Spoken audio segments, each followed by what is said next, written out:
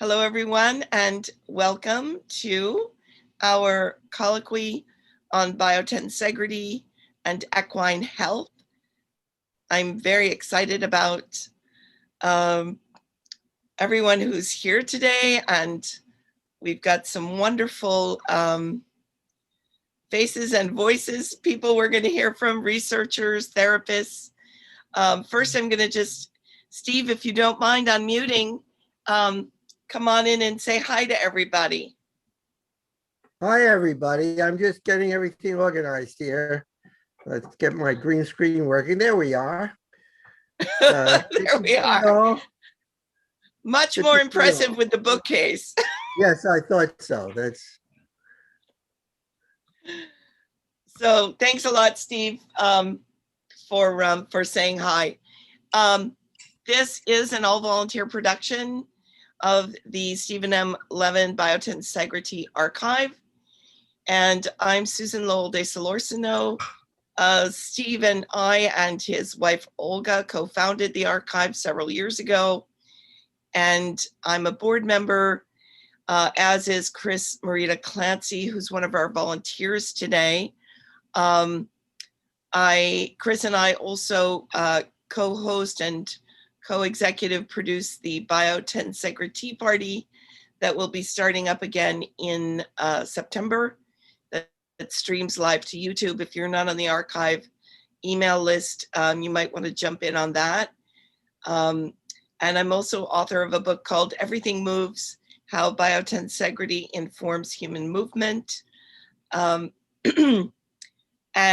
Chris Marita Clancy and Mariana Barreto are our volunteers helping us with the tech today, without whom I could never have put this together. Chris has a wonderful educational venture called Embodied Biotensegrity that you might want to check out if you're getting into biotensegrity. Mariana Barreto does amazing therapy work with CP kids and has WeFlow therapy. So we thank them both for their service today. I'm going to just give us a bit of housekeeping. Today, we're going to be using the chat function.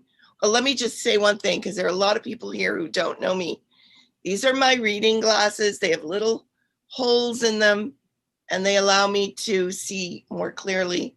I don't have magnification, so that's why I always look funny on these meetings. So we're going to be using the chat today, and we're going to be disabling the chat during the presentations, but all the material in the chat will still be there. So we'll just be turning it on and off during the day. We do encourage you to pop into the chat your name, the town and country you're from. If you want to put in a website, go right ahead. Part of this event, the purpose of this event is so people can meet other people who are working in the field and perhaps get together at other times. We're also going to be using the raise hands function, which is down usually for most of you in the reactions part of the menu.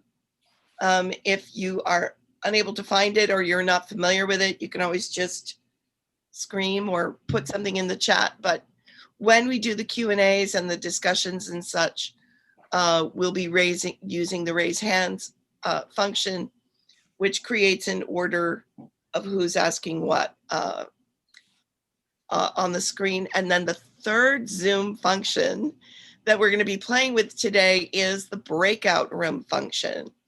So during the coffee break and during lunch, and at different times, you'll have a chance, and at the end of the day, to go into breakout rooms that are unstructured, and you can come and go as you please. So you could say, meet me in the TAC room for lunch. And then you and your small group or whoever shows up there can have lunch together in the breakout room.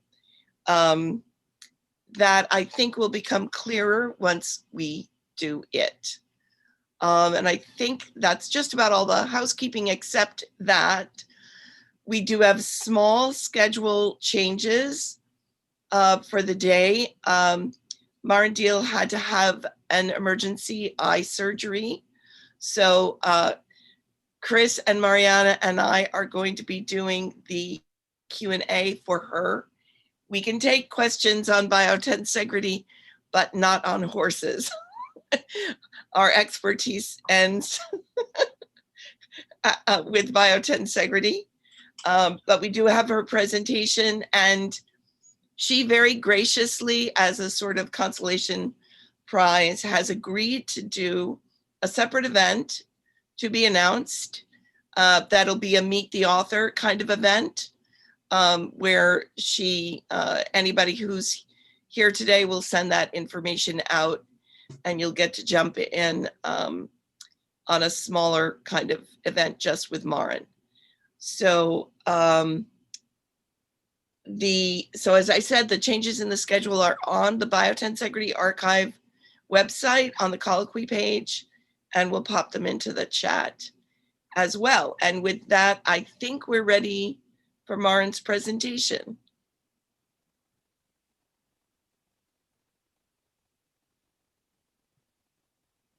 Mariana, you're muted. Oh, and Chris is holding up Maren's book. It's really... I'll just say something so I pop on the screen for people who have active view or active speaker view. It looks like Celeste has it as well. It's a really wonderful book. I thought it was a book about horses until I read it. And then I realized it's a book about biotensegrity. So, okay, sorry about that. Go ahead, Mariana. Welcome everybody to our event about biotensegrity and horses. I'm Maren Diehl from Germany, horse trainer, horse riding instructor, and in times of Corona, producing coaching videos and how a horse works videos. Since 2014, I'm researching biotensegrity and principles of biotensegrity in horses.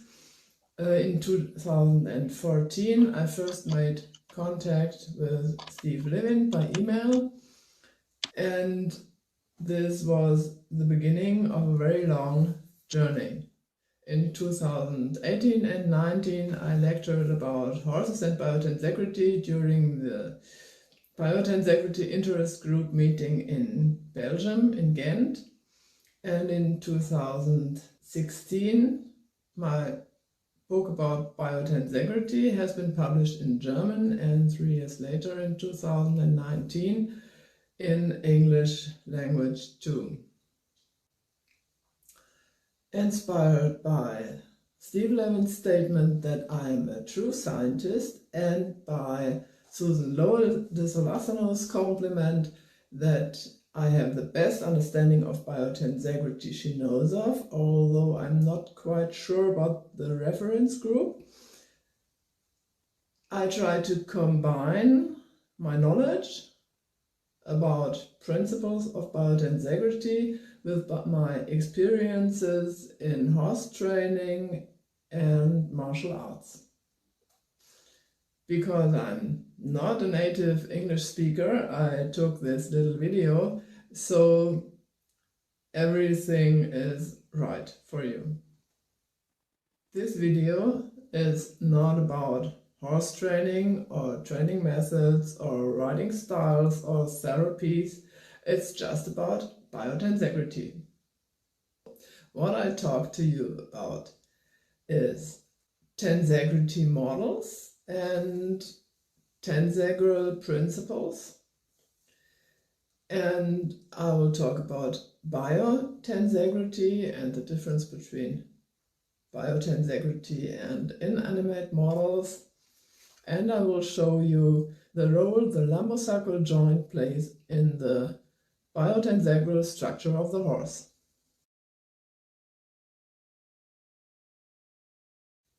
Let's start with the models. I hope that every one of you has a model at hand, because these models are very important for your understanding of tensegrity. these models show and let you feel the physics of tensegrity.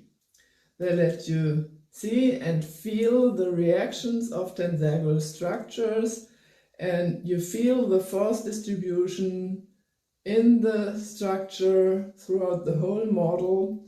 And what you feel here, you can't learn by reading a book or a paper or by watching a video. It's really important to get a model. If you don't have one, and if you can't buy one, just build one. It's not that complicated, because this one is made of pens and some cord and some elastics, and it's not so, it is not very strong, but it will do the trick to let you feel what it is about. What makes a proper model? A proper model, this one is an icosahedron with 6 sticks and some cord. The most important thing is that the sticks don't touch each other and that there is enough tension in the system to prevent the sticks from touching each other. This one looks good. I think when you made it here, you already know about tensegrity. So I will make this very short. Any energy impact is distributed throughout the whole model, and the forces are the same everywhere in the model. The sticks are compression elements and the cords are tension elements. And if you are really good at building models, you can build a tensegrity column, something like this, and very small and very strong. And if you did this, and there are people who have done this, you can replace every stick and every cord by such a tensegrity column, and this tensegrity column will act as its position in the model demands. So it is not made as a compression element, it's not made as a tension element, although you can tune them a little bit for their job. They just react to the job they get. Another point that is very important for horse training is that a tensegral structure doesn't have to be symmetric to be a tensegral structure. So this one has nearly no symmetry. It once had some, but it's not there any longer. And it's still a tensegrity model. And it works as a tensegrity model, although the asymmetry makes it stronger to the one direction and weaker to another direction. Tensegrity is not about sticks and cords. Tensegrity is about volume, it is about force distribution, it's about reaction, and it is very important about behavior. So what finally makes a tensegral structure is its behavior and its interaction with the environment. You can see such a model as the cube or the acting force in a free body diagram. But the structure itself doesn't follow these principles, it follows the principles of tensegrity. So don't mix up what happens in a tensegral structure with what does a tensegral structure do in a certain setting. Of course, this model doesn't represent a horse. It's not the model of a horse's body, but these models can show and let you feel the principles of tensegrity you will also find in horses. So if this one is not the body, and this is not, and these are not the body, what's the body like? And here it comes to biotensegrity and its difference to inanimate structures. The difference between tensegrity and biotensegrity is the bio, life. Because life is always acting and interacting, and life is very complex. Every biotensegral structure, every living being outscores any man-made machine not only by the number of parts, but by the number of actions, reactions, and interactions. So artificial intelligence wouldn't be able to solve problems the way a biotensegral structure does, because there is an immanent intelligence in biotensegral structures. Johann Wolfgang von Goethe created the term morphology, and it is Greek, and you could translate it as the wisdom of the structure. That would be one possible translation. So the wisdom of the structure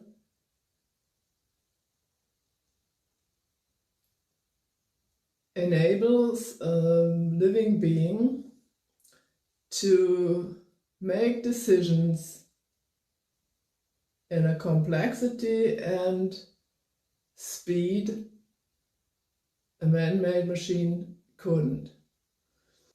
A living being, a biotensegral structure, speeds up when the number of problems rises, and an artificial intelligence slows down when the number of problems rises. That's one big difference. The intentions of a living being are always to interact with the environment, to survive, to protect itself, and to do everything in the most energy efficient way. Okay, let's make it easy again. This is a 50-gram tensegrity model, and I will show you how strong and loadable it is. So let's have a look at the video. This is our 50-gram model on a kitchen scale with a range up to 2.5 kilograms. A plate for a safe base for the flower packs. And number 1, number 2, number 3,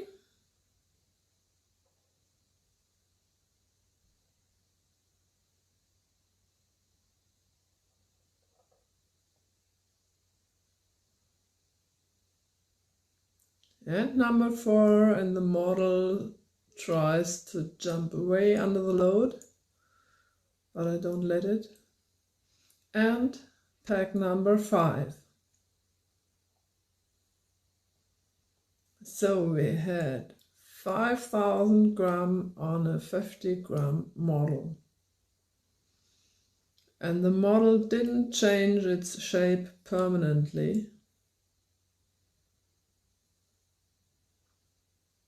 It's the same as before.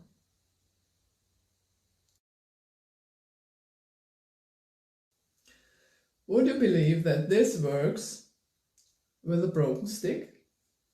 It does. You see here that this stick is made of 2 sticks that are held together by compression and nothing else. This is the model from the video. So this model is loadable up to 5 kilograms even with a broken stick. I will show you once.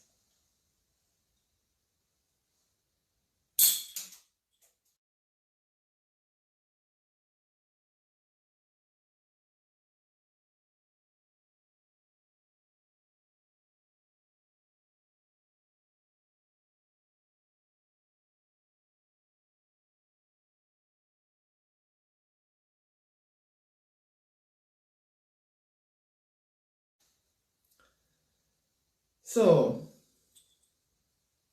what happened? What is it now?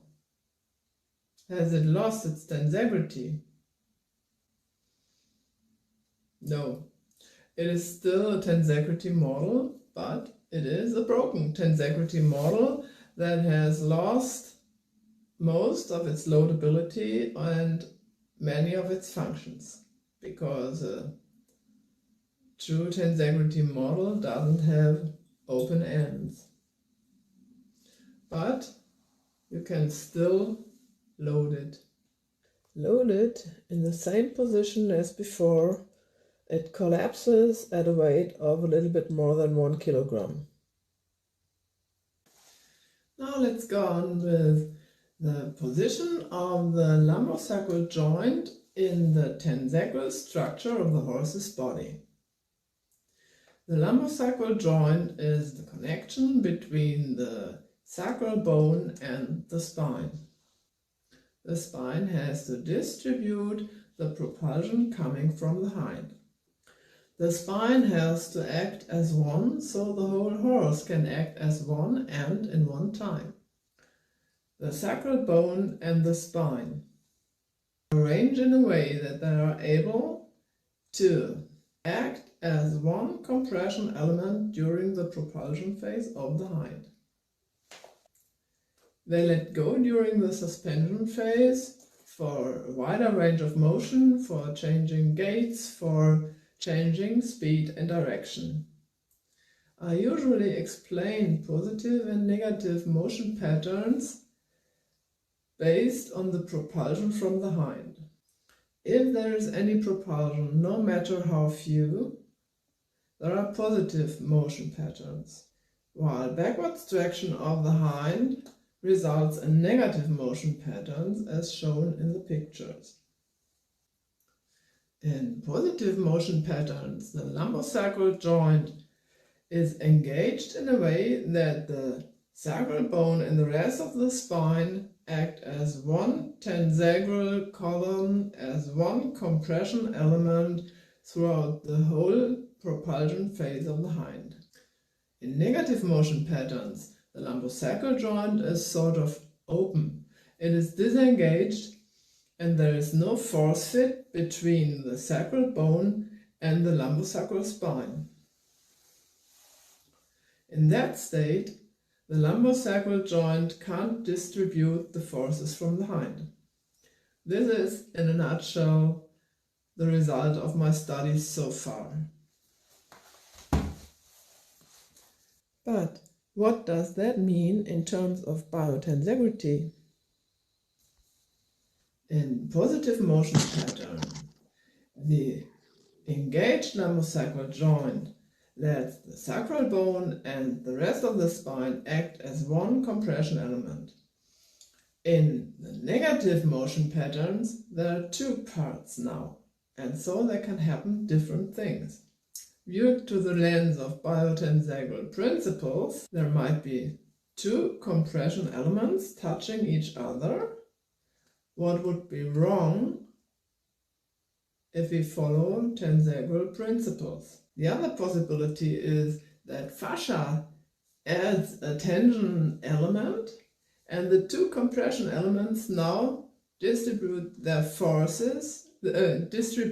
forces in different directions. That affects, due to the key position of the lumbosacral joint in the horse's tensacral structure, nearly all other body parts of the horse and their positions and force directions. There is sort of a general phase change in the horse's body as soon as the tensegral column of the spine breaks up into 2 compression elements and 1 tension element.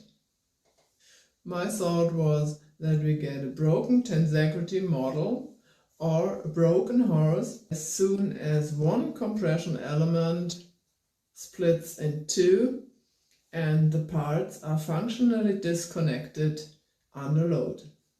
The horse with the unengaged lumbosacral joint didn't lose its tensegrity, but it is just a broken biotensegral structure that has lost most of its functionality, loadability and resilience. To my opinion, we have to make a decision which horse we work with, which horse we train and treat, the broken one or the unbroken one. My experiences with the lumbosacral joint and its different states came first, and biotensegrity added the theoretical underpinning for my insights. But in the first place, it was my experience that led me there.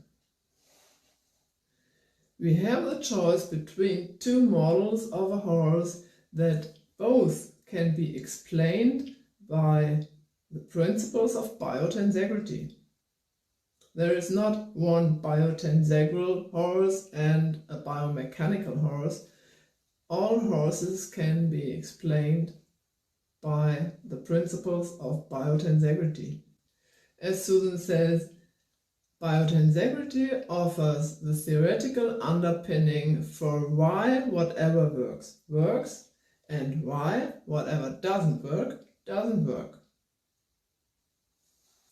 There are so many different horses from different breeds, from different riding styles, but their bodies follow the same principles of biotensegrity. But how does the body know these principles? That's why there are principles. They have always been there, waiting for someone to put them in words. So thanks to Steve Levin, who started this great project. For every horse, it makes a big difference whether it is allowed to act with engaged and integrated lumbosacral joint, or if it is sort of disarmed by an unengaged lumbosacral joint. Maybe it is easier to handle a horse that is not that strong, but to my opinion, that's not fair. Thank you for listening, and I'm looking forward to learn about how biotensegrity informed your work with horses. Thank you.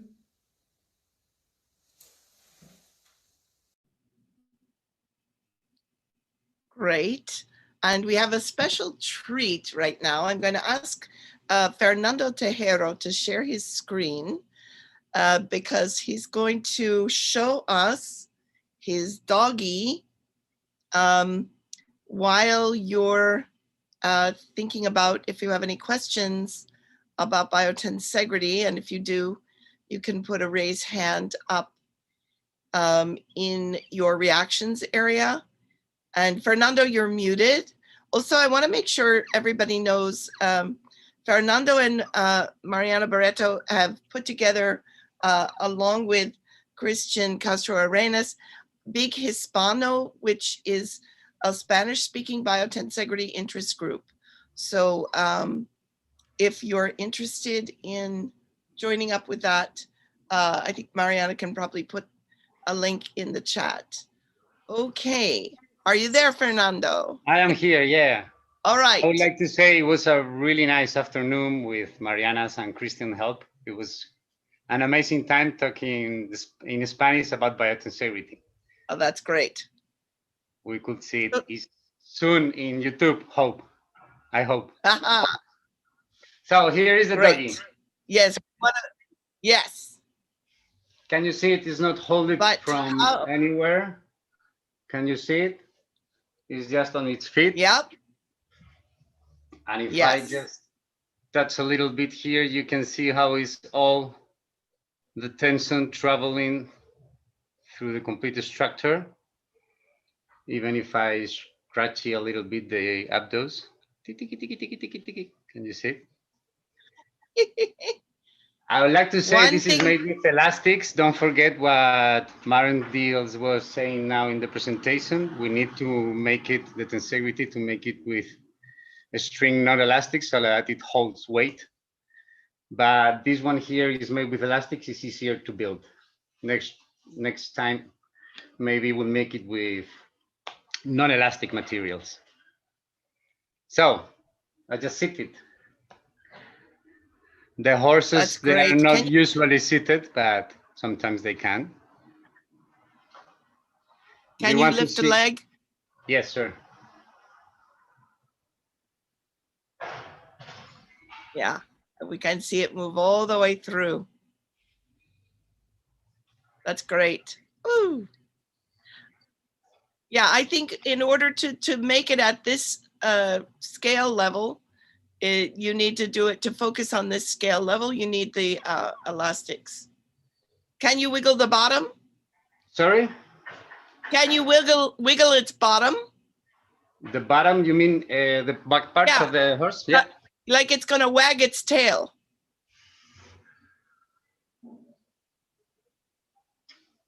Yeah, great. Can I jump in too that I believe that the ones that are made with elastics, we talk a lot about models, and using the elastic model just reveals different things than using the model that's made with the strings, because they're they're far easier to manipulate and move. Right. So when we're looking at larger structures, we do things like this. Can you bend the head down? Sure. We don't have any questions in the chat, so I am just going to hold it from the tail so that I give it some weight and some compression forces. yeah. There we go. Look at that. Wonderful. Thank you so much. Thanks to you. All right. So we have no questions in the chat at all that I see. So Susan, I've got a question or something Yeah. that might be interesting to go a little further into. And that is, Maren talked about the free body diagram and how it's important not to translate, not to think that what happens in a tensegrity is the same as what happens in the conventional free body diagram. Right. And I think it would be interesting for people to hear more about, well, then what? If what's happening in a tensegrity structure is not what's happening in what I learned, what is happening? What is happening, right? But I'll venture into this and say that we have to remember that the free body diagrams of biomechanics, something that was developed kind of imagining the current machinery and contraptions of humans at the time of that science, and imagining those as being structurally functional inside of our bodies. But our bodies evolved, and all living beings evolved through time without any awareness of what humans during the 16, 17, 18, 1900s were going to be inventing in terms of machinery. So it's very unlikely that that's really what's happening. When you want to figure out what's going on with internal forces in the system, the body, any organism is sort of a black box. And I would recommend that people look at some of the Biotensegrity parties if they want more information about that. The reason we study Biotensegrity is in the last 100 years, humans devised this tensegrity structure, which functions in terms of its force management completely differently than anything that we had ever built or seen previously in human history. And so it calls us to examine what we know about biology in terms of the new insights that can be gained from this new structure, this new kind of structure that uses a sort of collaborative force management, collaboration of push and pull, working synergistically together in a way that doesn't happen with a stone tower or a machine, such that, as you saw it, when one part moves, every part moves. Fernando or Mariana, did you want to add to that? Fernando says, I'm not touching it. Very difficult to add, so complete your explanation, Susan. Oh, you're very kind. But what I noticed while building tensegrities, which I recommend everyone to build their own model, even with whatever material they have at home or they can find easy at the neighborhood, is that, yeah, for keep it in balance is all the parts important, but the internal tension is what keeps the model the most balanced on its side, on the eye. Is to add to what you say about internal forces. And we had a question. We were, I was in an embodied biotensegrity meeting with Chris's group the other day, and I posed the question, for those who have made a tensegrity model, if somebody said to you, I work with bodies, I work with living creatures, I don't need to make a tensegrity model, I already know because I work with living organisms. What would you say to them?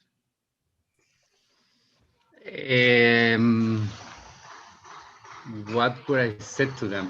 Can you repeat me the question? So yeah, there are some people who say, I don't need to make a tensegrity because I work with animals, I work with people, I'm a manual therapist, I know the touch of a living organism. No, so because I don't need to build a tensegrity. No, because the model gives you allows you to touch and to play with the elements and to see how their behaviors change, you see? So unless you can, let's say, open or manipulate your clients or your animals while they work to see the changes, I don't think is the same. And because when you play with the models, with different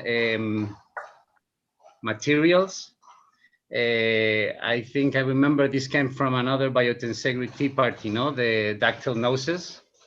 Yes, learning through your fingertips. You learn.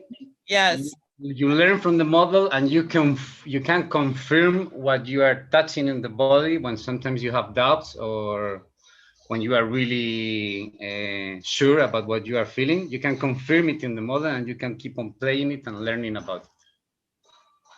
Great. Yes, I jump in here for a moment, Susan, and let everybody know that Celeste has her hand up, but yes, also that we can't see all of you on the screen at the same time. So we're requesting that you raise your hand by taking your cursor down to the bottom where it says reactions and click on the button that says raise hand. What that will do is put you in order, and it makes it much easier for us to manage, and we won't miss you by accident because you're not up on our screen. So go ahead, Susan, if you want. Let me just add quickly, Susan, because we have so far 3 questions in the chat, and I'm going to just repeat what you said at the beginning. It's easier if you raise your hand and you ask your question yourself, okay? When I say raise your hands, there is a function on Zoom that you can, it shows a hand up. Okay, let me show that to you. down in the bottom of your menu, it says participants and chat. Exactly. And you're looking for a button that says reactions. And when you click there, you will see an option to raise your hand. We've got so many people, we cannot see you physically raising your hand. Exactly. And then I just wanted to add to Fernando's, that it's not only playing with the model. So if you buy a model, great, but it's building the model, what teaches the most. Okay, so, and Fernando is now selling wonderful kits that you can build yourself, which is amazing. So just know that. It's not ready. It's not ready yet. Eh? Okay, you are, okay. You are one of the testers. You are one of the testers. Okay, okay.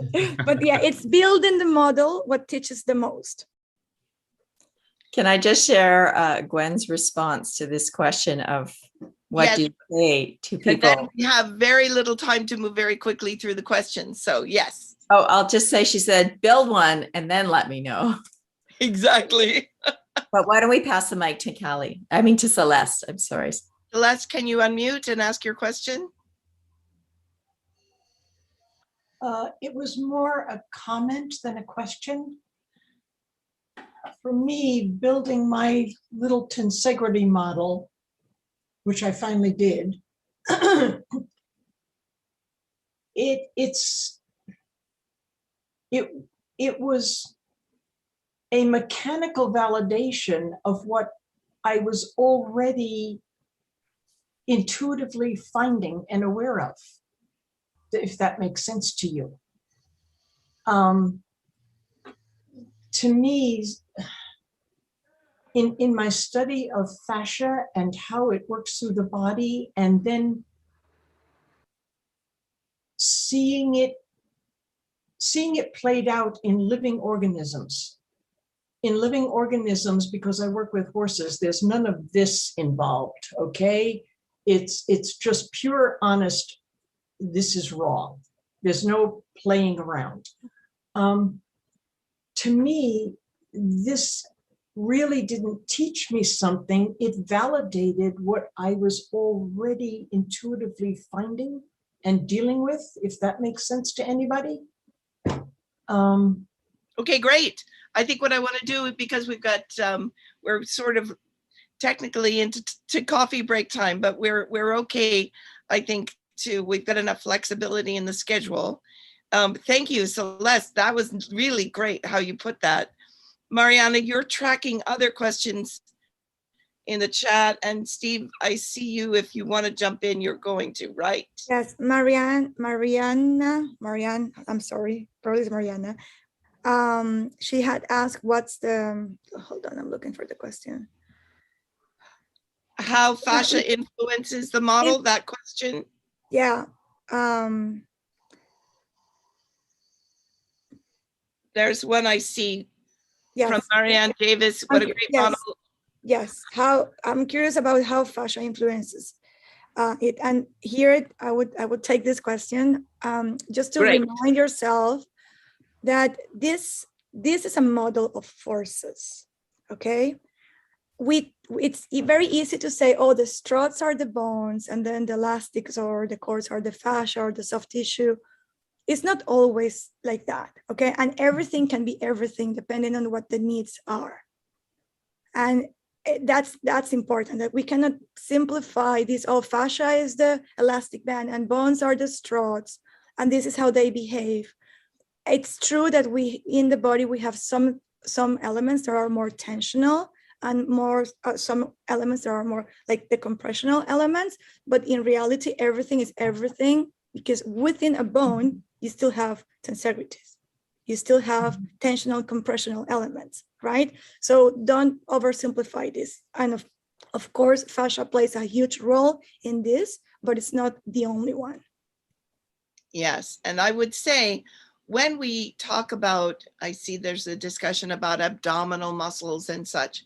When we're talking about, this does that, that is a quite reductionist concept that came from cutting things up, looking at parts, and imagining what parts did.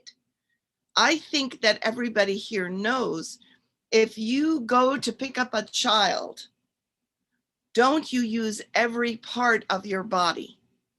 Don't you recruit everything in you, whatever that is?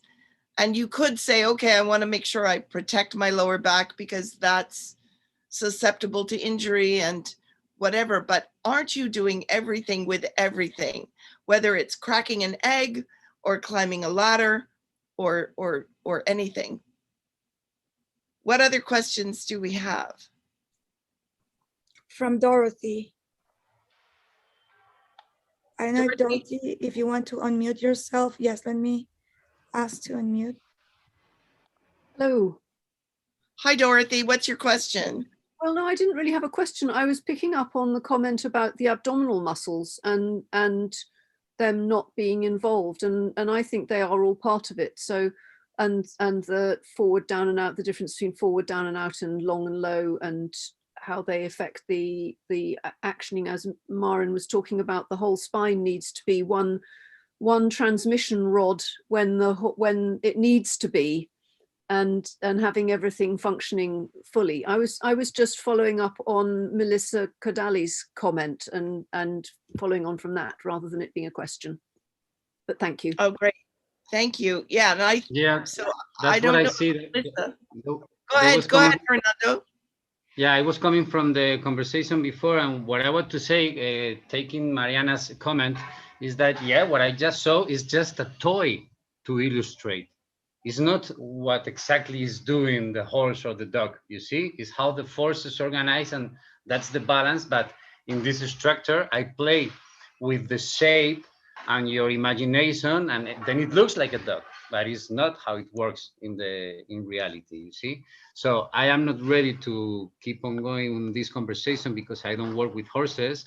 I don't know how the belly muscles work will react on the horse. I think it depends on each case, but yeah. But everything is doing everything, and we can't get in there and measure one piece. That's it. And this is not telling exactly what is going on. It's just trying to illustrate the tail, and then you need to apply on the real tissue.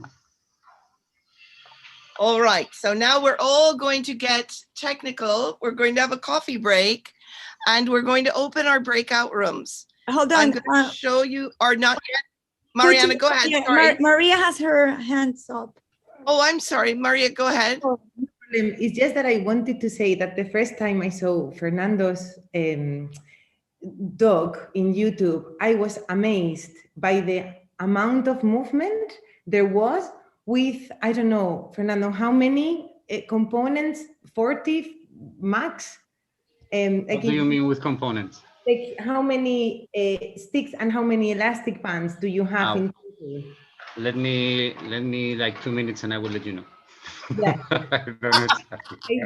Like he was wagging the tail as I see in the dogs, you know, and moving all throughout the head in clearly, yeah, the same manner with so little components. So it made me wonder a lot, you know, about the, yeah, about right. them. Yeah. Now multiply that by millions upon millions. Exactly. Thank you very much. Yeah, okay. But with just a few pieces, it looks like a duck. No? Yeah, I know, it's amazing. Okay, so we're going to take a coffee break until let's say maybe let's go to 10:05. Okay, I think we have enough flexibility in the schedule for that, so we'll just bump everything 5 minutes. But if you go down to the bottom of your screen, see if you have an option for breakout rooms. Do we have them? They're all turned on. And what you are going to do, Chris, you want to talk people through it? Chris, you're muted. Sorry about that. I'll just say if you open up, I've opened the breakout rooms, it will either pop up on your screen or you can go down to the bottom and open that up. And the breakout rooms all have a name on them. Now, what you can do if you want to meet someone in a breakout room is just type into the chat. The chats are enabled, Mariana, and let them know. And then once you go into the breakout room box and bring it up, you take your cursor to that room name And then what will happen is you drag it over to the number on the side. It's on the right on my screen. And then it will say join. When it clicks join, that will let you move to that room. And you can move between rooms if you want. Go and grab a coffee if that's what you like. And the rooms will automatically close. Yes, before we start, and we'll close them just before. So we'll go to 5 past the hour. I'm going to join the hayloft. Okay, and I think I've set the rooms for the wrong thing. It says 12 minutes left, so that's going to be on the hour. Do you want me to close them and start again? I won't close them. I'll close. Go ahead and join your rooms. I will take care of it when I think I can cancel that.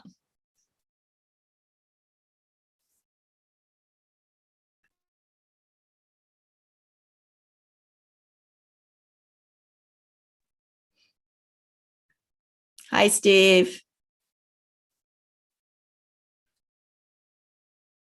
I'm unmuting. Hi there. How are you?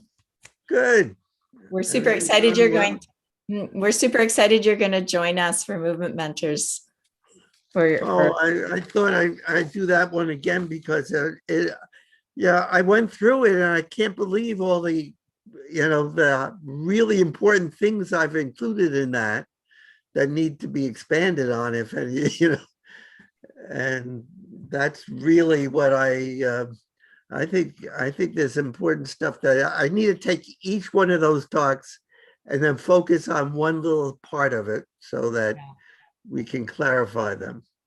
That's excellent. And I think you'll find that the people that come, Michelle, you should come.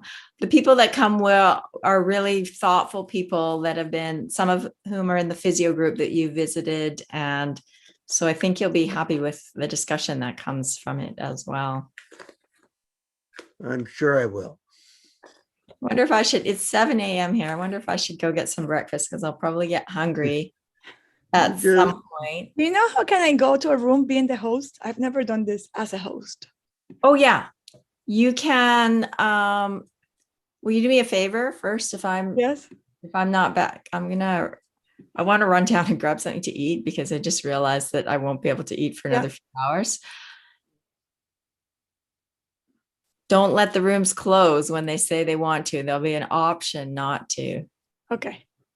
Okay. So you should be able to just hover over any room and it'll say join room. Like go to the right. You know what? I'm going to stay here just in case. It's okay. Okay. Yeah. I see there are some in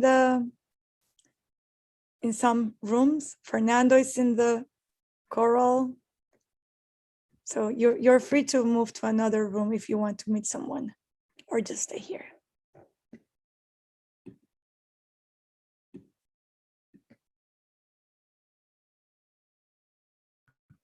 One of the things that was brought up was that broken stick. That's an amazing demonstration, that broken stick thing. Yeah. And what it shows is that the forces in those sticks are direct compression forces.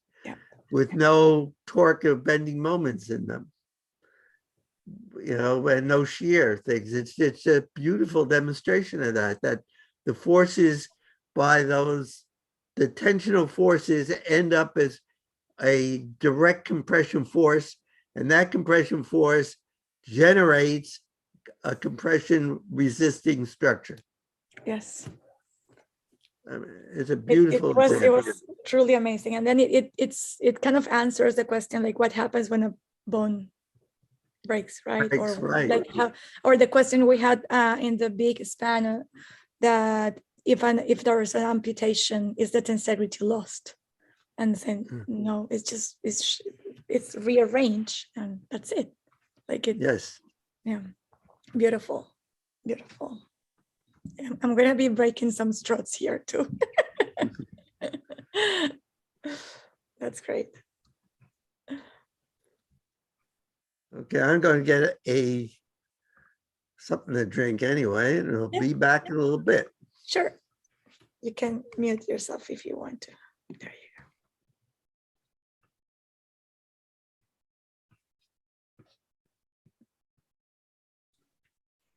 for those of you who are listening here, the plan was to offer, like when you go to an event, you know, or maybe you meet someone in a house, then you go to the kitchen and then you talk to that person. And so that's the idea of the breaking rooms as we are in the breaks, just to have the social part that we cannot have because we are virtual.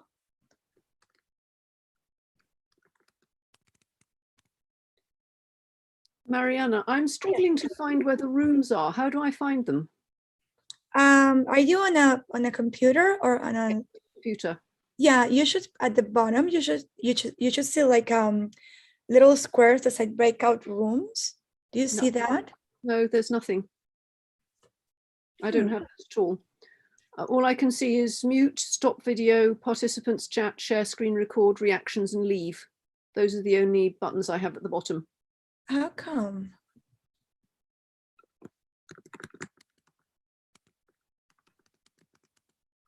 Do you want me to put you in a room? I have the power to do that if you want, just so you can experience that, right, Dorothy?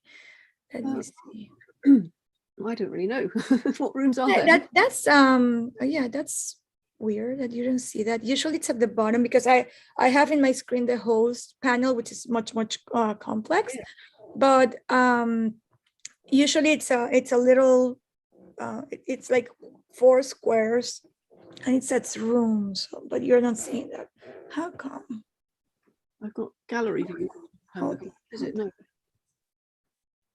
No, I have nothing that indicates where rooms are. Strange. Yeah. Never mind. I'll survive. No, it's okay. It's yeah, we should be able to fix that. Okay, let me see if I can. Computer. Excuse me? Are you on a phone or a computer? She's in a computer. She doesn't see the rooms. If you, I can move her to the room. Yeah, you can. It would be nice for, you know what? I'm gonna move you to see if that pops in your screen. Okay. Yeah, let's see. 13. As long as I can get back again. Yeah, it should. Do you see the option now?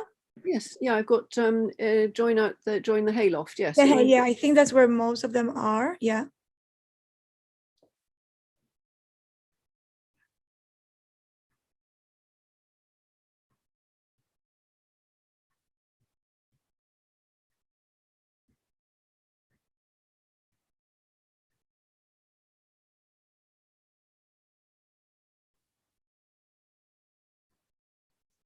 Was that Helen Clarke you were talking to? No, it was because Helen Clarke is having the same problem. I think you just have to move them to the. Try tapping your iPad and the rooms might pop up. Okay, I'm gonna move her there too.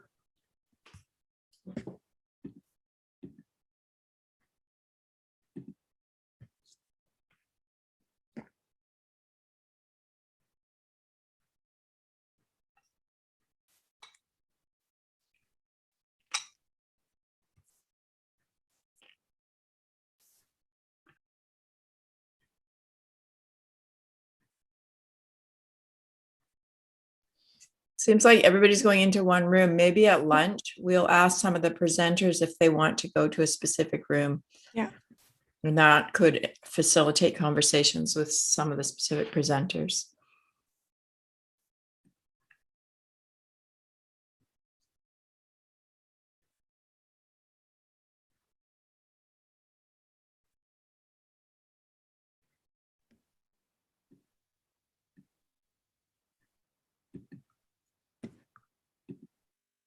Yes, that video, Maren's video was just brilliant. She's so good. Yes. I honestly, yes, go ahead. No, I was just amazed. I thought it was just beautifully done. Yeah.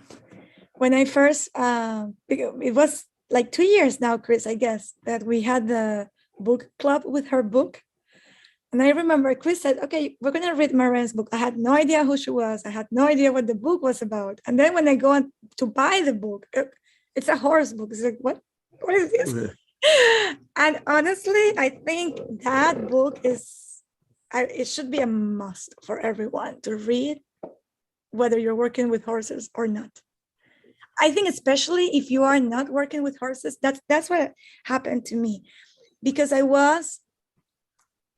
don't know anything about horse anatomy or biomechanics or nothing. So the fight that I usually have in my head, my old model competing with the new model, that doesn't happen in that book because I had no pre-knowledge.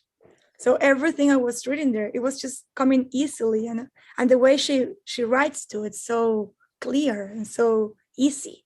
So yeah, it's definitely a must read book.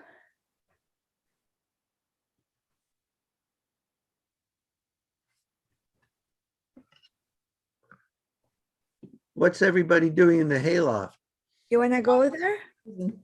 I am putting the PDF I made up into the chat. At least I'm trying to.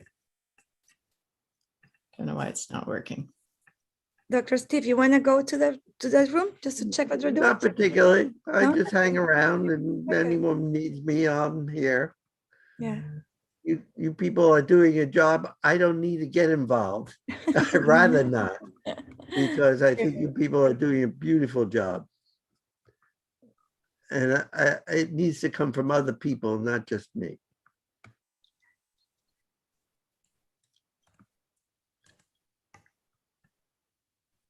Okay, Mariana, do you now get the PDF schedule? Yes, I have it. Will it show up in everyone's chat when they come back? I hope so. If not, we can put it in. Something that it's happening, I'm going to say this when the group is back. Okay, it's 7 minutes left. And I'm not seeing 7 seconds, sorry, 2 seconds. 1. Okay, I want to keep them open, right? That's what you asked me. Yeah, but it's now 7:03. She said to come back at 5 after. So if we close it soon, people will start coming back. Okay. Does it give like the 1 minute? Yes, 1 minute. Yeah. Okay, so I should close it now, right? Yes. Yeah, there is some discussion about this forward, down, and out, and I don't know what that's all about.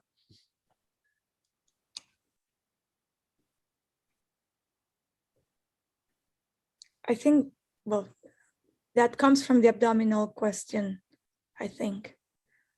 Are they coming back? Yes, they are. Susan, you're muted. I can answer the forward, down, and out question. Okay. This is about the position of the horse's neck. And if the horse elongates its spine and reaches through its spine and puts its head, so its head is low and forward, and the nose still on or in front of the vertical, that would be known as forward, down, and out. But often when people put the horse's head and neck down, the horse ends up with its nose, I'm trying to get this in, if here's the neck and here's the nose ends up like this. And a lot of people frown on that as a way to put the horse. And you're really elongating the muscle chain over the back if you do that, and shortening the muscle chain of the abs. So it's about the horse's neck, and it's a horsey thing, and horse people get hung up about it. Is it similar to our texting neck? It would. Not the same sort of function, but in the same kind of view of the imbalance. Towards its chest in a big way would be the forward, down, and curled under, and getting the horse to just elongate through its back, almost like its head was going sort of this way, as opposed to down there, is the difference. But I wouldn't get hung up about it. It's a horsey thing. And Dorothy, who said the question, is both a horse chiropractor and a coach trained in my work. So she has an understanding of Tom Myers' tight muscle chains or myofascial chains and that kind of thing. It reminds me of Daniel Claude Martin's tensegral and non-tensegral kind of movement that links from your website, Steve. But it is time for Maria's presentation. Maria, are you ready? And as she gets ready, Susan, let me say that I have put up a PDF document into the chat that includes our schedule, as well as links to the books that we are recommending, as well as links to some papers that have been recommended. And Oh, I great. think everybody should be able to access that. And I also, all you have to do is click on the chat button at the bottom and you'll see all of that. And I also put in our WhatsApp conversation a couple of links to papers that Rikke sent. So we can add those, please. I can't really add them to the document at this point. I'll just put them into the chat. Is that all right? Just pop them into the chat. Rikke Okay. will? Okay. One more thing. Sorry, one more thing. Yes. I'm going to disable the chat now for the presentation, but afterwards, make sure that when you are writing your comments, you are writing to everyone, because I'm receiving a lot of private messages and I know they're not from me. Okay, so make sure that you have the everyone option when you're writing your message. Okay? Or if you're writing to a specific person, exactly. Yes. Select that person's name and write only to them. Great. Okay, over to you, Maria. Okie dokie. Right, you can hear me well? Great, and you can see the slides? Very good. Yes. Excellent. Great, so I have little time, 7 minutes, right? And I want to, I didn't know how to do this, so I'm gonna do it through cases. This is what the horses have taught me. Sorry, I work in the University College of Dublin, in the veterinary hospital, teaching hospital. I am a veterinary nurse.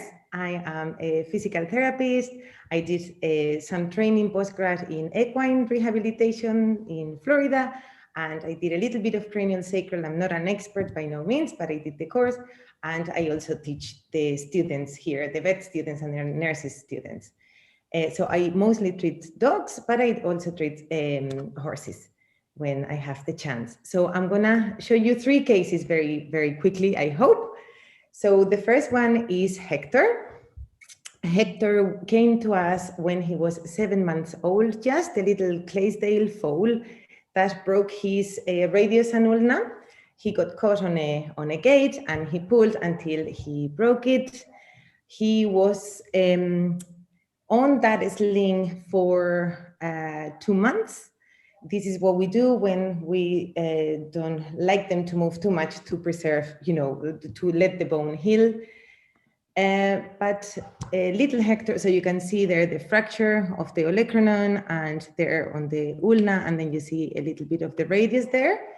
They plated the elbow, well, not the elbow, the radius and the ulna, but unfortunately, because he was growing so fast, he broke, the screws broke here. So and there was a few complications, the bone got infected. Anyway, they decided to remove the plate and they left those screws in place. While that is happening, he is still on the sling and the nerves were getting weaker and weaker to the point that he was unable to use that leg. So he was unable to extend his shoulder or flex his elbow. This is the x-ray 2 years after, just for you to see the nice healing. So I will just show you what we did to try to recuperate that leg. So he was unable to do that elbow flexion and shoulder extension, but he was able to do that. So we focus on what he was able to do, and we would finish the movement for him. This is actually quite good. He's off the sling. So before this stage, we had to work a lot with the power of a carrot to ask him to swing the leg forward. The movement was very poor, but it was there. So it was there was hope. So we spent the whole Christmas going up and down the corridors doing this movement. And it turned out to be great. 6 months after, he went, he went home 2 months after, but this is him 6 months after. So you can see that the the muscle atrophy is not as severe anymore. And he came back 2 years after and looking very impressive, I think. He won a prize, and this is him. He came just for a visit because the other horse had to come, so he was here as a companion and to say hello. But he didn't forget how to give the paw, but always with a carrot. Otherwise, there was no deal. But I thought it was quite cool that he still remembered. The next case is Poser. Poser presented with this scary curvature of the neck. So there was a subluxation of C2, C3, C3, C4, and it was very scary because they couldn't do surgery, and there was really no hope unless we tried something. So we did try to release his neck using light touch. Sorry. Oh yes, sorry. This is him walking.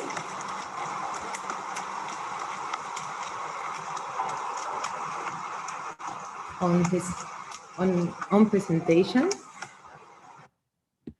And you can see that he can't really move his neck. He's very stuck. He's still able to walk, but quite ataxic or weak. So I didn't want to get too close to the vertebrae because obviously there was already impinging of the spinal cord. So it was scary enough as it was. So we started working distally, and you see him moving his neck, trying to help himself, doing his own chiropractor adjustment. But I'm working on his chest and upper thoracic vertebrae. Also worked on the pole. In the form of mobilizing the vertebrae, we did the sternal lifts, where you elect the round reflex by tickling the sternum. So I thought that would allow him to flex within his own limits, also the neck. So movement started after that first treatment, which was very good because he spent 2 weeks before we saw him without being able to move his neck, and he was able to eat from the ground, which was, I hope, very pleasant for him and alleviating. And he went home after 4 weeks. We follow up the treatment there. You can see that the neck is not normal by no means, and you can see the atrophy on the thoracic and lumbar area. But he was able to live. We didn't recommend for him to go back to sports because of the danger of him being wobbly, but we're not sure if the owner listened, but that was him the last time I saw him, thinking that he was happy out. And then the last one I want to share is Eric. And Eric broke his his frontal bone. He got casted on the stable. So for him to release from the stock position, he moved the head in horrendous ways, I guess, to the point that he broke his orbital bone and his frontal bone on the zygomatic arc and also up above. That was him on presentation. His eye was very bulgy. In order for him to ease the pain of the ulcer that he developed, they had to close the eye, and the staples are there to close the wound itself. At that point, we couldn't do any X-rays because it was too inflamed. But after 3 days, they were able to X-ray him, and you can see the fracture here and there, and then they did a CT scan, and it's very, very fast. But so this is what the fracture. So that's the bone itself, and you can see the multiple fractures on the other side. It's not.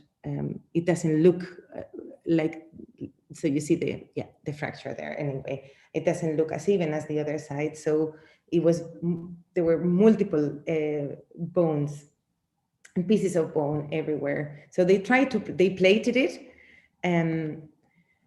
but the plate had to be taken out because he was unable to blink, and they didn't know if it was the cause of the trauma or the cause of the plate. And since the bone was healing where they could see it, they took it out. But they had to put this subpalpebral lavage to keep the eye moist.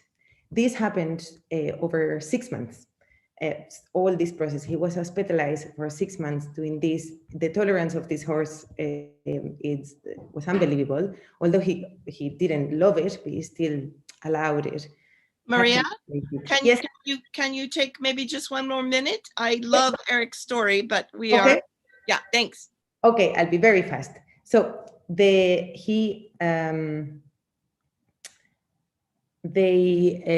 so we intervened, or they asked us to have a look at him and see if we could improve perhaps the neuropathy of the eye. He couldn't blink, and without blinking, then there was not much hope for Eric, because he can't have that for the rest of his life. He could have the eye removed, but the owners were really reluctant to do that.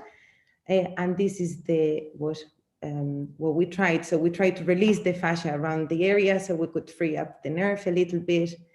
That was my thinking process. I don't know anymore what exactly we're doing. I'd love to know, maybe someday.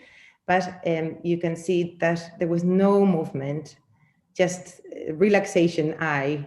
So that's all we got for the first week. It was funny that even when treating the neck, you could also elicit the same effect. And you can see a little bit of movement there. So we got very excited.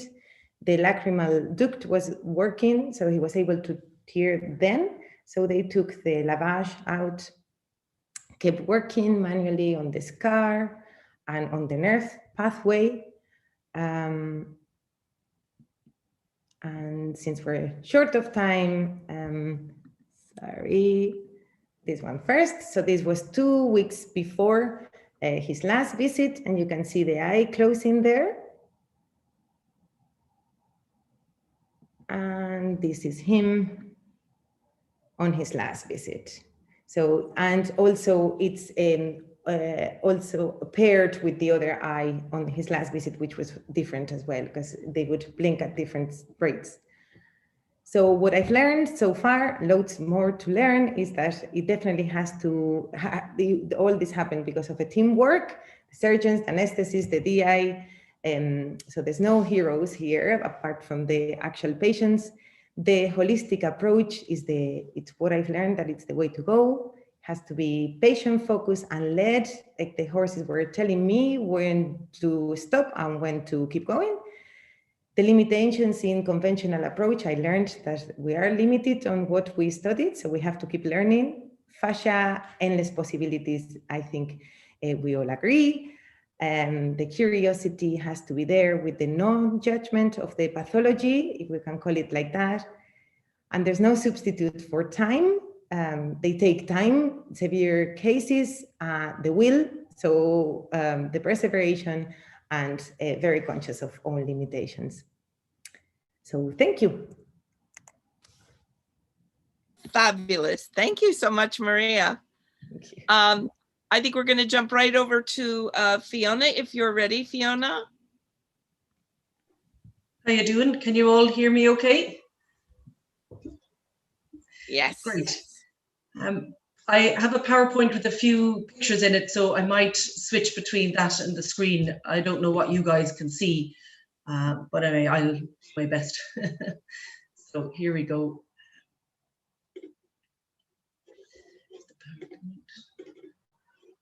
Welcome, everyone. A bit like the others, I'm started off with a physiotherapist and very structurally orientated, then developed and studied craniosacral therapy and loved the fascial connections and the interconnectedness of everything, and how the gentler the approach often the more profound the result. I then studied also manual lymph drainage, which was even more gentle if that was possible, and but focused obviously on the fluid, and I might bring that in later. But it's been a fascinating journey.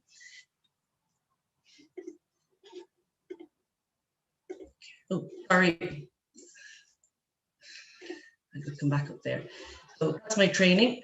What is craniosacral therapy? Some people may know of it already. It's a gentle, hands-on manual therapy. Its origins are in osteopathy. It's quite science-based, and the more and more research being done now is really helping to back up and give firmer foundation to what we see clinically when we're treating horses or people. It's a whole, a whole body evaluation system, and it's involved with the function as well as the structure. And as we know, they are always linked.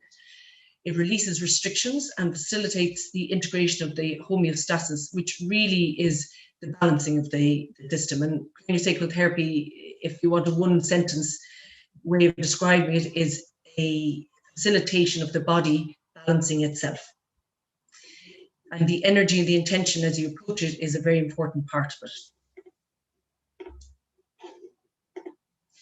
The fundamentals of craniosacral therapy, which are I've taken from Dr. Still, and many of you might have heard from him. He's an osteopath from the last century, centuries ago. He had 4 basic tenes, which are the body functions as a total body, which the fascia, as we know, continues everywhere throughout the body. And also with the biotensegrity model, we can see how the whole thing is one part reacts very well with the other parts, and everything is connected. Also that the body possesses its own self-healing and self-regulatory mechanisms. And my own belief at this stage is that really as a therapist, we're just enhancing and enabling, facilitating the patient, be them equine or human, to self-heal and self-regulate themselves. The other thing is the structure and function interrelated. We mentioned an abnormal pressure in one part of the body will produce abnormal pressures and strains in other parts. And that was Dr. Still in 1892. Listening to the tissue is very, very important in craniosacral therapy, and our hands are amazing. We have the same density of sensory nerve endings in our hands as we do in the retina of our eye, and we see with our eyes, and so we can, in a sense, see with our hands. It's also important to provide a safe environment for the body to heal, and I'll come back to that because that's quite important. The inherent knowing, I'm just mentioning there because that lady before us, Marion, talked about the knowing in the body and the principles, which Stephen Levin has kindly put into words for us. Oh, it was a lovely way of saying it. The craniosacral therapy, I would say, would explain through fascia, through the polyvagal system, and through fluid.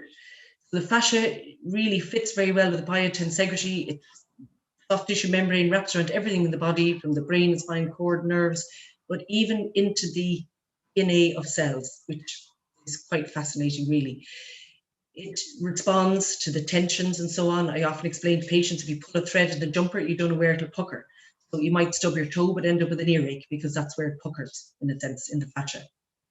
It also stores energy and shock, emotions. And remember, emotions are molecules, so they do get stored literally in the system, and it's generally in the fascial system. The polyvagal nervous system, which many of you I'm sure are very familiar with, is Stephen Porges, all his study over the last 50 odd years. And I think what's important here is to be aware that obviously horses are flight animals and we're predatory animals. So they're the prey. So they react and they're used to fight or flight. They don't live in it like we sometimes do, but that's their automatic if they get frightened in any way at all. And that the other important thing is the parasympathetic state of being is the one in which our own body does its own healing and repair work. And that's why it's so important in a therapy session to encourage that patient or person, equine person, horse sounds better, it to feel safe and therefore to relax and to regulate the sympathetic and upregulate the parasympathetic. The other thing that Stephen Porges talks about is the social engagement system, which is basically how we cue off each other. So the more we're managing our own emotions, breathing and state of being, obviously the horse will read this and react to that as well. It's just a picture I wanted to show of treating a horse. And please note the eyes, because it's that relaxed state. They kind of go into a half pose state, and it's quite fascinating. And one time treating a horse who was in that state, I was releasing the nerve just at the noseband there, and I was putting my finger in the mouth between the gum and the cheek, and the horse didn't blink an eye while I inserted my finger in his mouth. It was so deeply relaxed, which amazed me. But then that was what triggered the release, and the whole body, then you could feel it rippling through the body as the whole thing released. Fluid part of craniosacral therapy, obviously, you have cerebrospinal fluid, and you have interest. Fiona, maybe one more minute? Sure. Well, the fluid, maybe important thing to say is that fluid does not compress. So using the biotensegrity model, it also transmits information, and as does the fascia up and down the body. Right, I hope that's helped explain it a little bit. And if anybody wants more information, I'd be delighted to accept it. Please email me. Thank you. Oh, that's great. Thank you so much. That's wonderful. Wonderful. Helen, are you ready to jump in?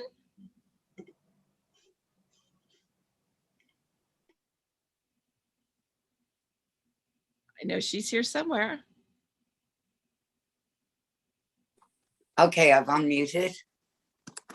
Can you see me? Yes, we've got you.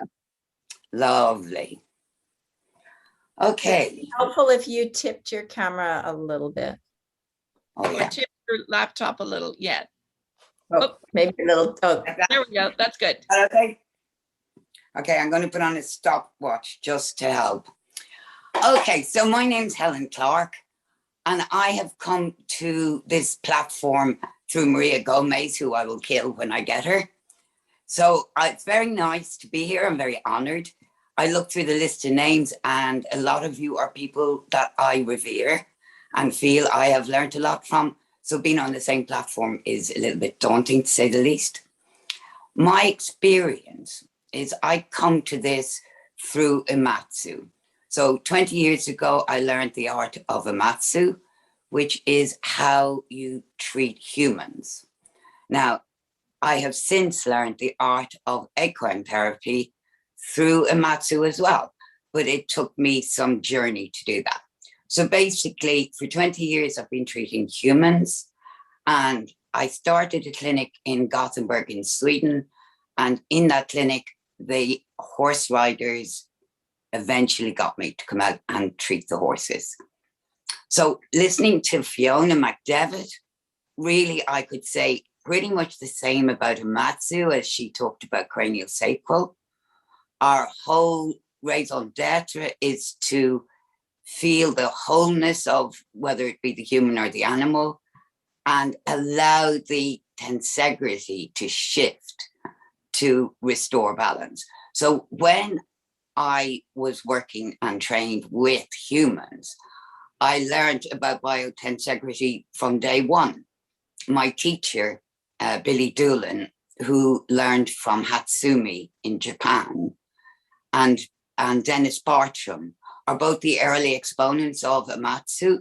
And through them, I learned about the whole concept of that the body is like a windmill, and that if we learn the structure enough and trust the integrity of it, that we can, equivalent to a toothpick, remove a toothpick and correct the problem. So as I say, about a decade ago, I started working with horses. I did some craniosacral training with my friends in Switzerland, and learned a protocol with the horses, which was important to know. So nowadays, I don't do the clinic in Sweden anymore because of COVID, and I'm volunteering with a local riding school. Now, this riding school is a very specialist riding school. It has therapeutic courses for treatment of people with autism and special needs. So the instructors are very au fait with children with special needs, or with adults as well. Now, in Sweden, when I worked with horses, the difference was that they were all of them owner-ridden. So I would go to a stables, I would work on the rider, I would work on the horse, And the combination was that the rider and horse, instead of being two tensegrity bubbles, became one, because their ease of motion was okay for both of them. But in Sweden, when I had just the owner-rider situation, I mean, I could see if the owner had a bad shoulder, the horse would have a bad shoulder. And I learned how the tensegrity of the rider would affect the horse. But now with Festina, the horses are incredible animals and very, very open and aware of the needs of these special needs people. So they suffer a lot. So the work I do with these horses is quite different because of the fact that they don't have experienced riders on them. So I can have a big horse that has a heavy rider, but the rider is sawing at the mouth of the horse. So I have learned that with horses in this situation, you find a lot of problems between the TMJ, the withers. So basically you have to get the tensegrity of the entire horse to ease, and then you go to the place where the problem is. And when I transferred from people to horses, I was astonished by the fact that it's the same feeling. That when I put my hands on the ankles of a client who's human, and I put my hands on the horse, I get exactly the same feeling from both. So really, I think what I've been working with all this time is biotensegrity.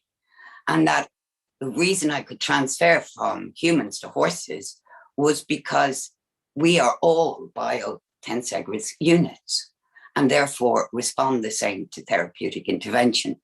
And my main intervention with both is to drop into my own body and become an extension of the body that I'm working on.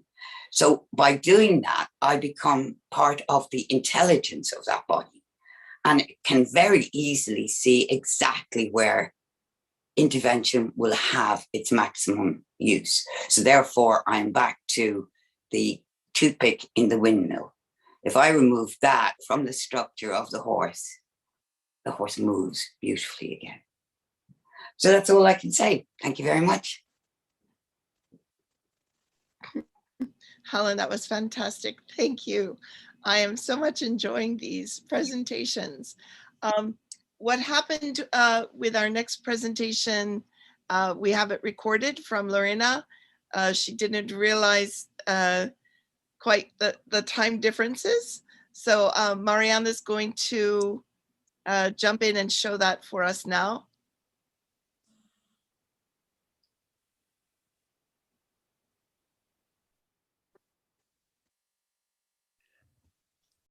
Good morning or good afternoon, wherever you are in the world. I'm very happy to be here and honored. Thank you so much for the invitation. I am sorry I cannot be on live because I'm taking a train right now. However, I want to say thank you to Susan Lowell for the kind invitation. I think this is an amazing and very much needed colloquial. And thank you very much to Maria José Gómez from the University of Dublin, because she also invited me to join here. My name is Lorena Lloret, and I am the Chi University Director. So who are we? We at the Chi University, what we do, we teach veterinarians on the art and science of traditional Chinese veterinary medicine.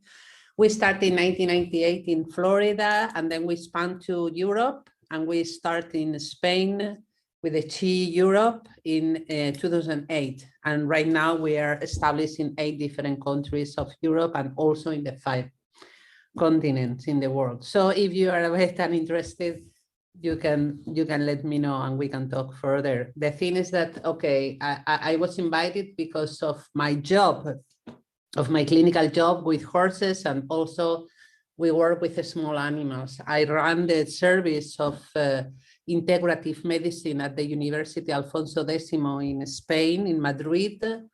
And there we can see cats, dogs, and horses, more, let's say about 60 or 70 patients per week.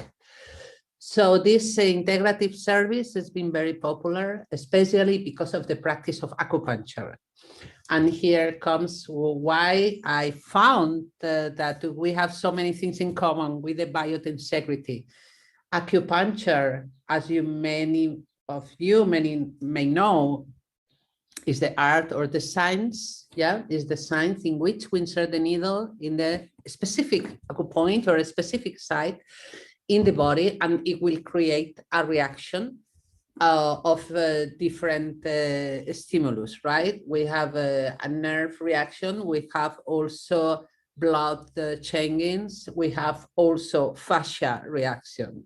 So what it means fascia reaction, because acupuncture point, one of the biggest components of these structures are collagen, and we know collagen is one of the biggest components of the fascia, right?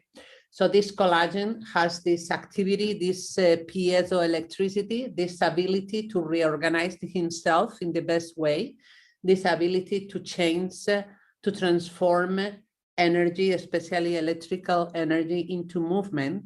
So when we press with our hands or when we put a needle, there will be a nerve and a terminal nerve connection, but also there will be like this energy that is transformed into movement. So when it means that these fibers of collagen that they were stagnant or they were not well structured, they will turn into a more fluent and flexible structures.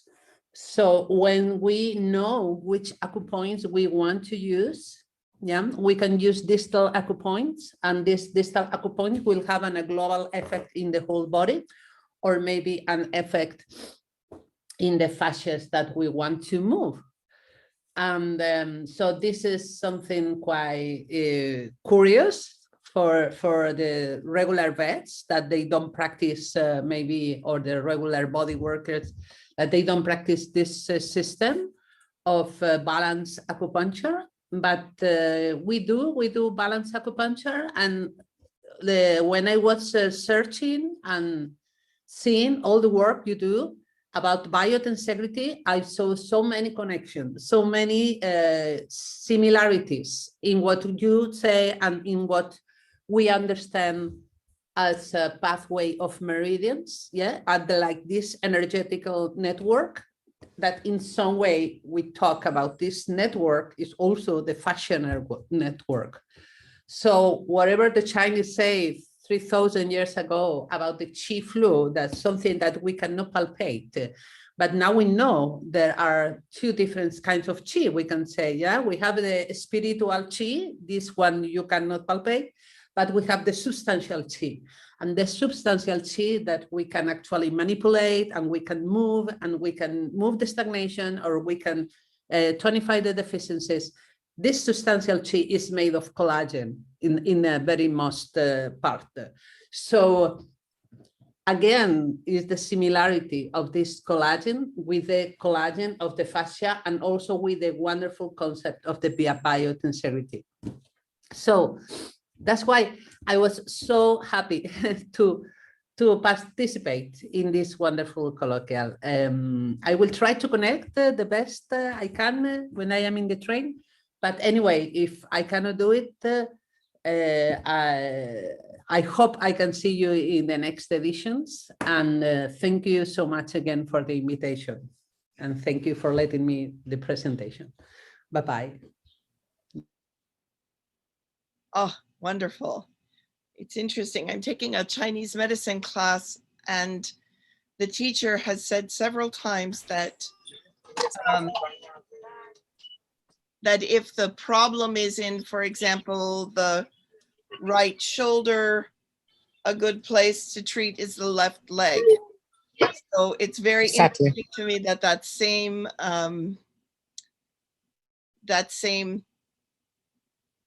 philosophy is there. We are in question mode now, so if you have questions for any of these presenters, hi Lorena, she's here on the train, so you can ask any question. Please go into your, great, thank you. please go into, if you have questions, you can go into reactions and you can put, you'll see the option to raise your hand. Remember, we cannot see everybody. So if you can raise your hand if you have a question. And the chat is also available, Susan, for comments as well. Okay, and somebody will be monitoring the chat if you want to put a question in there. Great presentations. So if we don't have any specific questions, we've got, let's see, we can get ready to move on to the next presentations, but Fiona, go ahead, unmute. Thank you. Thank you to everyone. That was very interesting. And I'd just like to possibly reiterate a little bit of what people were saying, and particularly Helen Clarke, about the knowledge in the horse's body, and that we kind of meld almost to become one, and one can help the other. And you can, if you allow yourself to listen and hear, the horse will tell you. So it's led by the client, led by the horse's body. And they also let you in or don't let you in and so on. But I thought that was just a really good point. I just want to reiterate. Thank you. Yeah, there were some great points that you made, Helen, as well. I would agree. And I wonder if part of that is, you know, Steve Levin and Dennis Bartram go way back. And I know when I see Amatsu practitioner, I know that person's been apprised of biotensegrity. Would you agree, Helen? You have to unmute, Helen. You're still muted.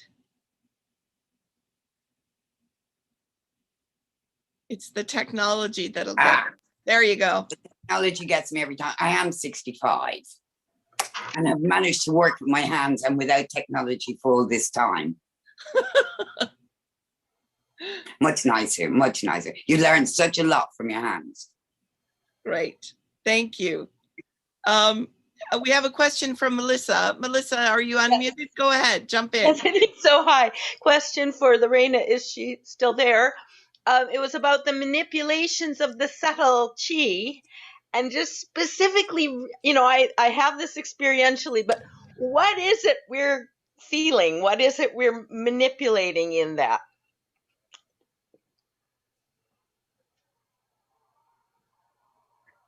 Who's the question for? Oh, for that's Lorena. for Lorena. Oh, sorry. Sorry, I didn't. My connection not good. That's okay. You concluded by saying that we, you know, now know there are two kinds of chi: the spiritual chi and the subtle chi. When we are doing those manipulations, which I think I'm doing intuitively, what are we specifically feeling and responding to and adjusting? Okay, what I feel is like the electricity, even in the tip of the fingers, that you can feel it like vibration sometimes. Other times you feel like more heat, other times like depressions. But basically, is this is on the tip of the fingers. We have the ending and finish and the beginning of many meridians. So it's a highest level of electricity change here. So I feel that, and I feel also when you put the needle in, and also in the horse, yeah, how the horse get like this electricity change, you know, like I'm sorry I didn't put any video. I didn't think about it, but we will. I will because it's really impressive how did the chi cross all the back in the horse and gets like a tingling sensation that actually also the practitioner feel it. Yeah. So the feeling is for me like electricity, like tingling. Thank you. That's My great. pleasure. Thanks so much. We will have more chances for discussion with the panel that we do after the next series of presentations. So Michelle and Betsy and Jean-Luc, if you are ready, we will turn it over to you.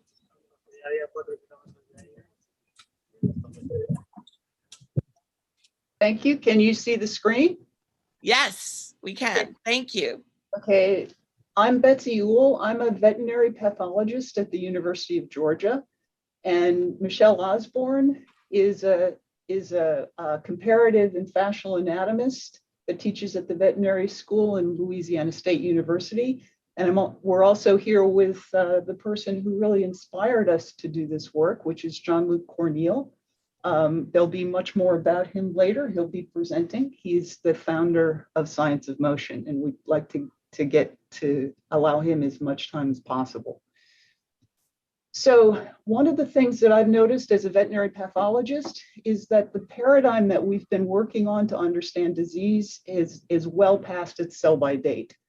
It had some useful insights, but now it's not answering the questions or solving the problems that we see in horses.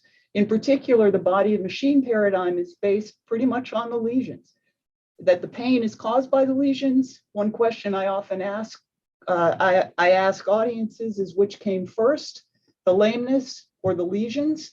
And most of the time they say the lesions. On this paradigm, it means pain relief is done by treatment. They also say the disease is complex because most of the time the lesions don't correlate with the lameness. And their solution to the problem is restricted by the paradigm they're using, which is more focus on the lesions as needed. They also say that a lot of these lamenesses cannot be effectively treated, they can only be managed.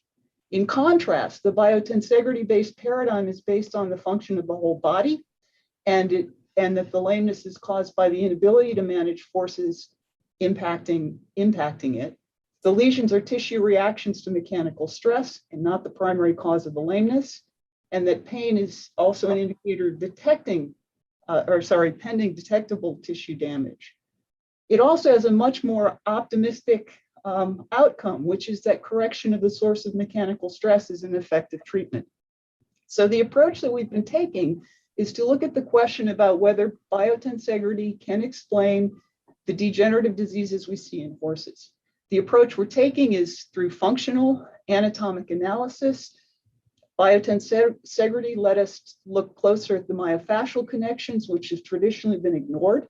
We're also using computer modeling of whole body posture and forces. And then we're also looking at pathological analysis in terms of, do we see evidence of increased tension and compression at the site of the lesions?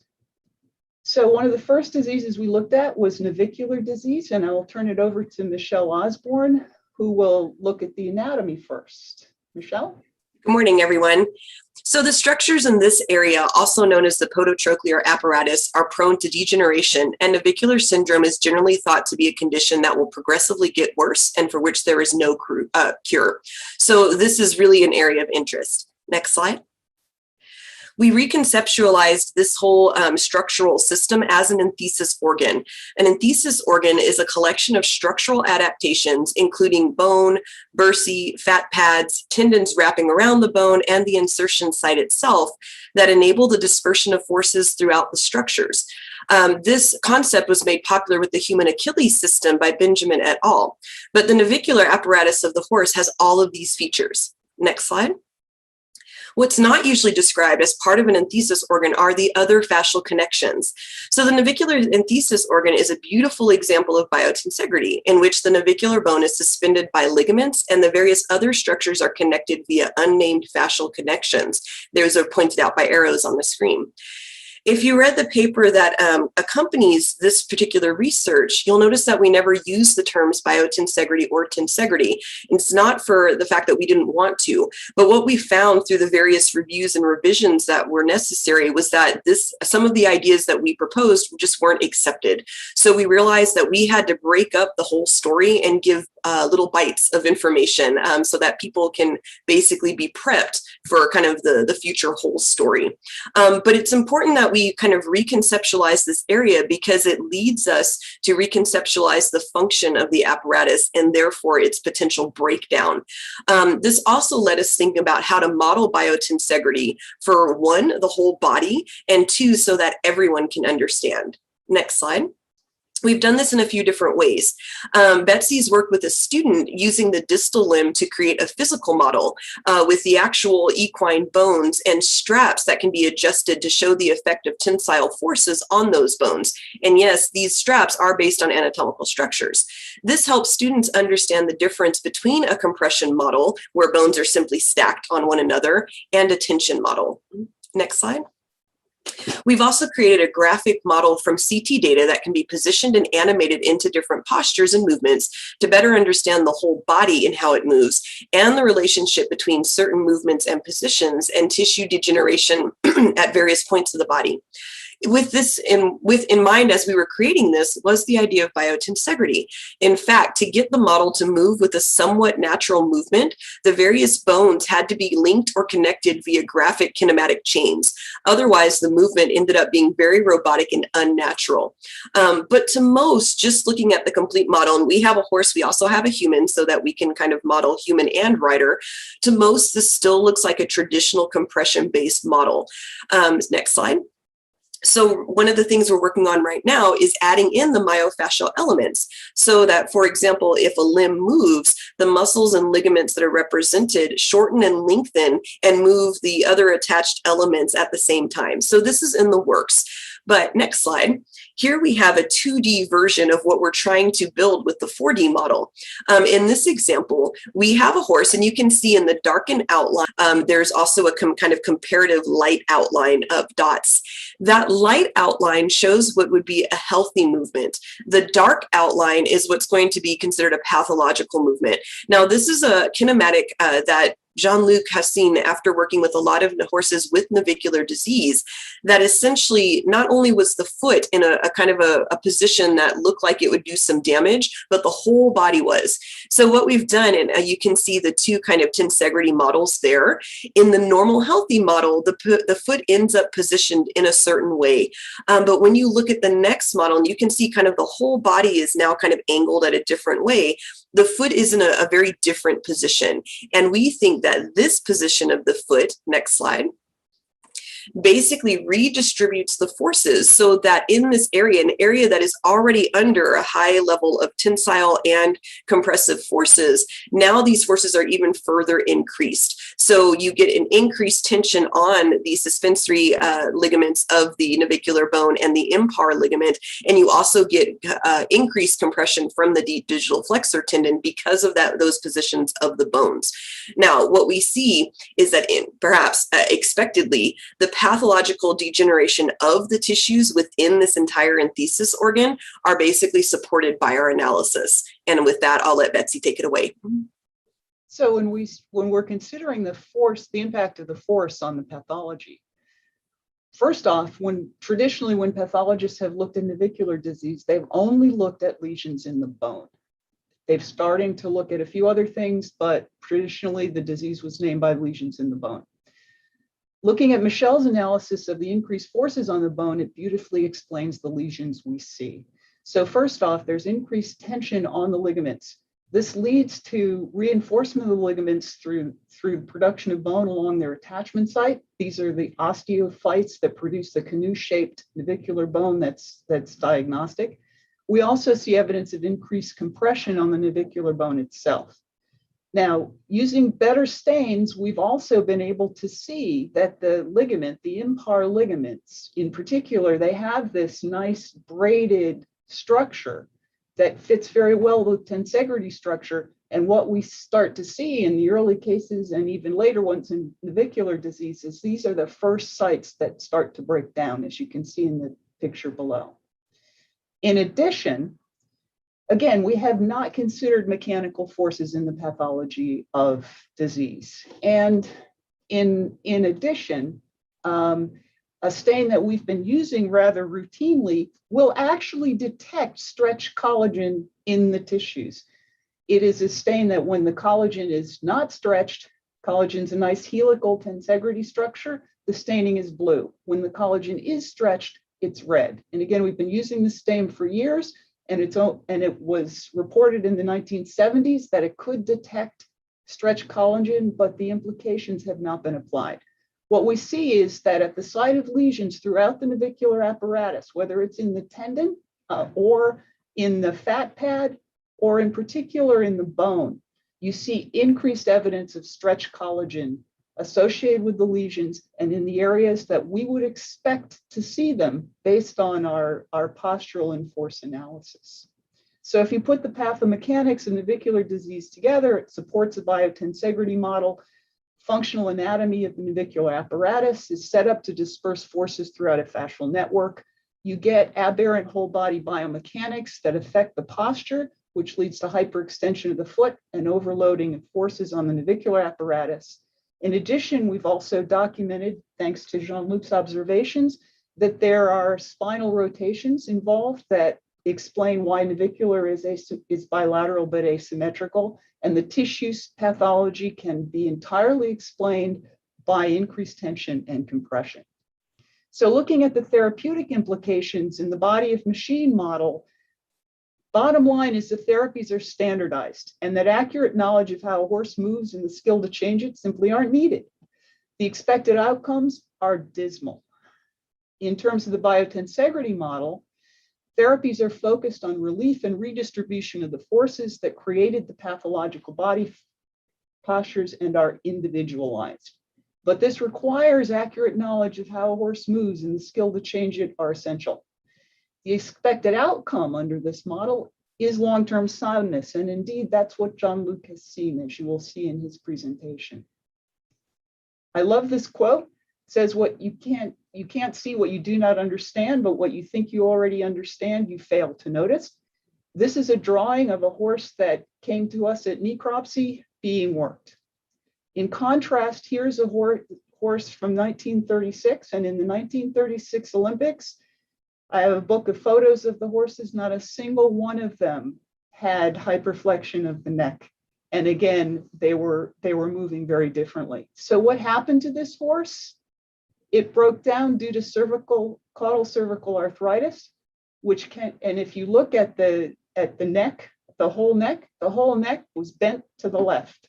And in particular, the cervical vertebra C7 was smashed into T1. These lesions can be explained by pathological levels of tension and compression on the neck. And unfortunately, these body postures, as seen in the illustration, have become more common. But again, unfortunately, the body as machine model that we are working on, most of the time, even when these horses come to pathology, we basically buzzsaw the vertebra to look at changes in the cord. Things like asymmetrical facets have been noticed, but their significance has, in terms of how they formed and how forces were impacting that horse's whole body, has not been looked at. Again, the lesion-based paradigm. If you look at these asymmetrical facets, they can be explained by these transversal rotations in the thoracic spine, which set up asymmetrical forces along the neck. So what are the therapeutic implications of this? Can some of this stuff be fixed? Well, let's take an example. This was actually my own horse. She was an old racehorse in her 25 when we were looking at her here. She had a club foot. The machine model said that should not work, but it did. And the solutions offered would have been shoeing and surgery. You can see that the club foot is pretty well malformed. The biotensegrity model says, well, you can't really fix the club, but you can do something about this body posture, in that she was turned around, her whole body was turned around the club foot. And indeed, when we fixed it, you can see that a lot of the change in the hoof was resolved. So how is it fixed? We changed the pathological force patterns in her through therapy developed by Jean-Luc Cornille. He'll tell you more about it. But in essence, she was chronically bent to the left, and we worked to work on her whole body posture to get her to bend to the right. So in terms of our current research, we are looking at lamenesses. We're in particular going to be looking at the neck osteoarthritis, caudal neck osteoarthritis, which frankly is increasing at a frightening rate. So that we'll be looking at that, but we're also looking at the question of whether biotensegrity is the basis for the highly coordinated movement between horse and rider in-hand therapy. The reason for in-hand therapy is that the only contact is a hand on the shoulder, as Jean-Luc will show. So we have a great team, Jean-Luc, Michelle, and I, but also we have an equine biomechanics expert, an electromyography expert, and we have some tensegrity engineers who have actually built spines of the horse and the person, and we're looking at the transmission of forces between them. So we're very excited about the work. And with that, I'm going to turn it over to Jean-Luc Cornille. I put together this sequence just to give you an idea of the extensiveness of his experience. He was an international 3-day event rider, highly decorated from France. He also went to Samoa, as you can see. But then he looked heavily into how horses were moving and using the science to direct his training. So with that, turn it over to Jean-Luc. Let me see if I can move the camera so you can see him better. All right, Jean-Luc. Put the video on. Yep.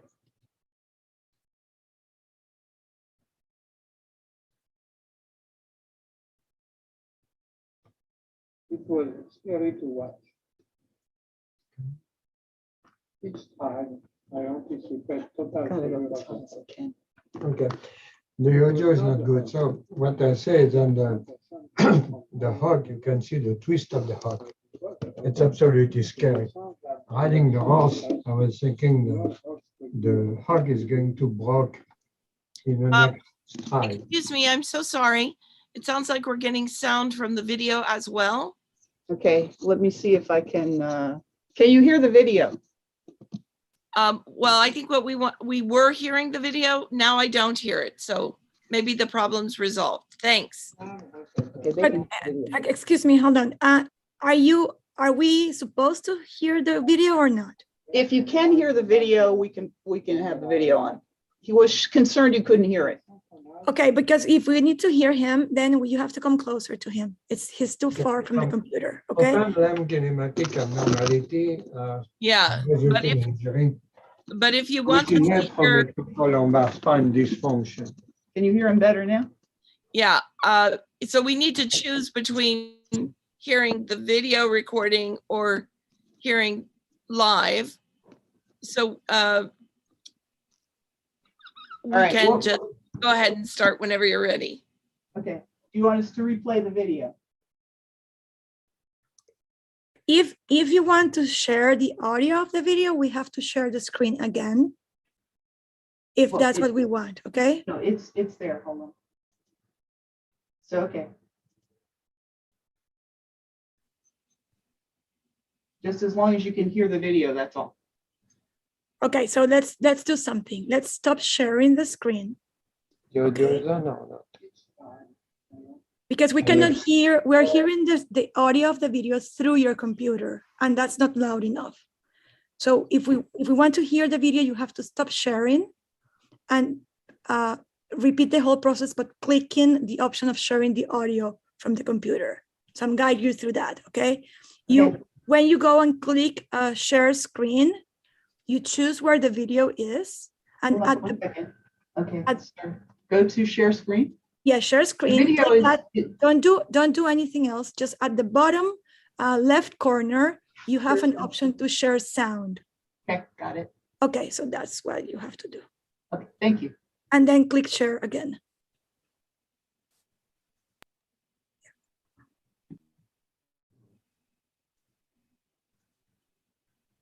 Got it? Now let's try again.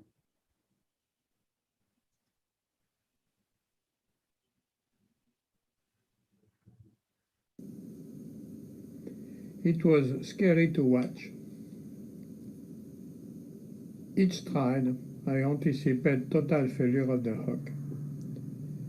It was not the hook, in the sense that the rotation came from higher in the leg, but it was the hook, in the sense that under such stress, the whole hook structure had to be affected.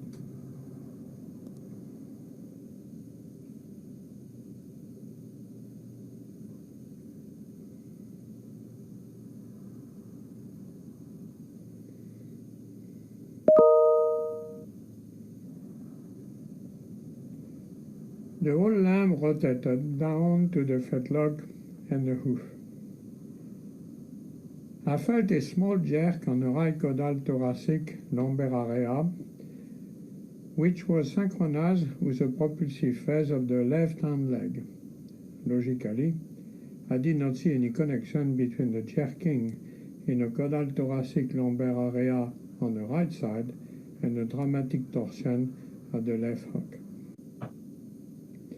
I asked for a longitudinal flexion of the thoracolumbar spine, to which the horse responded positively, and instantly the hook torsion lessened. The whole video had been recorded the first day I rode the horse and tried to figure how to approach the problem.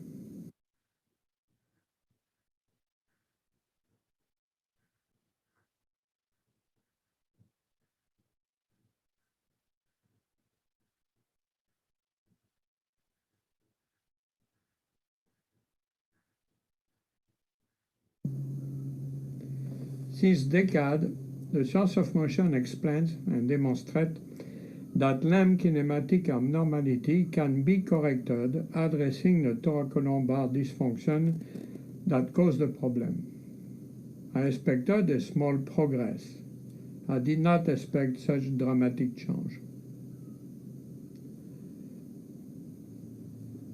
I try again, and you will see a correlation between the torsion of the hook and improper alignment of the thoracolumbar spine. The coordination that I asked for was difficult for the horse, and he lost it, shifting the haunches right and left. Each time he regained his back muscle coordination, the twist of the hook lessened.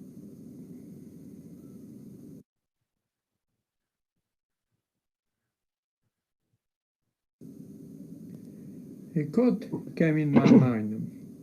Rarely are significant improvements made by working within the existing frame of work that created the problem in the first place.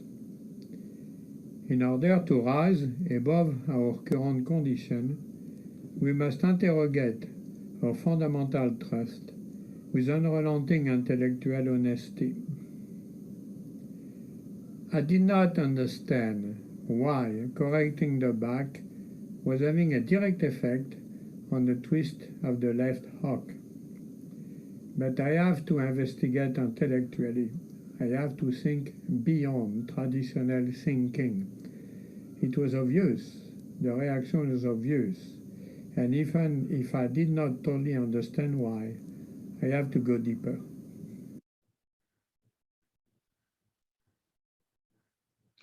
Often limb kinematic abnormality and resulting injury originate from a thoracolumbar spine dysfunction.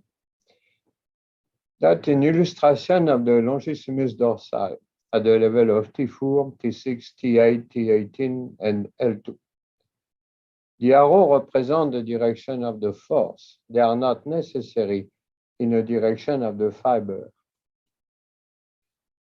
The problem is how to educate, develop, and coordinate the horse back muscles. All the traditional theory, lowering of the neck, the bow and string concept, stretching, release, relaxation, are unrelated to the equine thoracolumbar spine structure and function. There is simultaneously a large diversity of action, reaction, stabilization, elastic resistance, etc.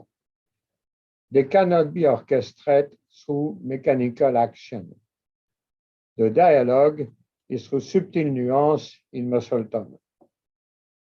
Working in hand, we have observed that the horse was capable of feeling subtle nuance in her muscles adjustment. It was not one body part. It was a tone and integrity of her whole physique. Once upon a time, a horse invited a man to rest one hand on his shoulder and walked with him through the emergence of his intelligence. The man obliged, and side by side, they both explored a new level in their relationship. The man synchronized his steps with the horse and the horse furthered the harmony, coordinating his strides with the man. The man planned a traditional education. He would first teach elementary movements, left turn, right turn, left turn, straight line, etc.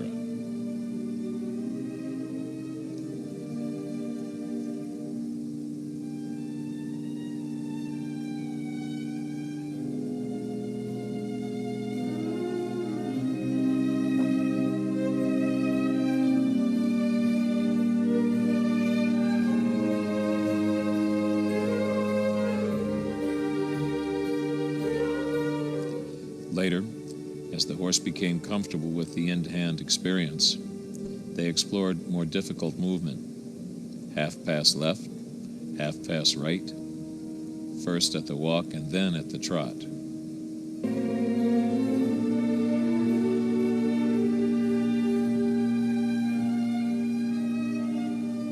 Rapidly, the horse went beyond the man's expectations. Harmonic tensegrity is even greater riding the horse. Instead of gesture that the traditional equitation refers to as heads, the dialogue with the horse reach a much more efficient level through subtle nuance of oral physique. In one word, through tensegrity. Contrary to traditional view, the horse is inherently willing. The human ego and wrong psychology trigger resistance and violent reaction. The horse is willing, but unwell urge the horse to protect against muscle imbalance, morphological flaw, or other issues. Error or resistance are compromised when the horse tries to please while covering his body situation. This horse evolved from ultimate resistance to ultimate willingness in a matter of weeks, because the dialogue was not about obedience to the rider heads, but instead harmonic tensegrity.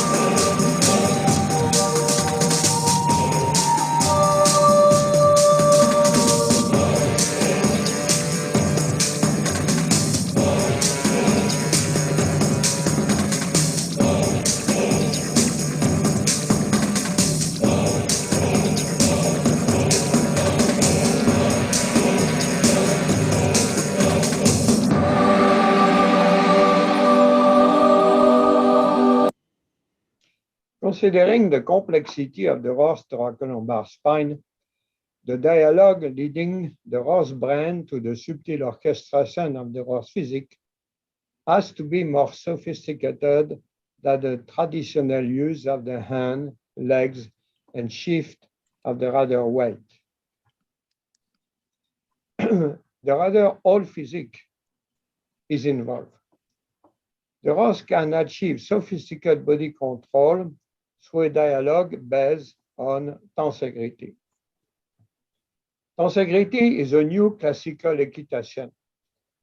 The coordination of the rider vertebral column determines the precision and steadiness of the rider legs.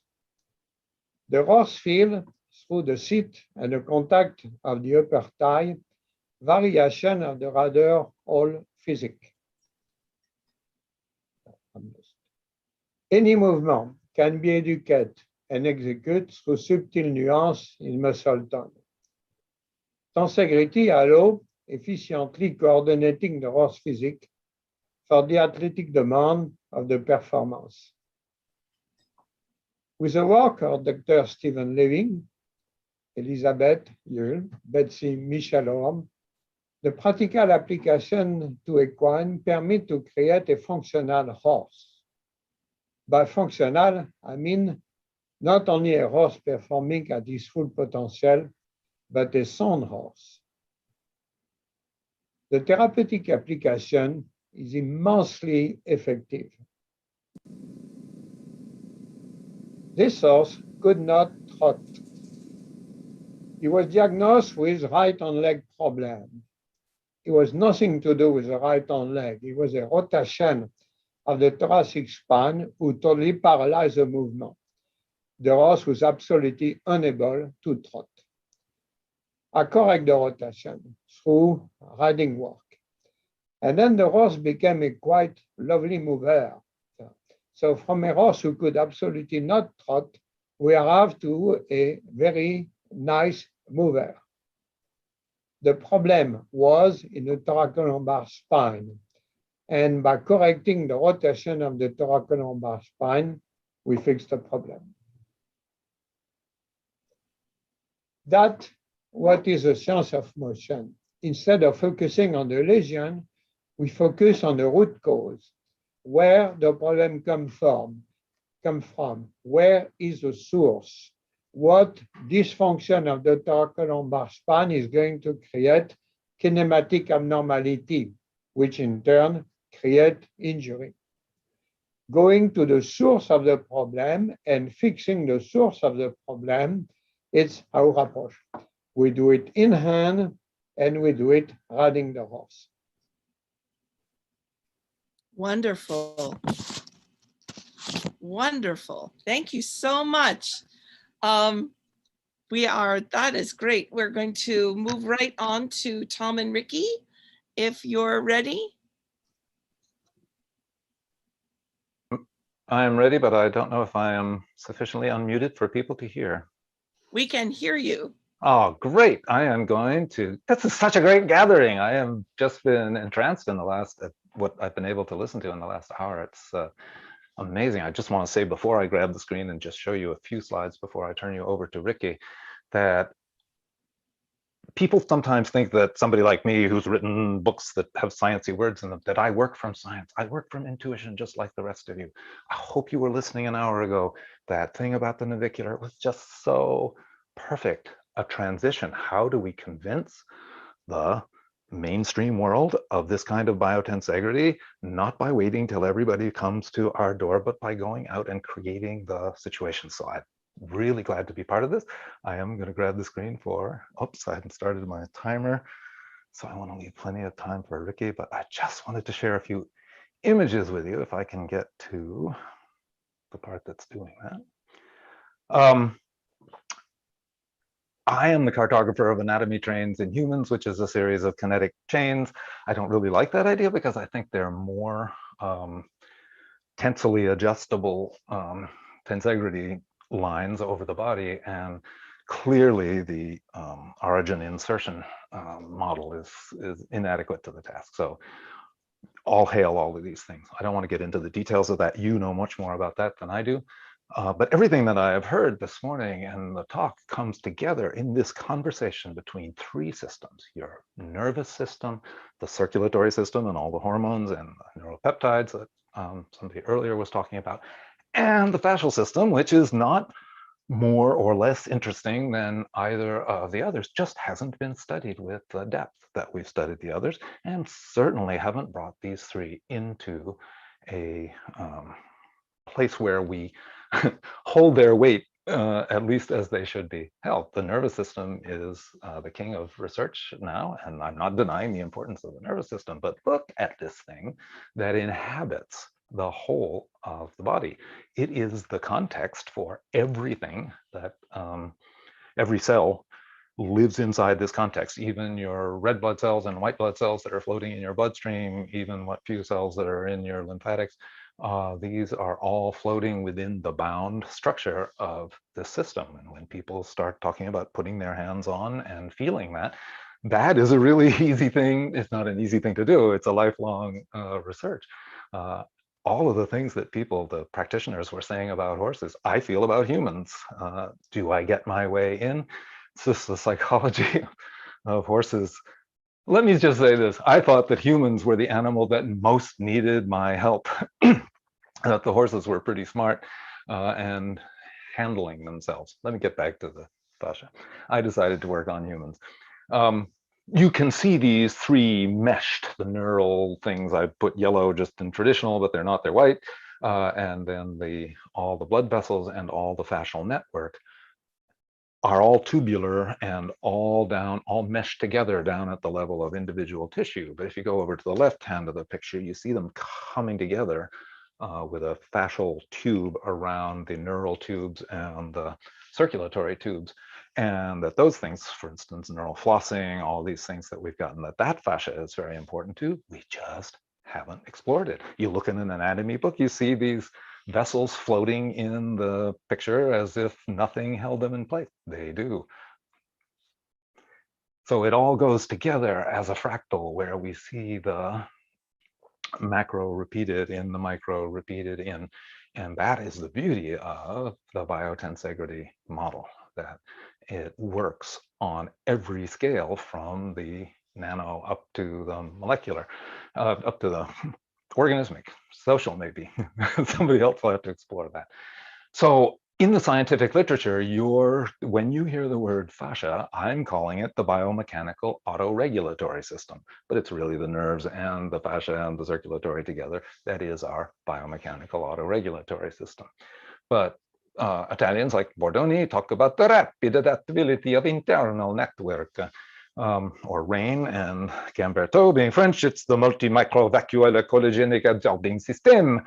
Thies with characteristic American brevity says interstitium, and Steve Levin, whose sort of umbrella sits over all of this, is biotensegrity. I was very lucky to have been a student of Buckminster Fuller's in the 1970s and applied his tensegrity mathematics to the body only after I had been introduced to by Stephen Levin, except I didn't know Stephen Levin yet. I met him much later, but my first bit on tensegrity in the body was printed out on a dot matrix printer. I remember that's how far back I'm reaching for this. So I decided to map these onto the body as anatomy trains, and that has enjoyed some success in terms of a way of looking at relationships through these continuities that run through the body that have both a psychological and a biomechanical component.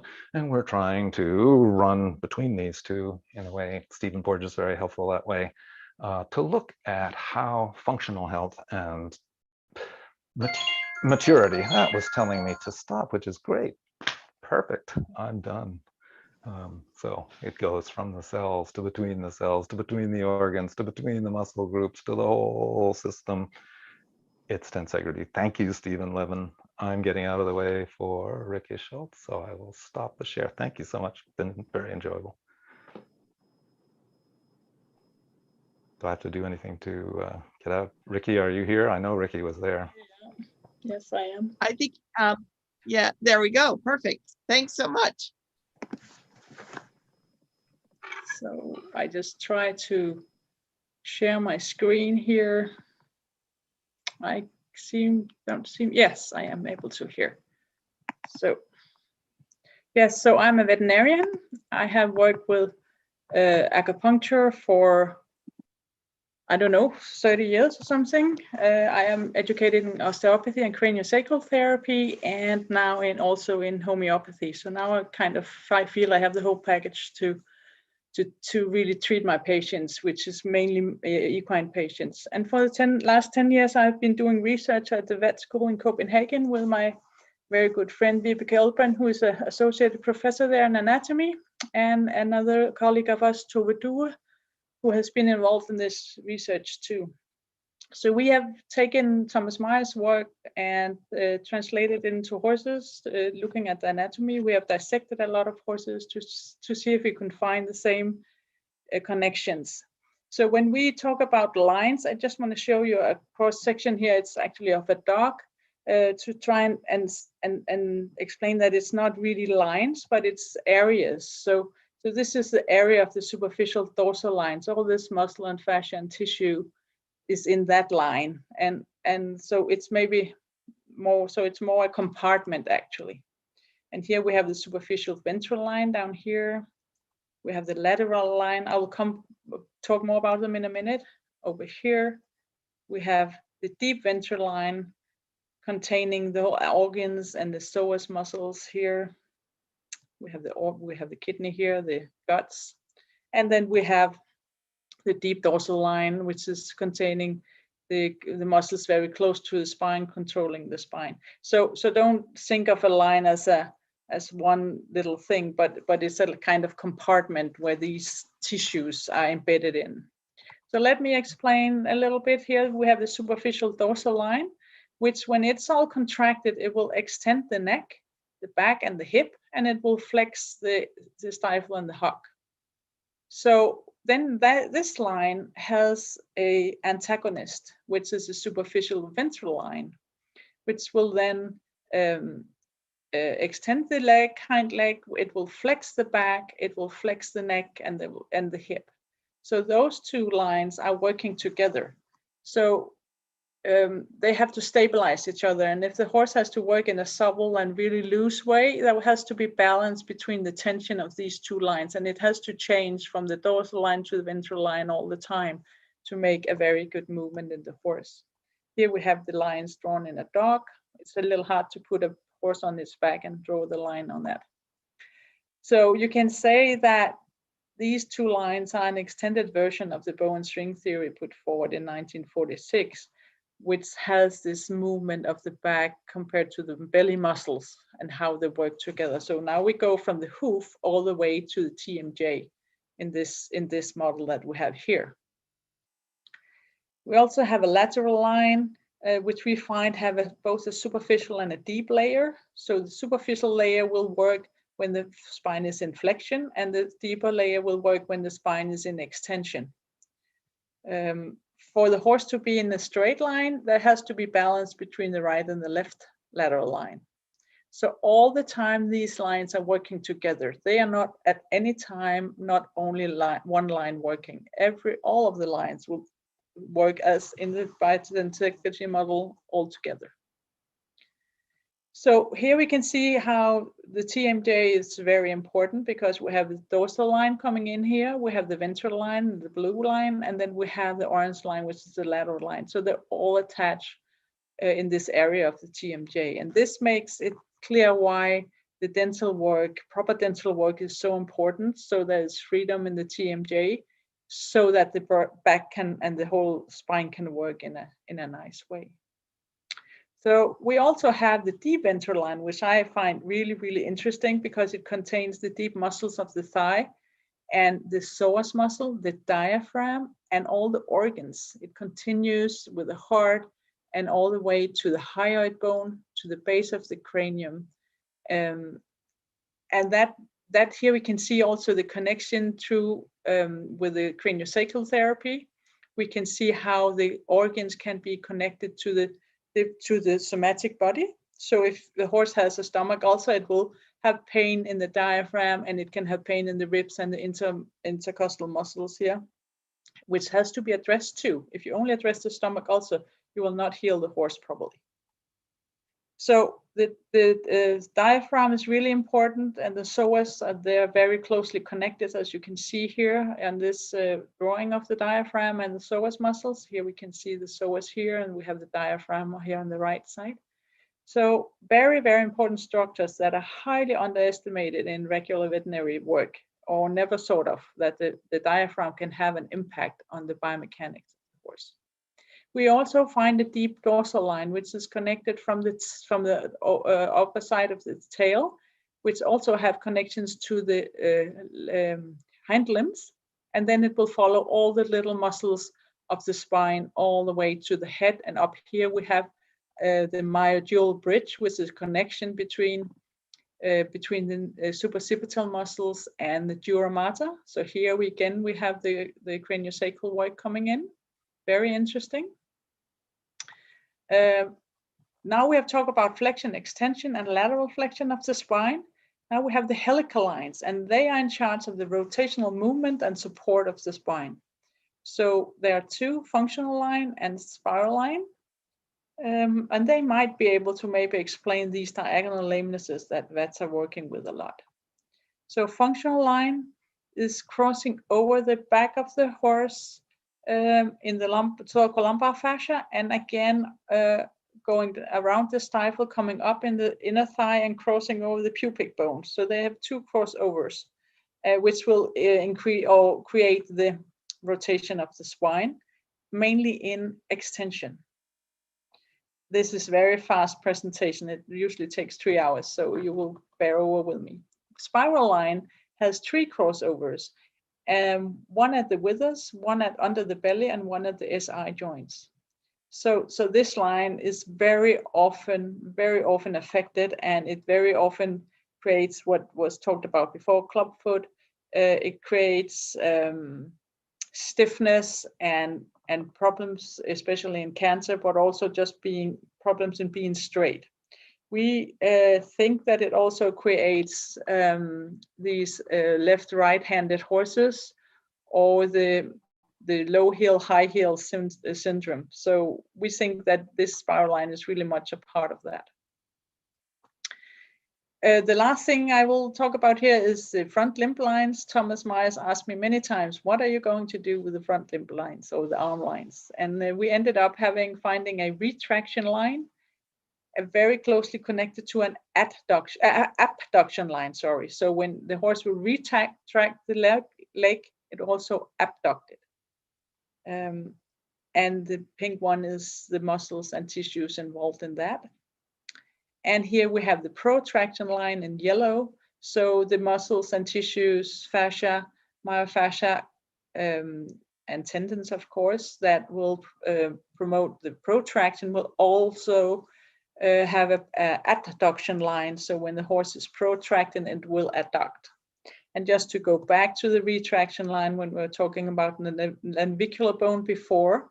So when the horse stands in too much, or like a static retraction of that foot, that can put an impact on the navicular bone.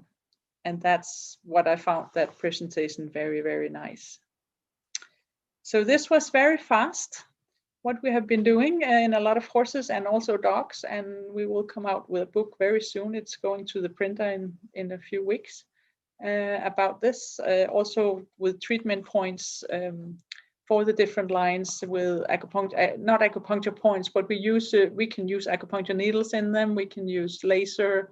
There are lots of options. You can just massage the points, and then you can get a release of one whole line, which is fast and very easy on the patient.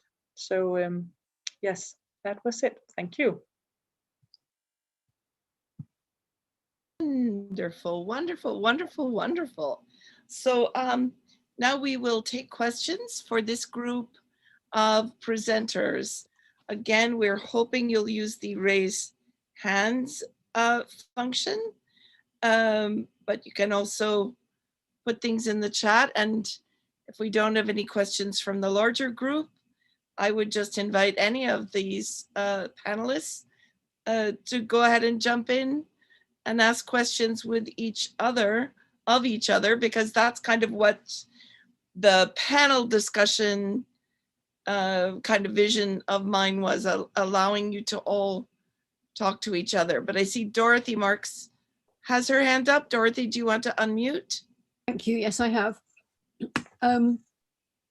Yeah, I would love to know what Monsieur Cornille thinks about the recent research done by Rikke Schultz and her colleagues, and how that fits in with his theories, which I know he's been talking about tensegrity for a long time, and his ideas of the way the spine works is very much a tensegrity model.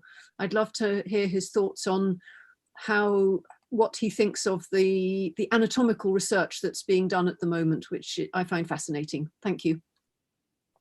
It's a revolution. It's absolutely wonderful. It explains everything. Then the classical master have tried to explain, but they did not have the knowledge. Therefore, they explain with the knowledge available at their time. And it does not work. It's not possible to do. Very few can do it, but very, very few. With all the actual explanation, the fascia line, he put everything together. The tensegrity, for instance, it's the only way to communicate with the horse. We have learned to use the head, the hand, the legs. We work in body part and try to keep the body together. We have been completely wrong. You work the other way. You have to work the entire body, and from the coordination of the entire body, you can access, you can become more precise. The way we correct kinematic abnormality, whenever it is hook problem or whenever, it's always look at the entire body and then pick up the dysfunction, where it starts. 90% of the time, it's in the thoracolumbar spine. And then by fixing it, you become capable to correct the kinematic abnormality and consequently the stress on the joint. So what I think about actual research, we are on a complete paradigm shift. It's extraordinary. The riding can reach a much higher level. We can teach the horse to execute the move, not because of his talent, which is what we have done so far. Basically, we have made dysfunctional horses perform out of their talent. And of course, they get lame, they get injured. We can prepare the horse very efficiently for the athletic demand of the performance. And therefore, we can love the horse and compete. I was on a competitive world for a long time, and you don't love the horse. You make them compete. You cannot do both. Today, we can do both. You can prepare the horse efficiently, and then they can express their talent whenever it is in the shoring, if that's what we like to do, or in a training ring. The horse became part. The horse is interested. Their willingness come up. They are incredibly willing, and they have been willing since centuries, but we don't know it. And therefore, we have interpreted their problem as resistance, and they have been punished because they try to do what we ask them to do, but protecting their body. Actual knowledge explains all that. All the research, I'm absolutely excited with going on because it really brings the equitation and the relation with the horse to a new level. Thank you. And Maria, do you want to unmute? And Maria, your question is on in vivo, right? That's right, Susan. What a privilege to be here with listening to you all. It's amazing. I would love to know if those lines that Rikke and Tom Myers talk about, can you see them under ultrasound? Is there something that we could be using as a diagnostic tool already? Perhaps we are working at it, actually. So far, we have not been able to see the tension, but it also takes a specific ultrasound machine to do that, which is really expensive.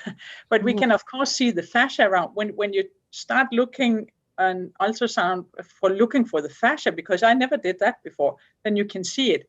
And what I have been experimenting now is that I actually find I can see the acupuncture points within the fascia layers. So I think the points are between the layers and working through the piezoelectricity as we heard about before. And that's very obvious, so that you can see when an acupuncture point is active, it's drawn down. You can see the fascia tension. And when you have a needle in it and release it again, you can see how it comes up and releases. And that's very obvious. So, but the whole fascia line, like the superficial dorsal line, it's hard to see the whole thing in one thing. And I think what we need to see is the tension.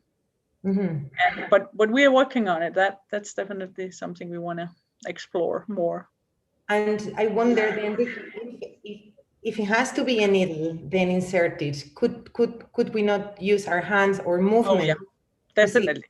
We find that we can use the hands, you can use laser, there's lots of stuff you can use. So I think, in my view, I think it's just that you change the tension in the fascia, that will make things happen. Mm-hmm. And I'm also on the level of the more gentle you can do it, the more, especially in the animals and the horses, the more better it works.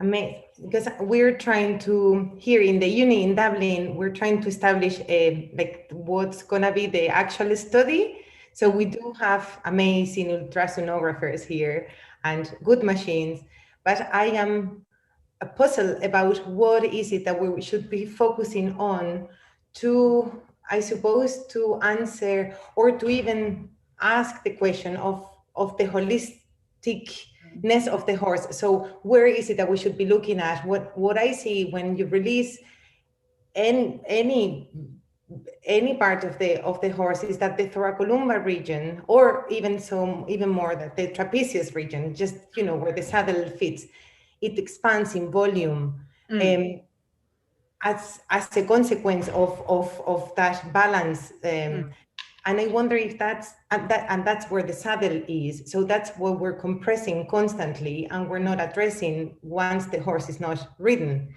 So I wonder if that should be one of the focus areas to ultrasound with, before and after treatment. Yes, I understand what you say. So I would say there seem to be some points that are very important. So about the tuber coccyx is very important because a lot of muscles come in and attach there. The thoracolumbar fascia is very important too. And then about the lower cervicals, I'm not sure yet where to look for there, because for me that's a very big area, or the thoracic inlet is very, very important too. But I'm not sure what we have to look for there, what we can find there. But I will give it a thought. It's interesting way of thinking, yeah. And I'm just happy that now you're all connected and you can continue to go into these questions together. Go ahead, Tom, go ahead. I'd just like to say before we leave this subject that if you're trying to see the anatomy trains on ultrasound, as Rikke just said, elastosonography is the way to go, and that's very expensive, but we'll get there. But this is just a map. That's why I said cartographer of the anatomy trains. This is a way of seeing. So if you're seeing the buildup in the trapezius, it would suggest to you that front limb retraction line could be involved, that the act of putting, don't get me started, the act of putting a saddle on the back of the horse is going to be an invasion on the push-pull, the mechanical forces going down through. And I've certainly seen in my dissections of horses, lots of anomalies in the lower cervical spine, which one person put off to me as inbreeding, as a result of inbreeding, but we see those kinds of changes. It's Wolff's Law. We see those kinds of changes also just in mismanagement of humans. So I presume mismanagement of horses would go the same way. Thanks. I'd just like to add a comment to that, which is that that tensegrity also says that there can be a lot of anatomic variation that is not a problem. And there is a lot of anatomic variation in the cervical vertebra of horses. It is very common, and it is not usually pathologic, even though people have been on it, because, it's the forces that's been put on the anatomy. And also as a pathologist, I have seen the problem with a very reductionist approach. In other words, we got into great descriptions of all the lesions, but we didn't put them in context on the whole body. And that's what I would be careful about when we're applying this. You really have to look at the entire individual and how they're moving, because it's too easy to just focus on, well, they're sore here or there's an issue here.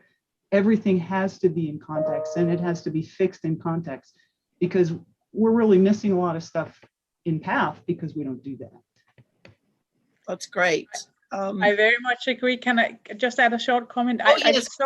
I so much hope that this anatomy we have done here and described here can be the foundation for veterinarians to start to look holistically at the animals, that they now have an anatomical tool to understand why we need to look at the whole animal and look holistically, and not going in the reductionistic way that we have been taught. Thank you. That's great. Sarah, did you want to put your camera on and unmute and ask your question? Yes. Is the camera on? Nope. There we go. There it is. Okay. Yeah. Recently I've had this horse for 11 years. He's a big pain in the ass, but he's highly reactive and resistant to things I do with him. And I've been following Jean-Luc's program with him for the last 7 years. He has kissing spine, which I knew, and I've gotten him to good places, and then the progress stops. So recently I had more diagnostics done to find out what the whole picture is. And among the whole picture, because he has the kissing spines, he has negative palmar in the hooves and cervical arthritis. He's 18 now. But he also, what came up is malformation of the C6, which I understand is called equine complex vertebral malformation, and it's a congenital thing. So my understanding of it is that the vertebrae is malformed, and the attachment points of the stabilization muscles that attach at that point and the nerves that run through it kind of have no place to go because they don't have the attachment points. So I'd like to know how I can look at this in terms of the fascia and the whole, because my horse has become more and more reactive and difficult. Thanks, Sarah. Who would like to jump in first on this one? You can go ahead and unmute. Yeah, I know about there's been a lot made of the variation in cervical vertebra in horses. And from my experience, it's very common. And by itself, it's not a problem in the majority of cases. That we see cervical arthritis in horses that have it, and we see cervical arthritis in horses that don't. We have to consider what forces have been put on that neck. And the other thing is that tensegrity also says that you can have a wide variation in structure. Tensegrity adapts for that. And indeed, it's the basis for evolution. You couldn't get the evolution of the vertebrate limb from 1, 2, mess in the middle, and 5 to a horse limb and a porpoise limb and everything else in a machine model. It means that everything in between those evolutionary structures had to work, which means that tensegrity allows that. So it really only, so I am concerned that a lot is being made of what has been considered by anatomists to be an anatomic variation. And they're trying to make it pathological because we're seeing more of the vertebrate, arthritis in the vertebrate spine. I can tell you, because we're tracking cases, that when I first started, we did not see arthritis in the caudal vertebra horses coming in as major problems until about 2007. And now it's skyrocketing. So to have a common variation, 30-some-odd% of the horses have it, now it's pathological. I have a little problem with that. We have to consider how they've been asked to move and the stress put on those necks. Right. Yeah, John Luke can add too. Yeah. I want to add something. It is compression. Okay, that's our point of view. The too much force come and the hold is hold on the front. I know your horse, I know you. You don't hold the front. That is not in balance. Not yet.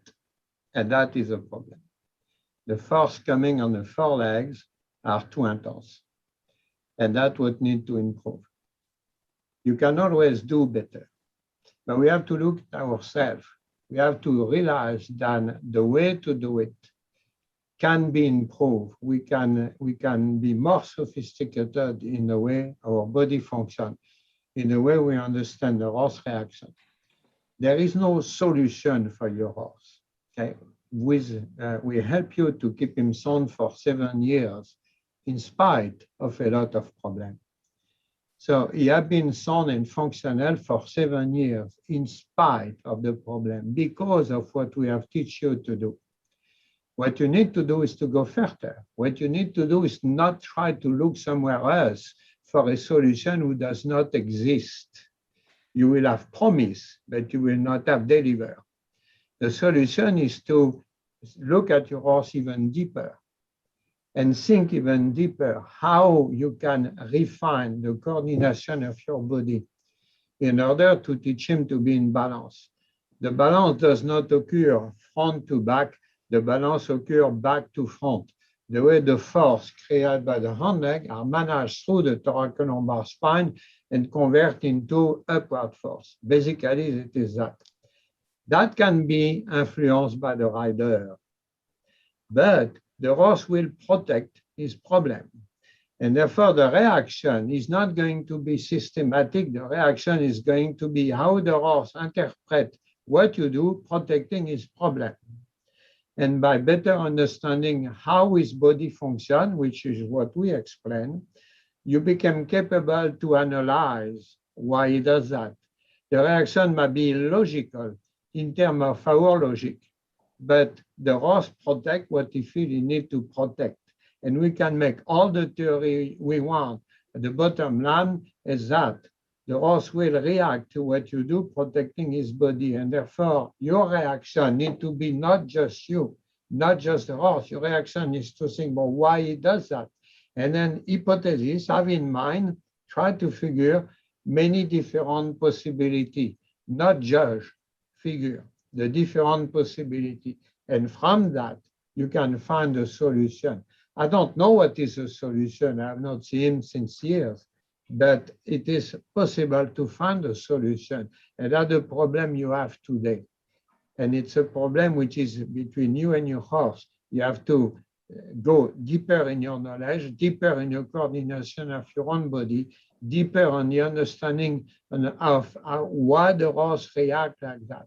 He never has been an easy horse. He's a lot of horse. He always has been a complicated horse, and therefore the difficulty he had are magnified by his nature. He's a strong horse, he's a strong willing, it's a horse I really like a lot because he's a fighter, he's a strong guy. And of course, he reacts a lot. You see Chateau rearing up in the sky, or he never rear anymore. Well, he did that by memory of what had been done to him before. Your horse, I don't know the memory, he had a good life, he lived with you, he was a lucky guy, but he's a strong horse. He had his eye problem, he had his kissing spine problem, he went through a lot of problems.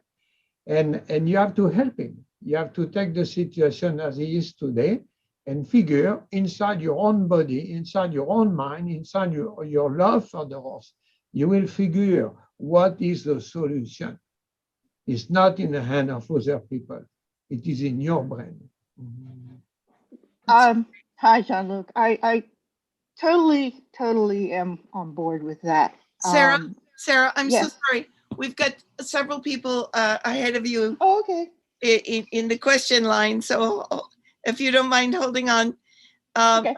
I think Michelle Tarento is next. Oh, thank you. I was so happy to be here, and it was a marvelous moment. I had so strong presentation, very expert people, and I wanted to resonate with Jean-Luc Cornille because I am French and I think he's French. So for me, it's nice meeting. I'm osteopath and I'm researcher in the Biotensegrity group for a long time, from 2013. And for me, it's great to see that Jean-Luc, you do something what we call a syntonization.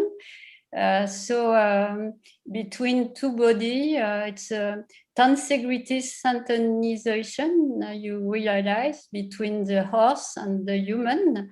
And for me, it's something very, very strong and very deep inside. And it's touched me very much, really, this kind of listening between two architectures, fascia architectures of different size and different volumes.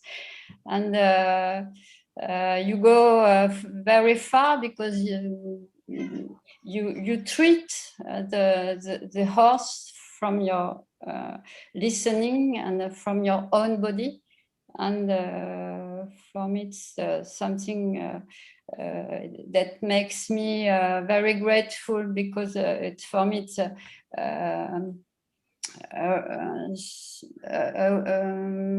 very strong dimension of two tensegrity exchange and listening, and for me it's very strong.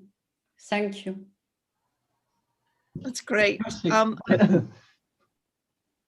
Go ahead. Did you want to respond? Yes. What we know today, we have to have knowledge, we have to have feeling, we have to have experience, we need to be a good rider. But that's not enough. We need to have knowledge. We need to understand why the horse does that. For example, it was a video present in one of our forums. It was Maren Diehl, the one you see rearing, and he had difficulty to engage the left-hand leg during the half-pass right. And I explained it had nothing to do with the hand leg, it had to do with the balance. It was not high enough on the front. And that's where, with actual knowledge, we became better. The feeling is one thing, but if we don't understand the meaning, feeling go nowhere. If we have in mind a very clear understanding of how the horse body functions, we become capable to interpret what the horse tells us. The horse can only express his problem. He does not have the solution. His solution is to protect his body. So when the horse tells us a problem, it is our job to analyze it and to hypothesis what could be the cause, and then try, experiment, try. So it's a constant conversation. It's absolutely wonderful. The horse is incredibly willing, but they don't have the solution. The classical literature have told us a lie. The classical literature have told us that we restore to the horse the natural ability. That's not true. The second we put our weight on their back, we disturb everything. We ask them to execute performances which are beyond their nature. So we need to teach them how to do it on a very sophisticated way. And they are willing to learn, but in order to help them, we need to understand how they function. And therefore, our feeling, it's extremely important, but we need to understand how they function. The second thing, which is good in your point, is that they feel a lot more than we think. It's a woman, Saslav, who measure the sensitivity of the horse under the rider legs, and she said the horse can feel touch, then as a human, we don't have the capacity to feel. Therefore, even if the horse is extremely big and impressive, they have a very, very high level of perception. And we have not understood that. When you see, then we have yours, spurs. It is incredible. They can feel it touch, then we cannot feel. And we use spurs. It is an abuse, nothing less than that. We need to move on. We need to realize, learn with actual science. They have a very, very high level of perception. And we need to talk to them at this level.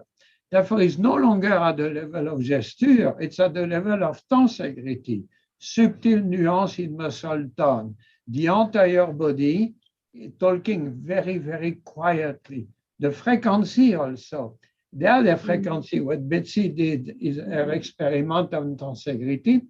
They observed that the two structures, the one representing the rider and the one representing the horse, the two structures vibrate at a low frequency, slow, slow, quiet.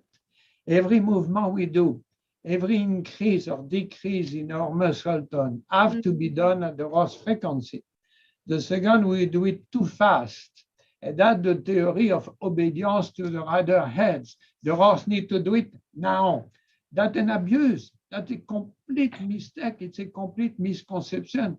We have to do it quiet. We have to do it slowly. We have to give them the time to process their physique and their mind.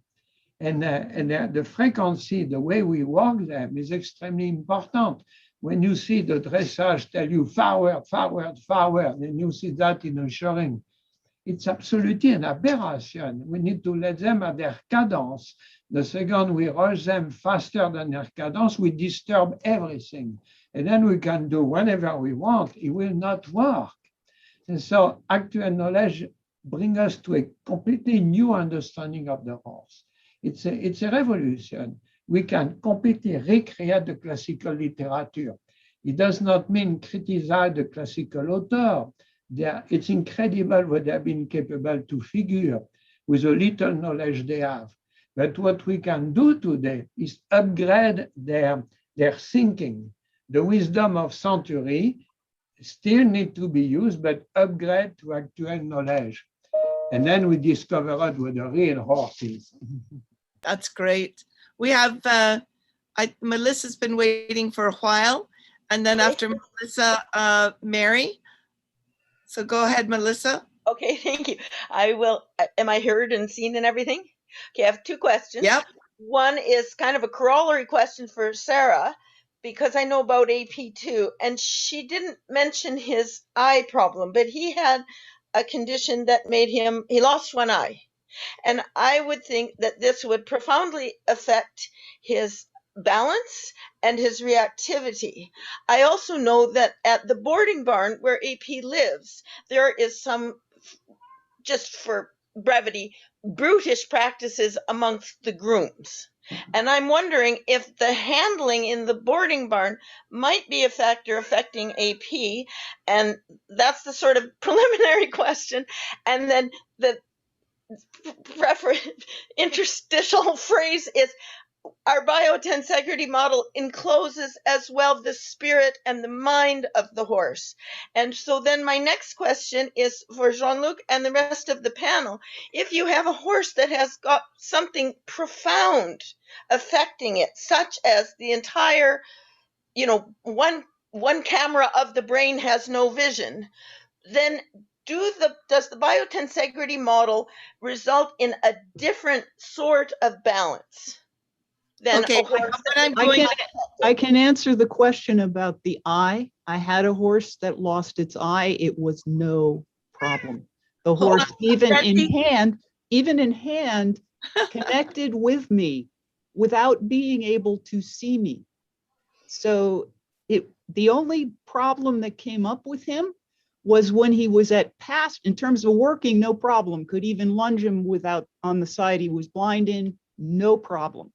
One thing that did come up was when he was at pasture, he always circled mostly one direction so he could get a good look at things. And he did develop some tendonitis in his gluteum. Right. But in terms of working him, he meshed with me and I couldn't feel any difference. And I just want to say, can I just jump in very quickly? I just want to say that, Melissa, your question directly to Sarah, maybe that's something you could I want to focus right now on the panelists. Yes. Yes. So that's something you guys could do in a breakout room at lunchtime or in the chat. Okay, sorry, over to you, Jean-Luc. Okay, when Happy lost his eye, he did not like it. He did not react well. There are horses who can live with that without difficulty. There are horses who have a problem. He became insecure. He was worried about anything going. Sarah did very well, okay, and teach him lunge. So, for example, we have session where I explain Sarah, there is a place where he's going to feel you, and there is a place when he will not. If you move too far forward, he will be lost. So Sarah learned to do it well, and that disturbed the horse. Effectively, when they have a difficulty, an eye or anything like that, what we need to do is to lower our expectation. We need to realize they are not going to be back the way they were before. They have a problem. We need to understand how they see the world, how that affect their psyche, their confidence. And then we can work with that and adapt what we do to fit the horse problem.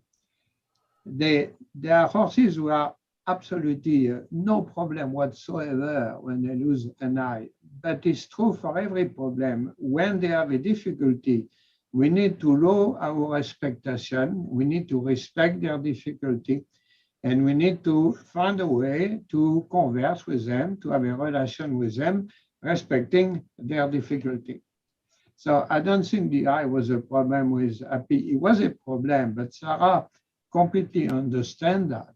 And the way she worked with him, launched him, he was very good. And the horse had difficulty, I think it's the right side, but Sarah did well about that.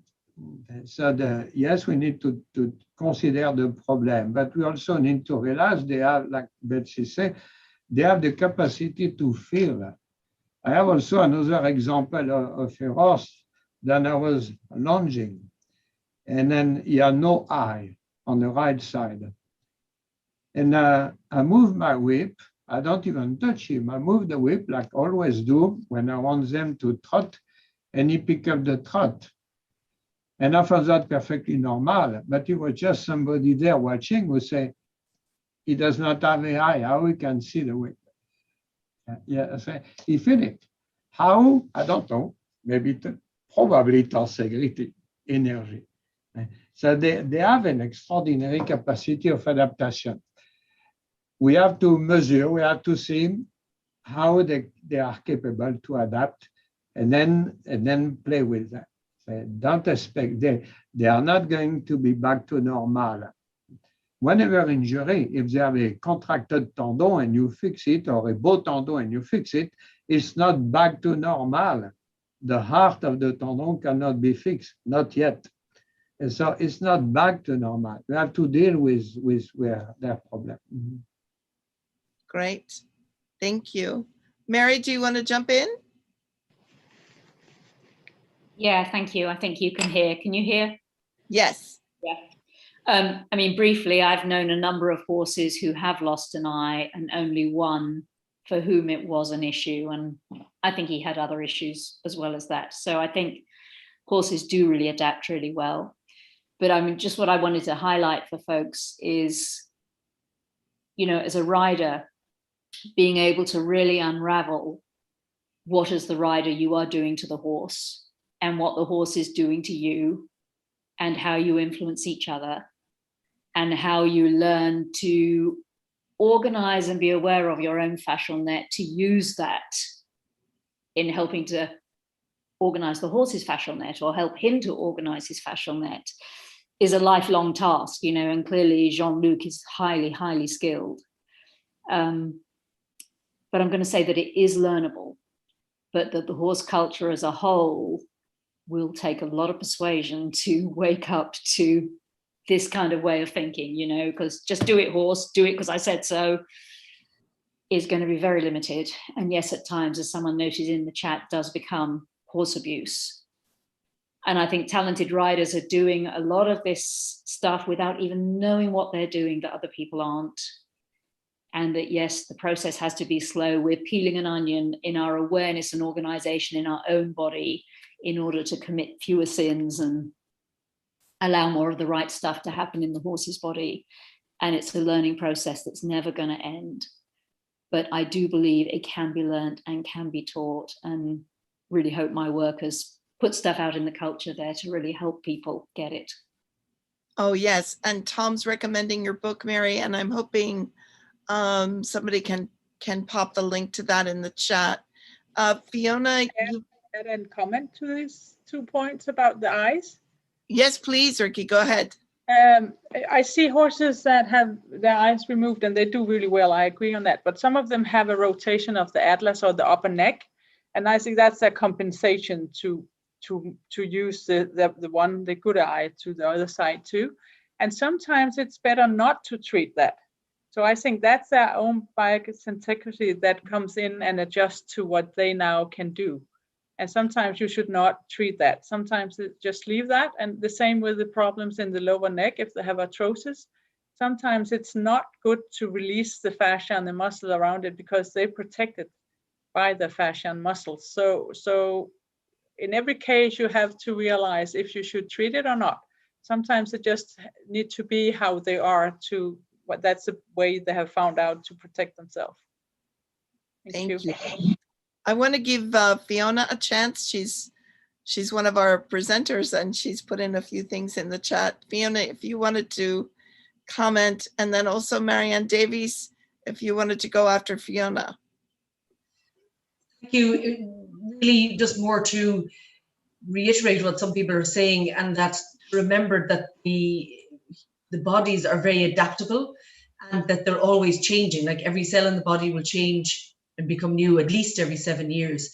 And bones even change depending on the forces over time that go through them. So the asymmetries may not be as much of a problem as we think. And we're all full of asymmetries to some extent or another. I really would agree with Jean-Luc in his discussion of how the movement and the integration between the biotensegrity of the rider and the horse, and also that the horse is so willing. And we must remember that it's never for us to force anything on the horses or a patient. We ask and then they agree or don't or accept at the time. That was really it. Thank you. Thanks. And Maren Diehl, did you want to jump in?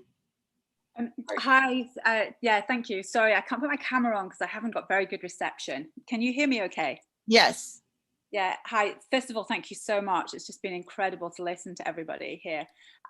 Yeah, I think it was more just to follow on from that last comment that actually we are never the same. So we're changing constantly, and to think about something as a skill as something that is specific and perfect doesn't recognize that actually we've got masses of degeneracy and masses of stability within our systems, and we're always changing. So, you know, I look at stuff within an ecological dynamics perspective, which is looking at, so tensegrity would be part of a dynamical system. We're looking at the system properties, and then ecological psychology looks at perception. So again, going back to what Jean-Luc was talking about, is we don't understand what horse perceives. But one of the key things is that movement matters to whoever or whatever is moving. And one of the things that I would be interesting to explore is how do we get the horse to own its movement system again? If we look at horses in the wild, when, for example, they see another horse and they show off, they are intentionally moving with, you know, with an aim. And that affects the way in which they move. It affects the balance. It affects the timing. It affects everything that they do. Whereas when we're asking a horse to do something, very often we're pushing it out of its natural balance and we're not allowing it to intentionally move. I'm hoping that makes sense.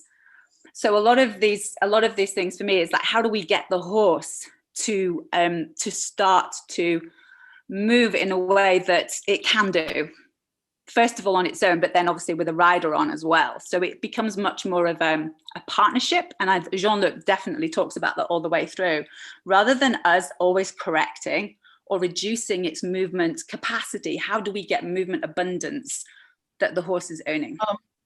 Okay, great. So we are kind of getting into our lunchtime now. So I want to give the panelists, any of them who want to jump in on responding to that. And what I think I'm going to need to encourage people to do is continue to talk during lunch break by going into these breakout rooms together. We're keeping the chat open. And we will have time later in the day for more discussion. The entire last hour of the day is just open discussion. So can I make one very, very quick comment, which is pertinent to Marianne's last, which is what she's describing is what everybody is seeking, the nirvana of self-carriage. Thank you. What was that word? Absolutely. Self-carriage. You hear every rider wants a horse to be in self-carriage. And self-carriage isn't just a shape, is it? Self-carriage is an intention. It's an activation state in the horse. It's what you're I'm going to encourage you to maybe jump into the chat and communicate with each other and maybe figure out which breakout room to continue this on if you want to continue, because I do want to make sure our lunch break is as full as we can get it to be. And if you don't know how to use the breakout rooms, let us know. Chris, are they open? They are open now. And what I'm going to suggest that people do is, for example, name has escaped me, just say, I'm going to the barn to talk about X. And then people can choose that. I also do not know if you guys can see who are in the different breakout rooms, but as co-host or co-hosts, we can. So you can also check in with us. And let me just add. Actually, I have to close them for a sec because I forgot to change the time. Let me just add. Okay, go ahead and close them. And when you are writing to the chat, most of you are writing to me directly. So make sure that you have everyone selected. So whatever you're writing, everyone sees that. Unless you want to write to me privately. When you go, so when you go to write in the chat, there's a little blue area and you can click on the little triangle and you'll see the list. So you can get a specific person, or at the very top of the list, you have the choice for everyone. So may I ask you, Susan, how long would you like me to set the breakout rooms for, so that they close just before 1? I mean, sorry, not. Yeah, I mean, yeah. Let's have the breakout rooms close at a minute before 1 o'clock. I think that's fine. Everybody knows the schedule. Okay, it'll just take me a second here to, it's not 20 after. And I'm sorry, I don't mean to cut people off, but what's great is that there's so much enthusiasm and everybody wants to keep talking. But we know this from the tea parties that we can go on for hours. And so the entire end of the day is very open, my friends. Have a great lunch. That's awesome, Susan. I love the way that you've run these breakout rooms. And as people get used to it, I think that those discussions will be very rich. All right. And of course, if you want to just take yourself off camera and off the mic, that's Susan, also fine. But if you want to unmute and chat, that's fine. Yes, Chris. I was just going to say that when you decide which breakout room you go into, will you please enter that into the chat as well? Yes, I need to. I'd suggest a break first. Yeah, I need to run around first and then I'll come and join everyone. Cheers. Susan, before you go, sorry. Questions about the recordings I've been asked. Could you address that, please? Yes, so this meeting is being recorded. Everyone who's registered will get a link to the recording. And That's how that works.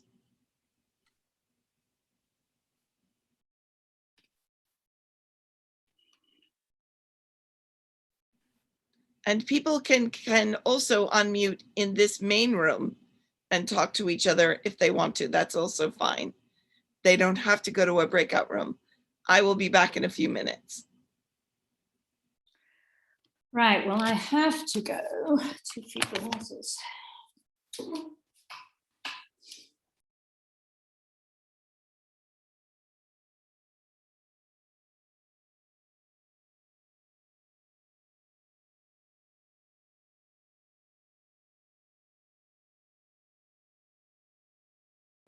Maria, we can have a Spanish room if you want to. And Fernando is here as well. Perfecto. Okay, let's go to the paddock. How's that? Okie dokie. Okay. Tell everybody in the chat that if they want to do Spanish to come to the paddock. Yeah, I don't know if I can actually go to a meeting room as a host. I have to check that. I tried before and I couldn't. Let's see.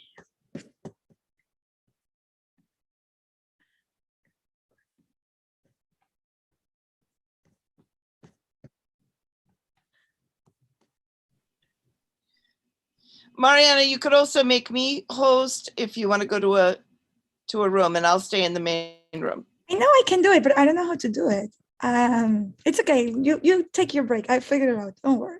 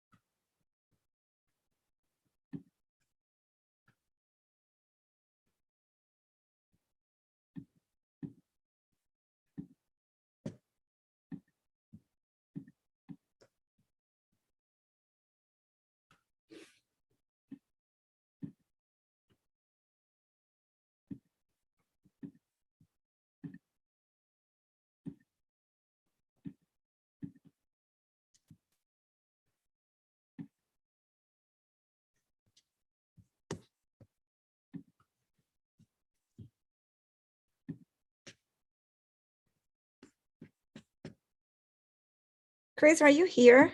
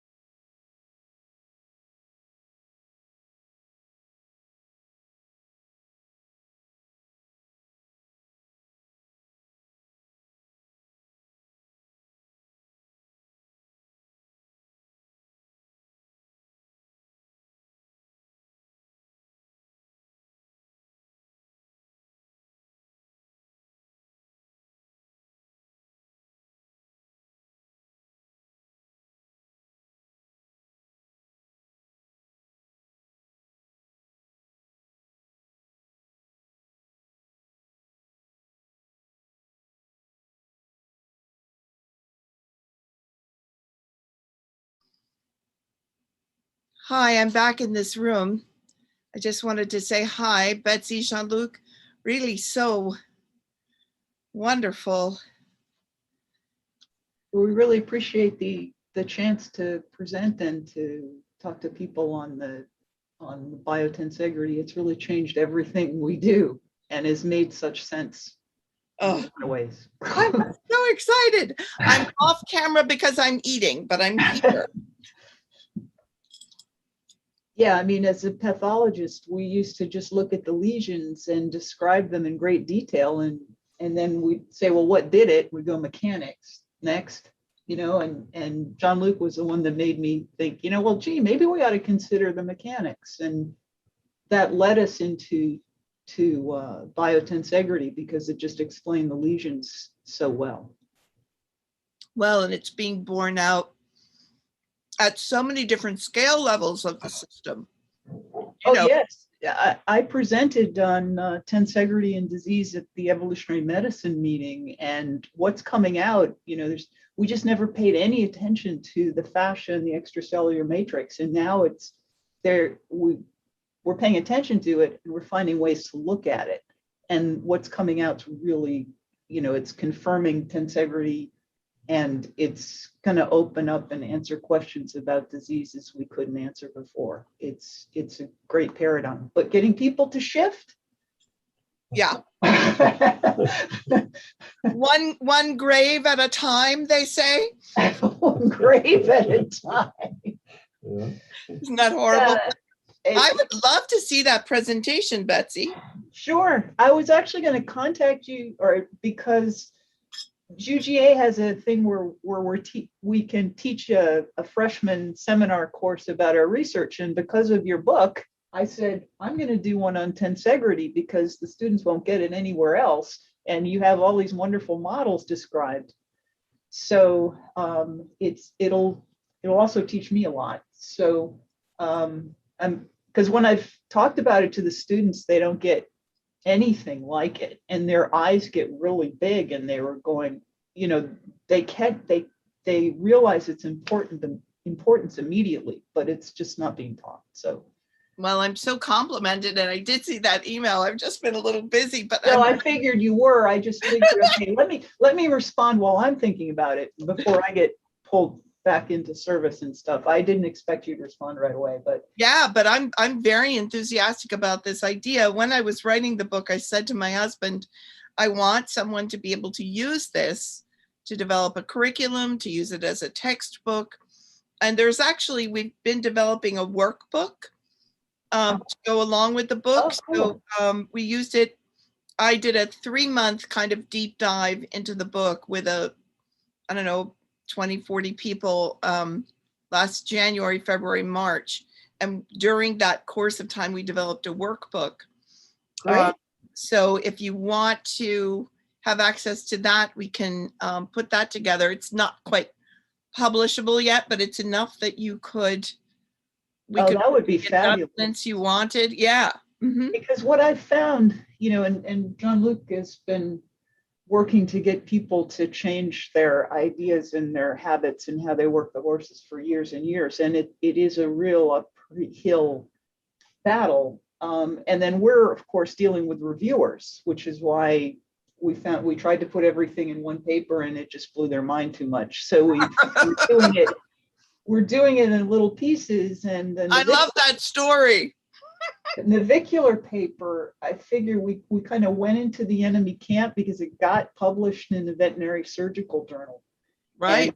And tensegrity, as Stephen Levin knows, you have to say what you're doing surgically doesn't make sense and is actually bad. And some of the stuff they're doing for spinal problems in horses is just terrible. But at any rate, no, your book was great because like it literally did inspire me to say it could do a class like this. But the approach that I found that seems to work the best is to just keep posing questions, because once you've asked the question and it can't be answered by how they used to think about it, it sticks there. So that's how I see that as the best approach to try to get people to change their thinking. This is Thomas Kuhn And the structure of scientific revolution, right, is that when there's this nagging question. Yeah, because there are things like when I start degenerative joint disease, they go, you know, well, you look at the current paradigm and it says it's wear and tear, the joints just wear out, there's nothing you can do.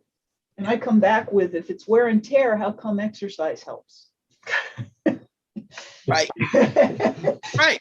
And you start to see people's mind turn a little, or even asking the question on the navicular, which came first, the lameness or the lesions? And usually they say the lesions, but then, you know, hopefully by the end of it, it's like, well, where did they come from? You know, it's you do the best you can to try to move on. So, so I teach vet students bone and joint pathology in residence as well. And you just figure if you can just reach one every now and then who's not invested in the current therapies, because once they're invested in the current therapies, they don't want to hear this. Right. Well, and the wear and tear model is a machine model. Exactly. You know, because like, there is no degeneracy, there are no choices, you know.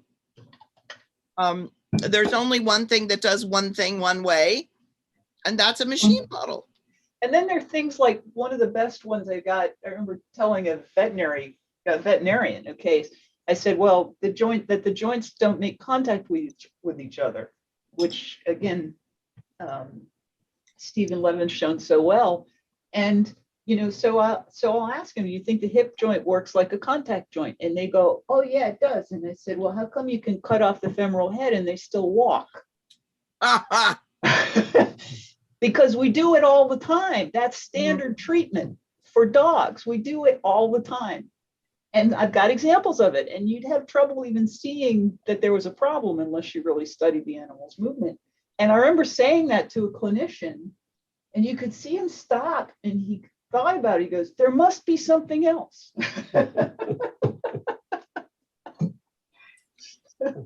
But Elizabeth and Jean-Luc, can I say just how much I appreciated your presentation and the presentation of your group? I know nothing about horses. I've rarely even met a horse, but everything you bring resonates. And in addition, talking about really listening to the horse and the bringing together of the two systems of the rider and the horse, excuse me if my language isn't quite technical, but that resonates so much.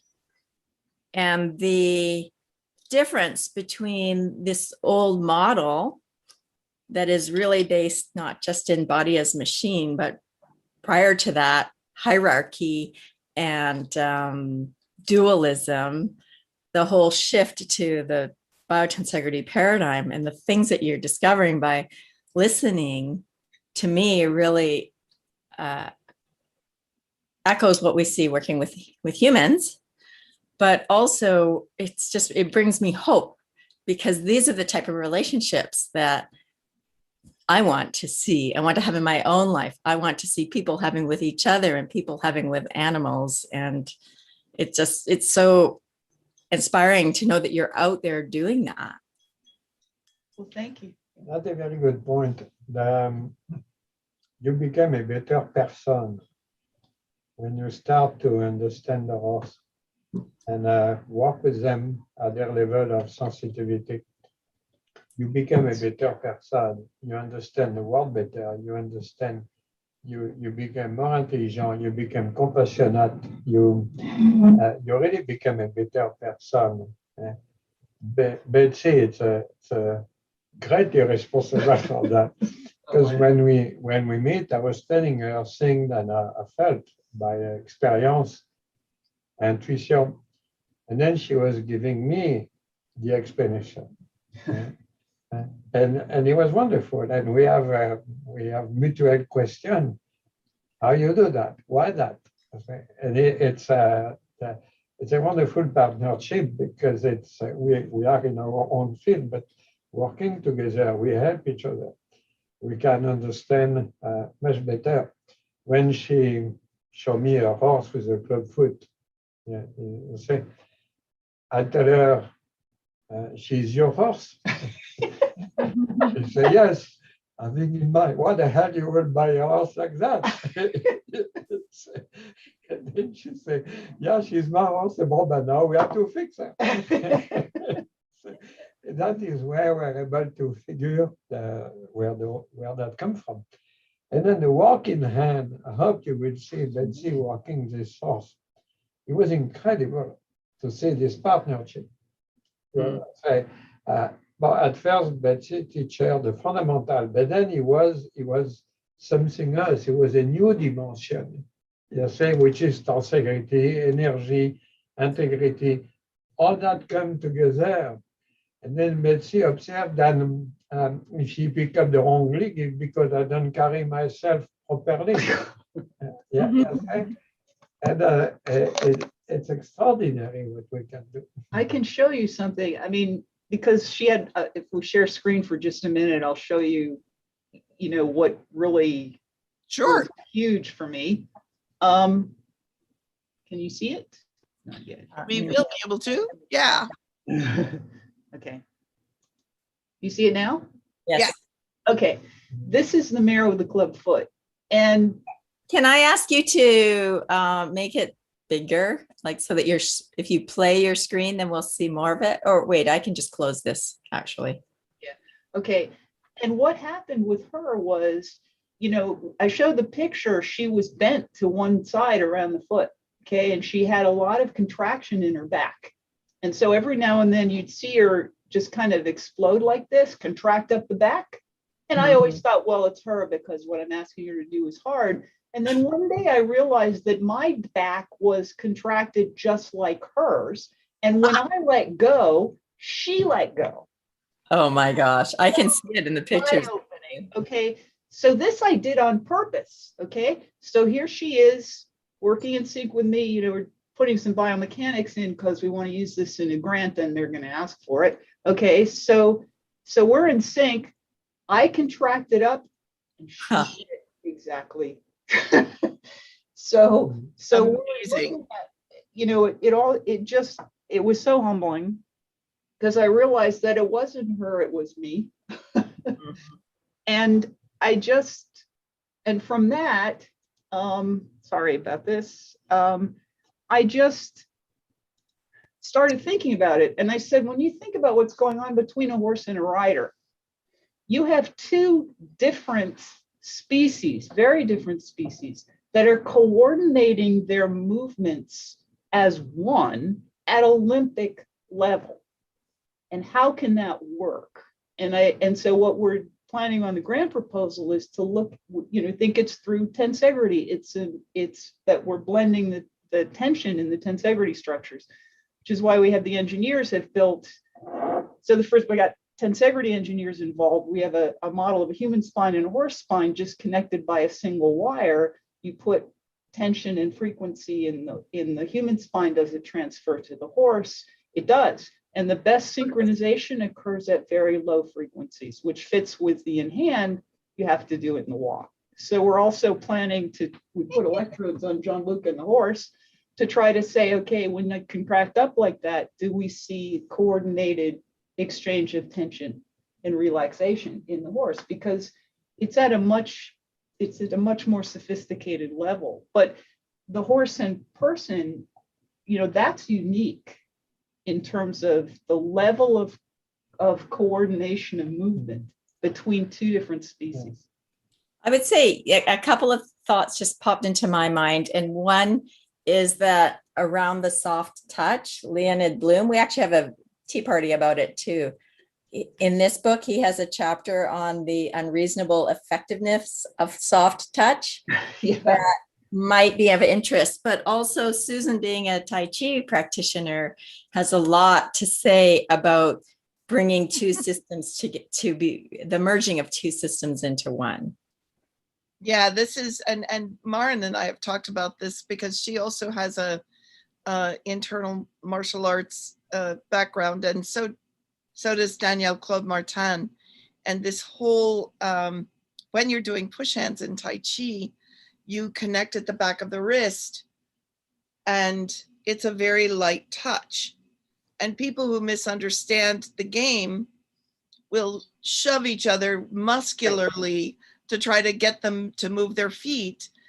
But people who really understand what's going on, it's a light touch, and the muscular contraction, to my mind, sets up an impedance wave to what we really need to be tuning into. And when I'm like touch connected to somebody, I mean, I realized over the years I could begin to, it happened spontaneously. I remember I was practicing with somebody and I said, check your left hip. Is your left hip tight? And they sort of said, oh, yeah. How did you know that? I said, I don't know how I know that. But then discovering biotensegrity and understanding, you know, and it's been said a few times today, which was so wonderful. Each of us is a system. Right. Then we connect. And if we connect with that awareness and that openness, we can be, I call it in system with that other organism, right? And then we're together doing that thing. And of course, when one thing moves, everything moves. When one changes in one aspect, the other feels it. So and it's all related. You see that in synchronization, which hasn't been explained very well. So why the horses can move as one in a herd, or, you know, the secret, the dirty little secret is that the neuro connections are too slow. Mm-hmm. So being able to, so they are highly tuned to this. And if we start paying attention, I mean, I noticed it with my own horses, and is that when you start paying attention to tension, you can feel it in yourself, and you can pick it up in the horse where they're tight. And again, tensegrity can explain that. I think it also explains the path, because if you get a lock in it, you know, you're immediately set up for some damage in terms of how things are moving. And they pick on us on a very, very high level. When riders think they reach a dead end, it's not. There is a refined way we can go to the next level. So they pick. It's absolutely amazing their level of perception.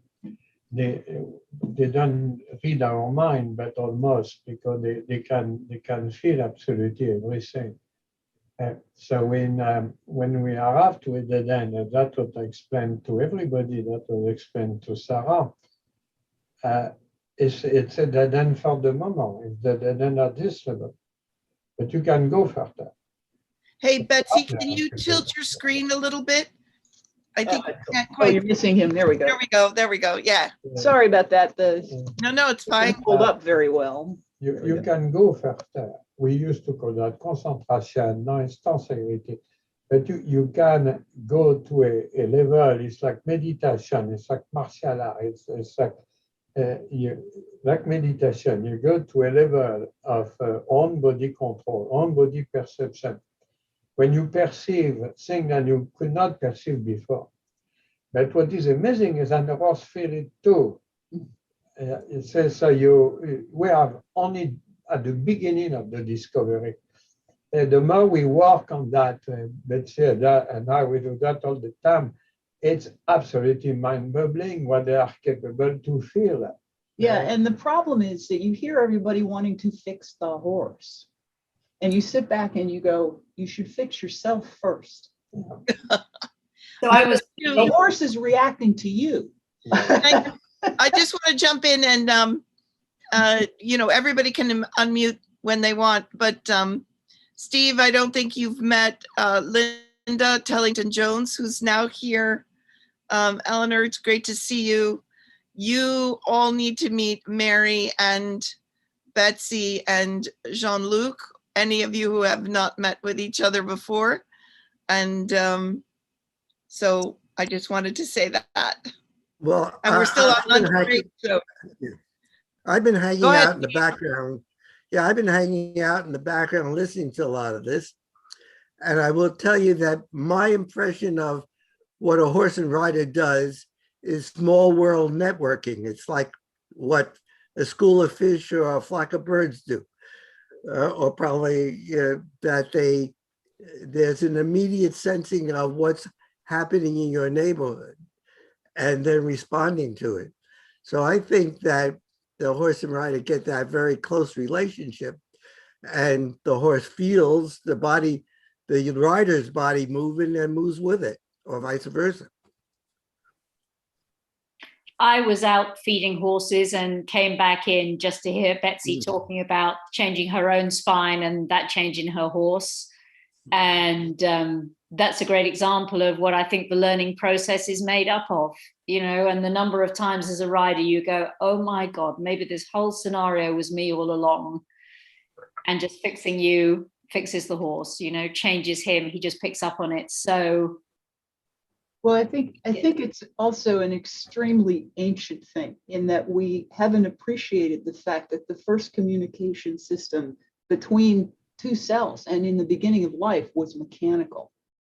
So this goes way, way, way back. And that's why you see people get in sync without even thinking about it. You see this interaction all the time. It was really the first form of communication. The biggest problem I see is that we have to think that way to really do it. We have to change, you know, it's that whole thing, what you think you understand, you fail to notice. And that we have to be thinking mechanically. It was too hard to study it scientifically. That's changing. Robotics are changing it. But, you know, you have to realize this is an ancient first form of communication. And do you want to show the picture again, Betsy? Which one? Share that picture of the two when you changed your shape, the horse changed. Oh yeah. But you know, you look back, yeah, I think we got the share, okay, share screen, and then should be here. Okay. And we're going to try to use the myofascial lines to see, to try to measure this, to say, can tensegrity be a model for this? That's why we created the models for it. But I created this posture in her by what I did with my spine. I did that deliberately. Wait, I don't think it's screen sharing. Can you screen share? Okay, let me see here. I think I'm supposed to be. Oh, sorry, wrong one. There we go. Okay.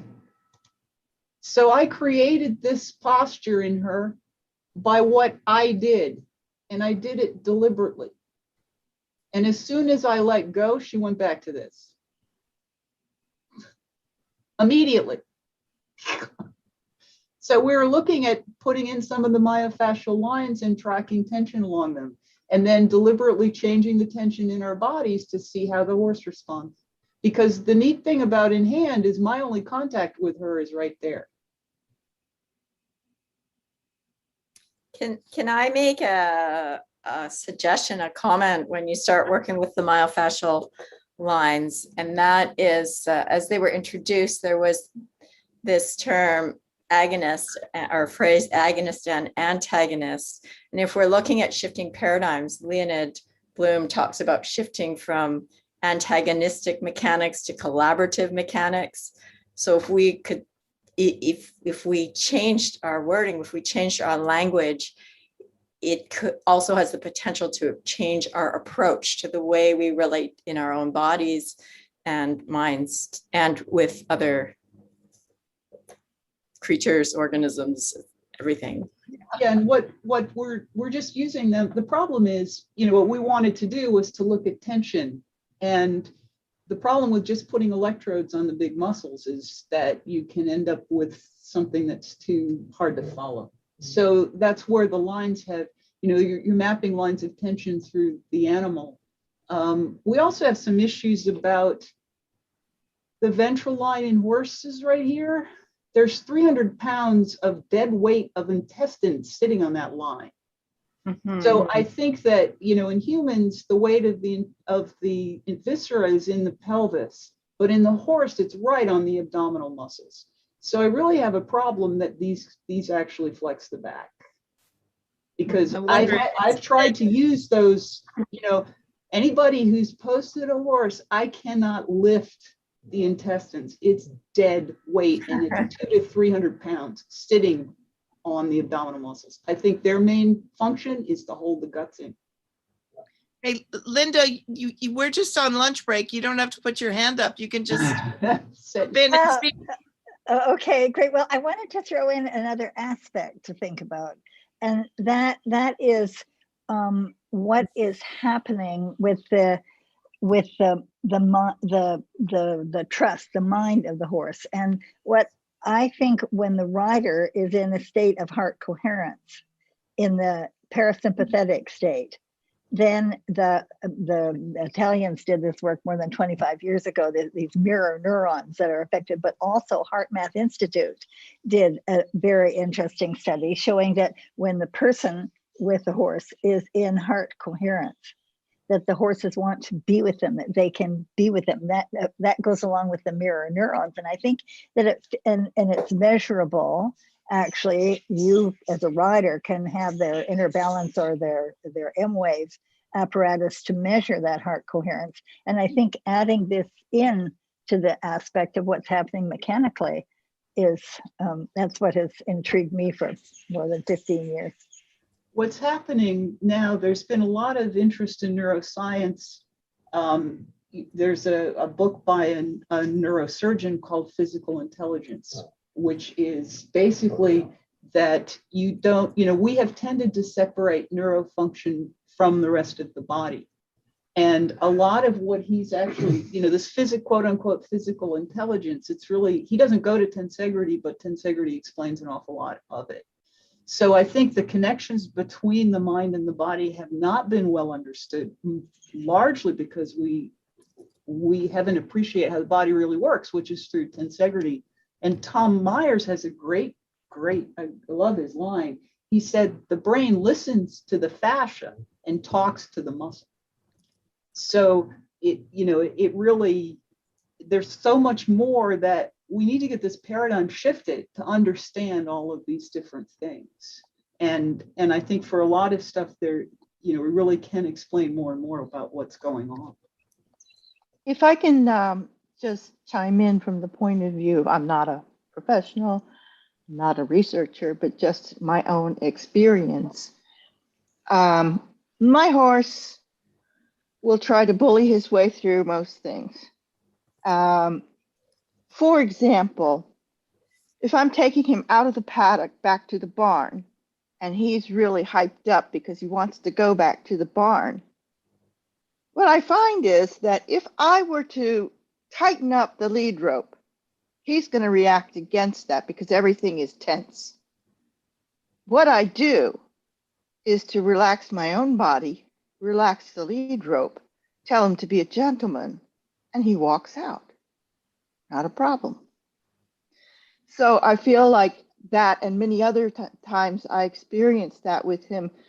It's sort of a practical, in real life, to me, demonstration of the value of, this discussion. Can I ask a question, please, about the viscera and how they're suspended? Because my understanding, are they not suspended by the mesentery from the anticlinal vertebra, not just sitting on the abdominal wall being supported by the muscle? Or is I'm maybe the only place of contact is where the cranial mesenteric comes through. That's it.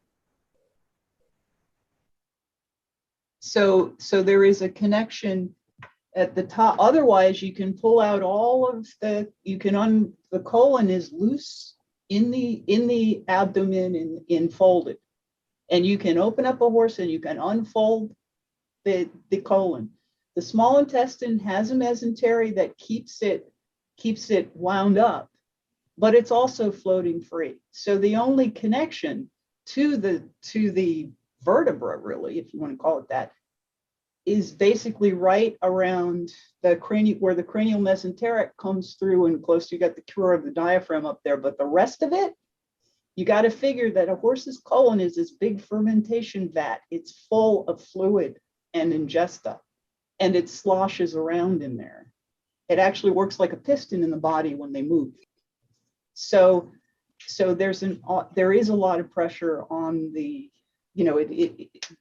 and you also have to think when they move, the abdominal muscles have to keep that viscera in place.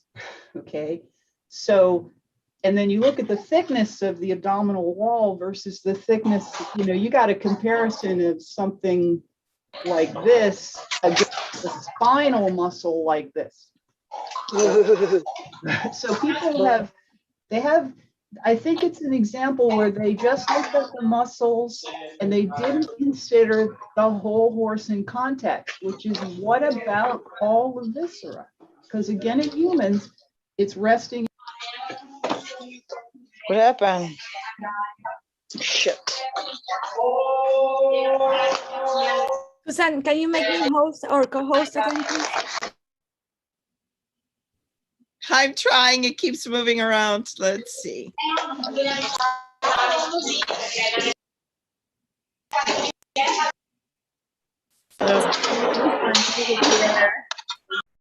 I keep muting and then it keeps unmuting itself.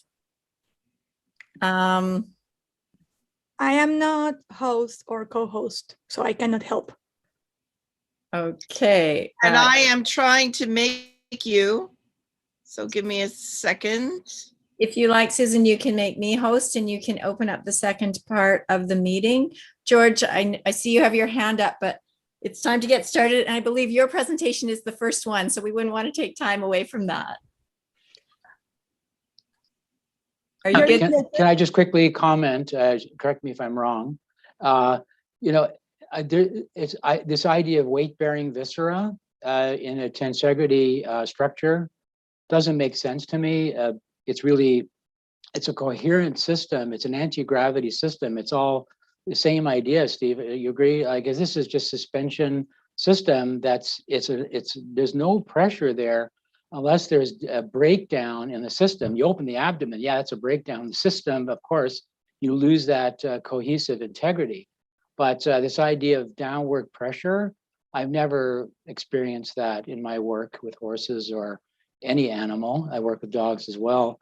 And that's just inherent in the system. It wouldn't function, I don't believe. Anyway, I'll let it go. That's all. Let's try to remember that. Let's try to remember that for later discussion, because we've got a ton of time Sorry. at the end of the day. And I think it's a really important discussion to have. Chris, you were going to say? Oh, I just wanted Mariana to co-host me so I can do my job. Okay, so I'm sharing the first video. Okay, hold on. I want to welcome everybody back from lunch. I'm going to just do the tiniest bit of sort of housekeeping. I know different people in different time zones. Some are just jumping in now. When we do questions and answers, we're trying to use the raise hand function, but I know that some of you don't know how to do that. So if you have to put it in the chat, you can do that.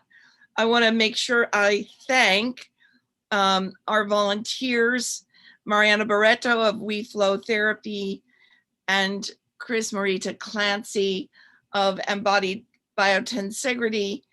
And Chris, I don't know if you have any, did you have any offer for people? I do. I've just toggled on. So I hold a membership group. It's called Biotensegrity Trailblazers. And I've just toggled on the free 2-week trial, which is for the full plan. So come and join us. It's only going to be on for 24 hours. So tomorrow night, I'm going to shut it off. But what we encourage you to do is jump on. You can either join us in our meetings. We have Biotensegrity Book Club next Wednesday. We're discussing chapters 7 through 9 of Graham Scar's book, Biotensegrity, the Structural Basis of Life.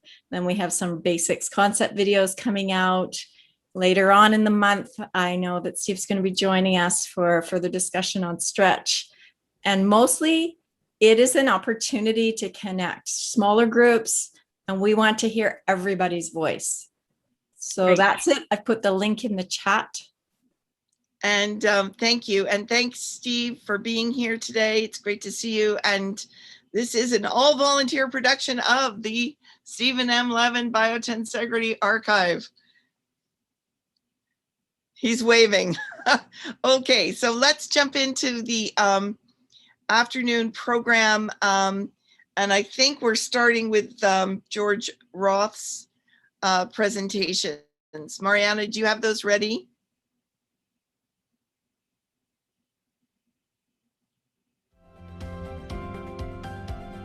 So what I'm looking at now is just the muscle symmetry. What I feel here is quite a dip in his neck muscles here near the top side. I noticed when he's out there. If you put your hands here, just on both sides, you'll feel where the neck bulges more on the right than the left and goes right in here. See how it slopes down more sharply? It's a little bit of a different angle to the rib cage. And then if you follow it around, okay, you see the abdomen is very barrel-like here. The rib cage is barrel-like down there. If you look here, but this slopes in. So everything is, it's like scoliosis. It's a scoliosis. So this is, you see, this comes in an angle. The whole rib cage is rotated like that a little bit. So when I place this on any part of his body, it'll give me an indication of a cellular injury or a strain. So I'm monitoring that here on the muscle. So when I place this on different areas, if there was an injury, it would register as a change. And this area here is significant as well, around here. And this is the area around the liver, which is very often injured in falls and tumbles. So part of the accentuation of this barrel chest could be due to an injury here. I have a plan here. I think I'm going to approach the a bit through the right rear leg, believe it or not. That's going to be my first stop. The second one, I'm going to see if I can get to the neck and the head. With this technique, what I'm doing is I'm applying gentle pressure to the bone structure. The bone is something that's been shown to function as a piezoelectric conductor, and normally it conducts electricity. However, when it's injured, the cell structure changes, and that resists current. And that actually causes the cells to become different in shape. They actually expand with the electrical charge that's trapped there. And so gentle pressure induces piezoelectricity, which releases that tension. And we've actually seen some significant changes in actual bone structure by doing this. So since I see some alignment of his face now that looks a little bit better, I was able to get some of the tension out of the upper neck as well, and the base of the skull. It was lovely meeting you, and hope you feel better. And yeah, you agree? I know you do.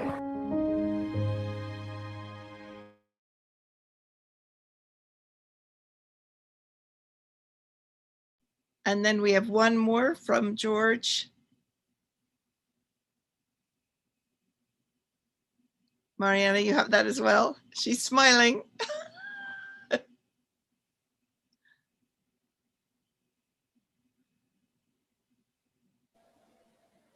Hi, everyone. I'm here with Dr. George Roth, who has agreed to come on and talk about matrix repatterning.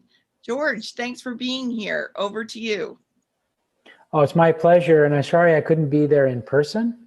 I think you've had a chance to watch a little bit how we apply this technique to the horse. So I've been enjoying working with horses now for almost 30 years. Started out with a veterinarian taking one of my training programs, and then we had to spend 6 months at the racetrack to develop an application for the horse. So I've been seeing horses now for that long, Olympic horses and high-level horses and just regular everyday pets and horses with all kinds of conditions. So my work, as Susan mentioned, is highly informed by Biotensegrity. I met Dr. Levin in 1992. It was a huge breakthrough in my thinking as far as what we can do to actually affect the body. And really what this was about is recognizing something or applying it to something I had noticed many years ago in terms of bone. And I noticed that there were changes in bone structure on one side of the body compared to the other. And realizing that this indeed is a fascial structure, as Dr. Levin has written about since, and something that I felt was a missing piece of the puzzle. And so these deep, dense structures absorb energy in a way that alters biomechanics, and in certain areas where it houses vital structures like the brain and spinal cord and the internal organs around the rib cage, all of these are crucial to normal functioning of the entire body. So I refer to it as the forgotten fascial element. So these injuries and the effects on bone were verified at the University of California by Dr. Paul Hansma in 2005, when he reported seeing this using a very high-powered microscope. Protein structures inside the bone expand during impact, and after impact, they remain enlarged compared to their original state.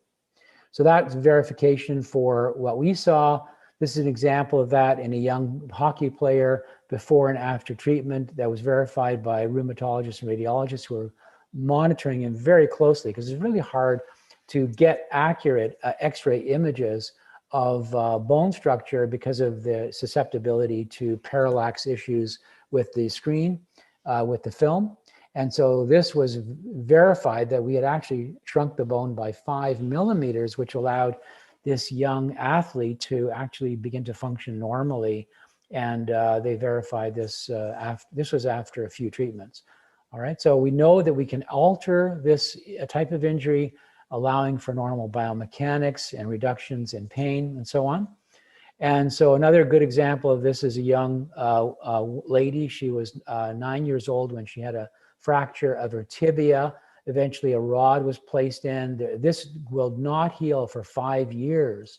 And so it was after a series of 6 treatments with one of our students who applied this to her entire body, including her leg. And the radiologists were stunned after 4 months. This is 5 years. 4 months later, normal, healthy bone. The rod was eventually removed. That's the lateral view. You can see the anterior view before and after. On the left-hand side is the anterior view.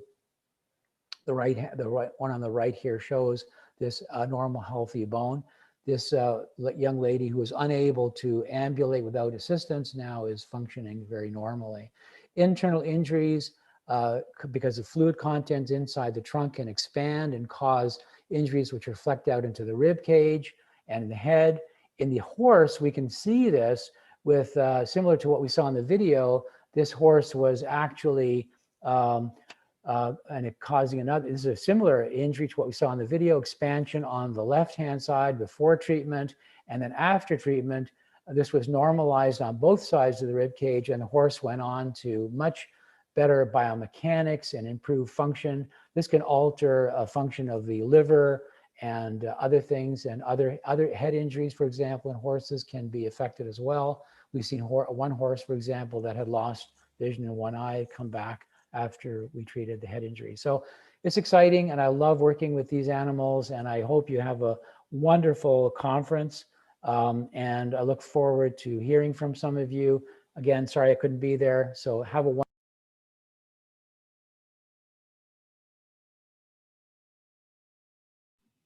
Great.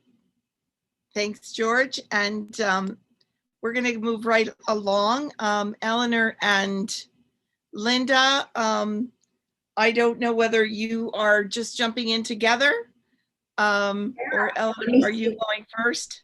No, we're kind of do it together. It's the way we roll. That's what I suspected. Linda, are you there?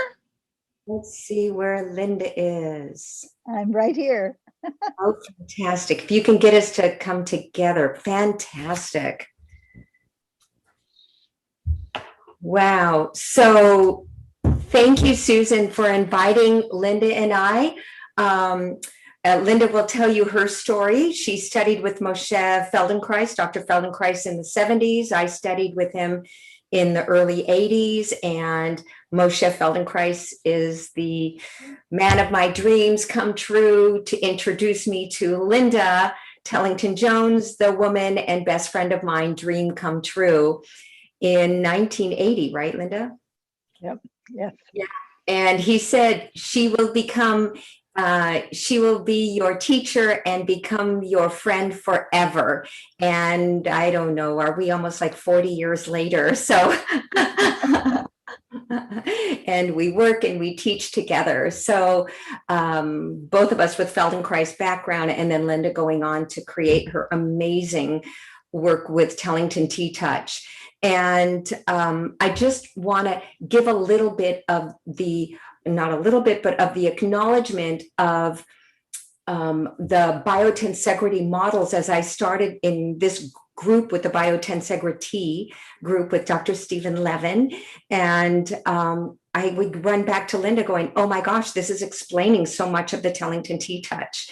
And so a little bit about some of the concepts of when the skeleton and muscles are working together and compression and tension are equally balanced, we are moving in an omnidirectional way. And you'll see this in pictures that Linda will talk about from her perspective. And as we look at that trussness of the spine, right, the head and the tails, at the tail and the legs, everything is perfectly balanced with the torso and that omnidirectional directionality with breath and movement that is so elegant and in the horse. And as some will see, when a horse is injured, it's not so elegant. And how do we make the not so elegant more elegant? So I'm going to move this over to Linda, but I want to also say, and I may pipe in, that you'll see our idea of biotensegrity models in what Linda's describing. You'll see the idea of the Obermann sphere, the sphere that opens from all directions and it opens and contracts. And then what happens is if one part is held and not working, does that create a distortion in the sphere? So think about that in terms when Linda's giving her oh so beautiful talk, and I will find her thing. Okay, so Linda, and then you say when, and I'm gonna run the. Yes, please. Right. So I would just like to begin by thanking you for inviting us. I really, it's a great pleasure and a great honor to be among people thinking out of the box, thinking in new ways. And I began, if you want to just start the slide, I'm just showing you a few slides of the overview of this work. And if you can start those. This is cut from 35 slides to just a few. So it's going to be a give me one second overview. Because it went into sleepy mode. One sec. Okay. Yeah. One sec. Add it. There we So go. I want to just give you a little background. On the left, I'm riding a Hungarian horse in a steeplechase at Pebble Beach, which I won. And you'll see in a moment on the right is a Hungarian stallion on the Tevis Cup 100-mile ride. I set a record in 1962 that stood for 7 years. And at the time, my husband and I were doing with our horses a form of work on the body that came from my grandfather, who was an American in training horses in Russia, and came up with this short little strokes over the whole body of the horse that made a horse helped to recover after hard endurance, hard sport. But it never crossed my mind that you could actually affect the personality or the behavior of the horse until I enrolled in the Feldenkrais training at the Humanistic Psychology Institute in 1975. And in the very second, I did this thinking that I would help my students improve their athletic ability, which is what one of the things the Feldenkrais work is so famous for and so effective, and also for helping recovery from injury, which the Feldenkrais method is brilliant. In the second day of the training, Moshe Feldenkrais made a statement that made me prick up my ears. And that is that he said it's possible for a human to learn in one experience using gentle, non-habitual movements to activate new neural pathways to the brain to develop more brain cells, which gives us more potential for learning. And when he said this, I thought, wait a minute, if this is true for a human, it's got to be true for a horse. And I began to look at ways of moving horses in gentle ways that were non-threatening, instead of what I'd been doing for 15 years as a professional in the horse world, using lunging and all of the habitual repetitious movements that we do. So if you go on to the next slide. Sick, it's not wanting to. So I will just say what happened in the, maybe I'm going to have to go on without this.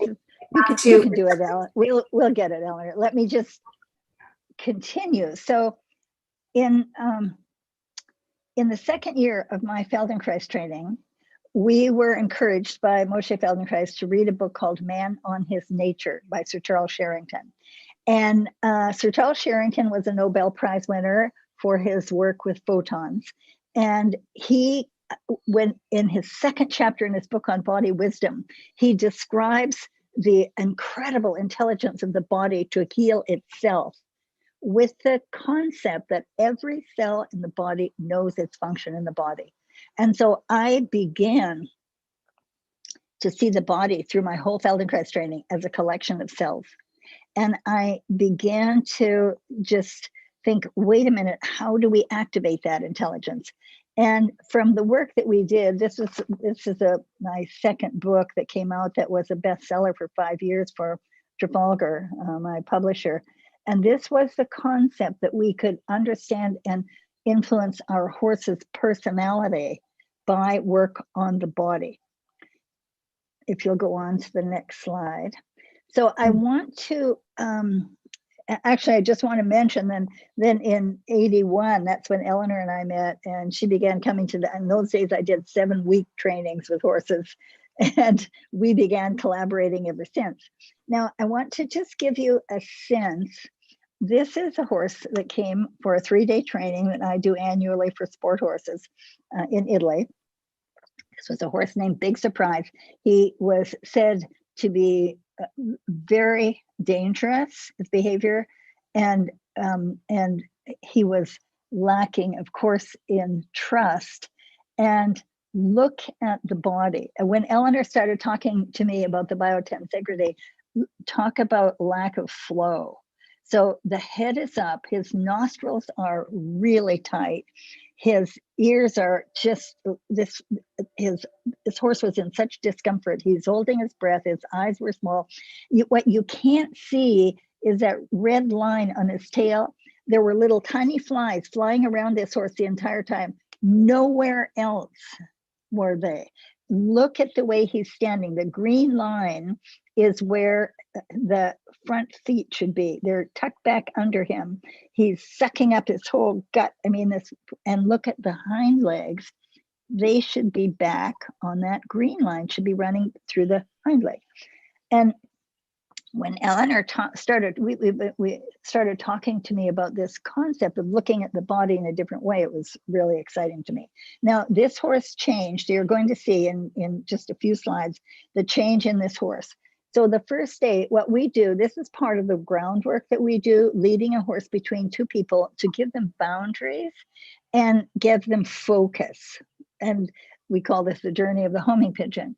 And we use these white wands to stroke the horse all over to give them a sense of the outline, give them a sense of their body. And we've given all these animal names to these things. This is called the homing pigeon because it's the end of the flight reflex for a horse who can't focus, a horse like Sarah's that's not listening, and gives them a chance to be in a place of calmness, of balance, mental, physical, and emotional balance.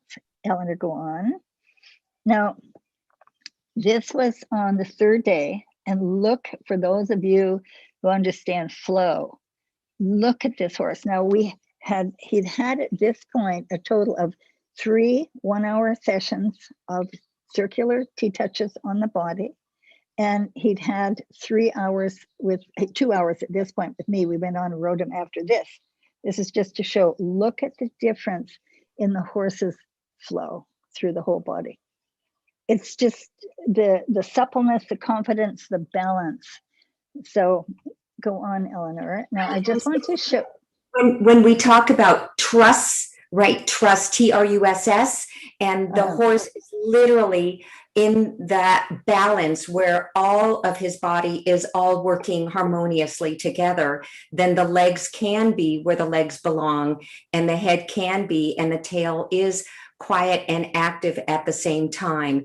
And with the Tellington T touch is so light and so gentle that it's working, I believe, with the piezoelectric, with that idea, right? So in that it is creating connection between the crystalline and creating liquid flow or flow. And this is what I believe that you see in this horse. Thank you.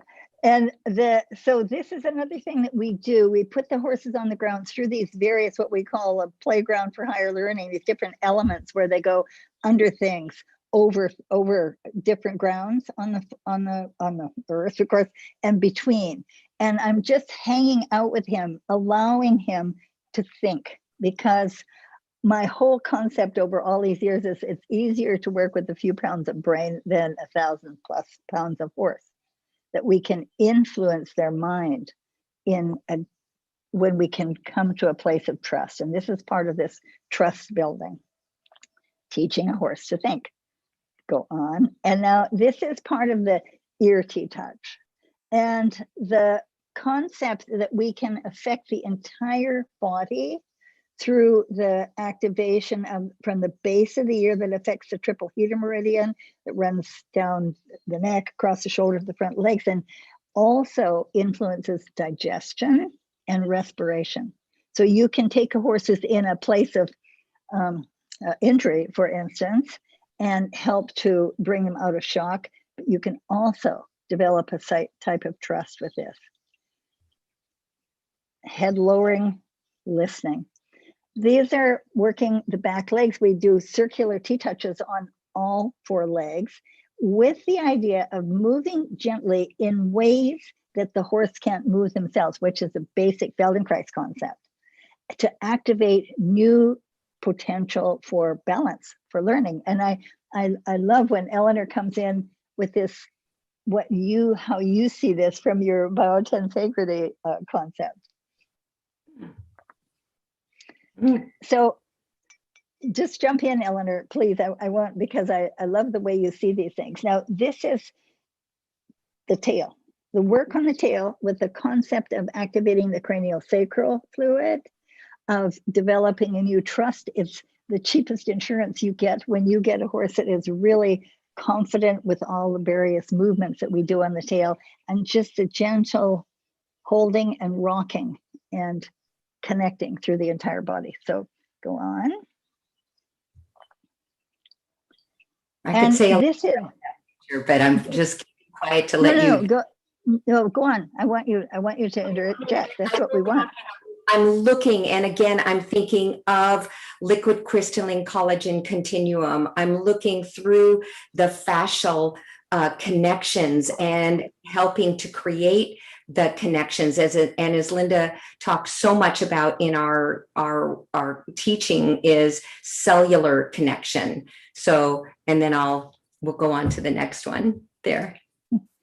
And this is on the second day. Now, why we have all that stuff hanging on that jump post right there was told by the trainer, who's a really wonderful trainer who brought this horse from one of his students, that he could not be in any situation where anything was different. If anything changed, if a dog was around, if a lot of people were standing around, the horse would go into a place of panic. So he's trotting between these sheets of plastic. He's passing these, there were plastic and things hanging on this. And around his neck, you see that green, there's a green thing. That is what we call a balance rein that we use in conjunction with our bridle reins to actually affect the muscles that raise the horse's back and bring a whole new sense of communication and connection from the rider. And this horse was totally confident. Now, this is at that point a total of 1 hour of T-touch on the body. And this is the second hour of work on the ground. And then I probably had 15, 20 minutes under saddle. Yeah, so, and look at his face, his eyes, his ears, his nostrils compared to the beginning. Yeah. Very good. Go ahead. Oops, are we done? Well, I'm loving this, but do you think you're a little over? Do you think you can finish in about a minute or so?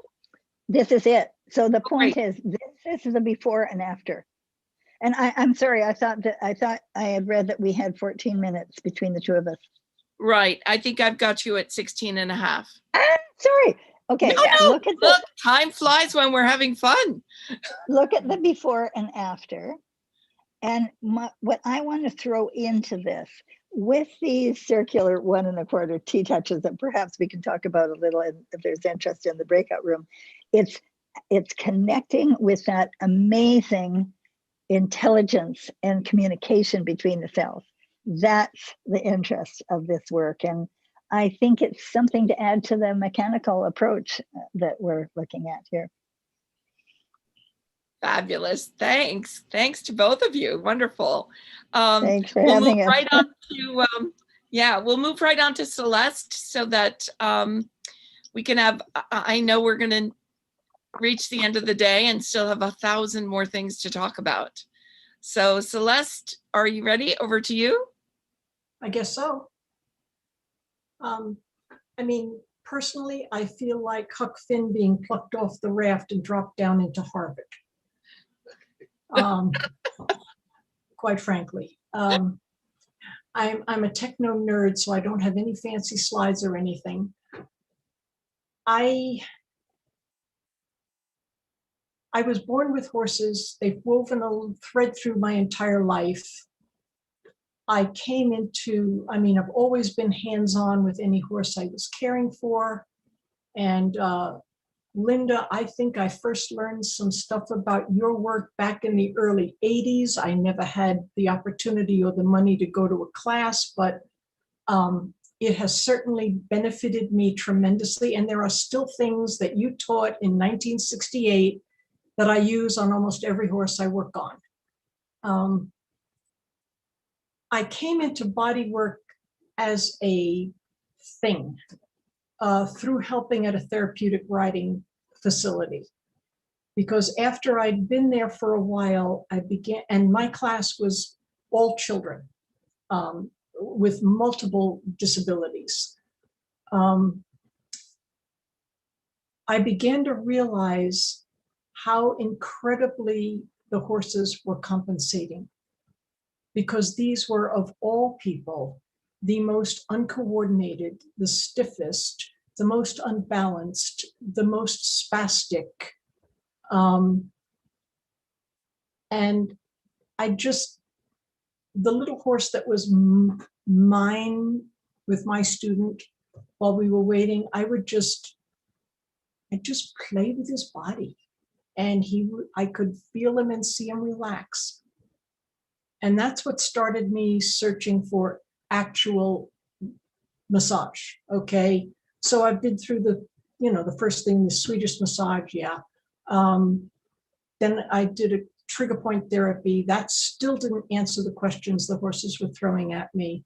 And then I came into contact with someone who has worked with John Barnes for 20, 30 years maybe, Tamara Thomas.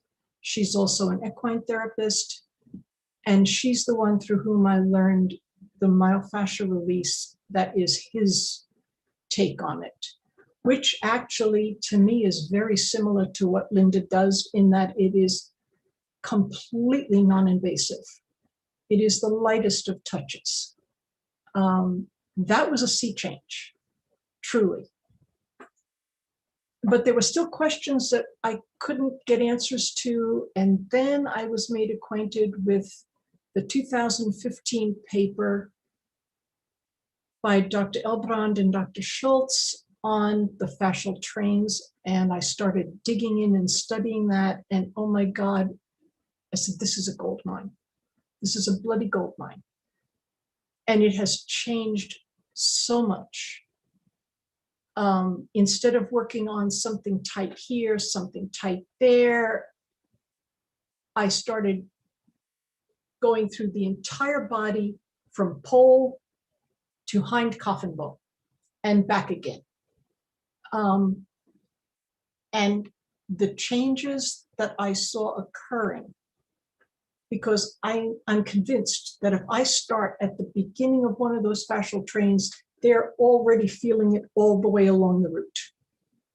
because several of them parallel the meridians of Eastern medicine, even though they're not making any connection between the two. And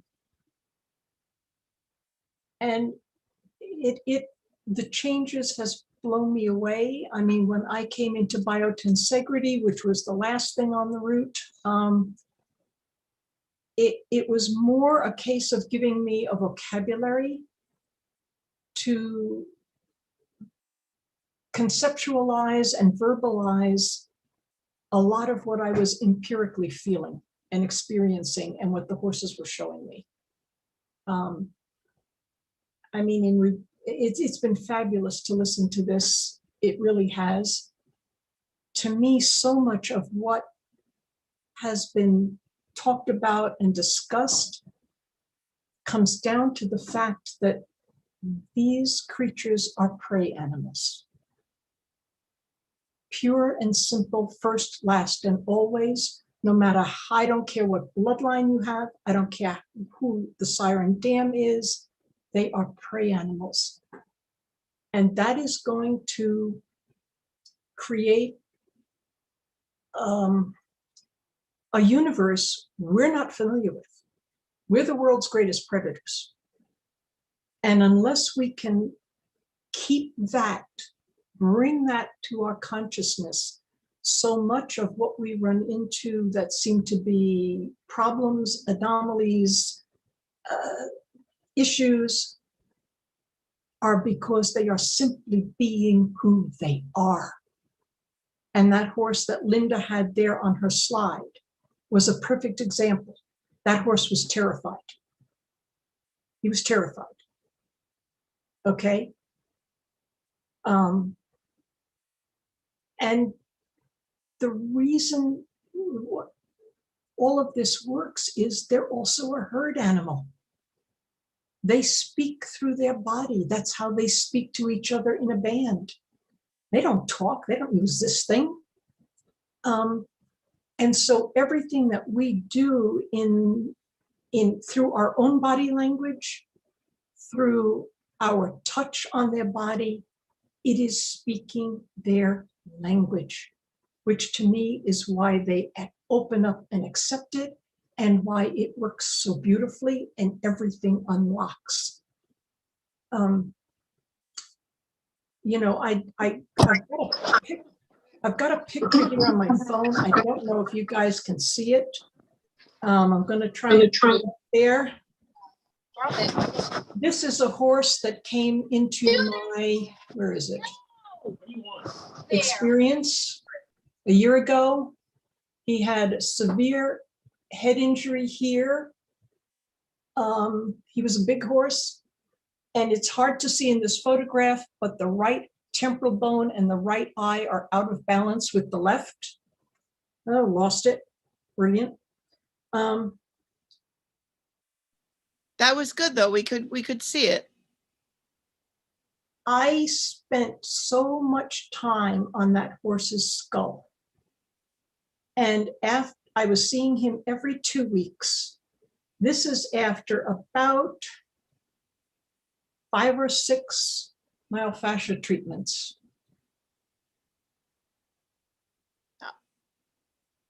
And it blew me away. I mean, I did this on a hunch. I did this hoping against hope, but literally everything rebalanced. And the other thing I learned in the process was that when I had rebalanced his occiput, TMJ, hyoid, jaw bones, I went back and checked his pelvis, which had been rotated and sheared, which 99% of the horses I walk into, that's it, because we're not divinely balanced and we're on their back. And oh my God, that pelvis was absolutely back where it belonged, dead even, dead balanced, and it blew me away. I found out through a friend who put me onto an article by Judith Shoemaker, who's a vet in Pennsylvania, and she was principally talking about dentistry, which someone mentioned also is immensely vital to balancing or throwing a horse completely out of kilter.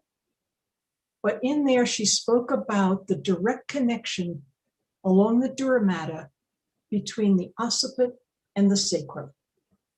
And I went, oh my God, that's the physiological answer to what this horse just showed me. And I have found it to work on 100% of the time.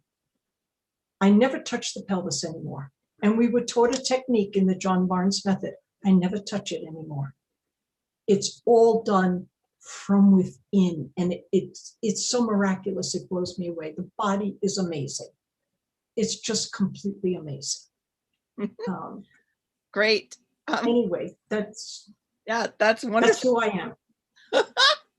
I am loving that you guys are getting to hear each other. And I just want to generally apologize. I'm not a horse person. So like, I don't know of these amazing people that are here today, like who's who, but I am so glad that I was able to identify enough of you that I was able to bring you all together.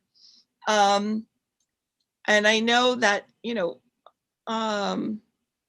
well, I hope that a lot of you are going to be able to stay on for the more open discussion. But what I want to do is give these panelists, George and Celeste and Linda and Eleanor, a chance to answer any specific questions for them. And then we can go into a more general panel discussion with whoever's here. I don't see anything. I don't see any hands up. If you have a question and you can do a raise hands, that's great. George, did you have something you wanted to ask one of your fellow presenters? No, sorry. I was just asked to unmute. I don't have anything at the moment. I apologize. I'm just switching back to my computer screen. So I'm here for another short time. Sorry, I didn't know I'd be here during the presentation, so it was a little awkward. But nevertheless, I'm glad to hear and listen to all these amazing presentations. And so, yeah, I'm here to answer questions, and I don't have anything else at the moment. All right, great. Well, there are certainly a lot of positive comments. I have a question. Please. Okay, I would like to ask, don't laugh, I would love to ask Linda to talk about a little bit about your understanding or your idea in Tellington T-Touch and this idea of communication in the space between the cells. Well, I would say it's not a question of communication between the cells because for me, I'm interested in bringing a sense in the body of acceptance of a form of communication, which is this very light touch that would support the activation of communication between the cells. And this concept of what you're talking about in the mechanics, I see it throughout the body as a connection and communication between the cells. And when we talk about this amazing body, oh my gosh, the fact that every cell has its own immune system, every cell has all parts of what it needs from the entire body. And when you put that together, how do we bring this in? And then for me, it's about creating that communication between human and horse of acceptance and from a place of heart coherence so that the horse is comfortable. So Sarah, I loved what you said about, the horse, just this being the prey. I believe we can take them to a place of trust where that is no longer an aspect. I know that it's possible to do that. And it takes them beyond instinct to a place of coming peacefully into this whole cellular amazing intelligence in every cell in the body. So when you combine it with what you're talking about, it's so fascinating for me to be here with you all and see what you're bringing together. it's a great opportunity for discussion. Thank you for creating this space. Yeah.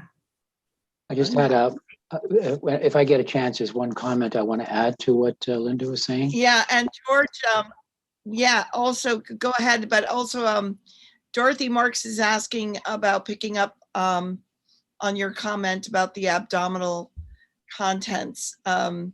So we'll get back to that as well. Okay. Go ahead, George.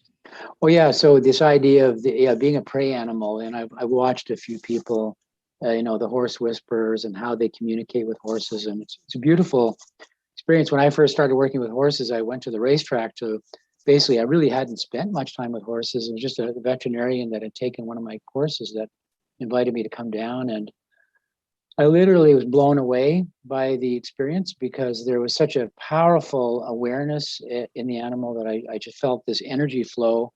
And when it released, it was just, I literally almost, my comment is I literally almost fell on my rear because it was like, wow, all this energy coming out.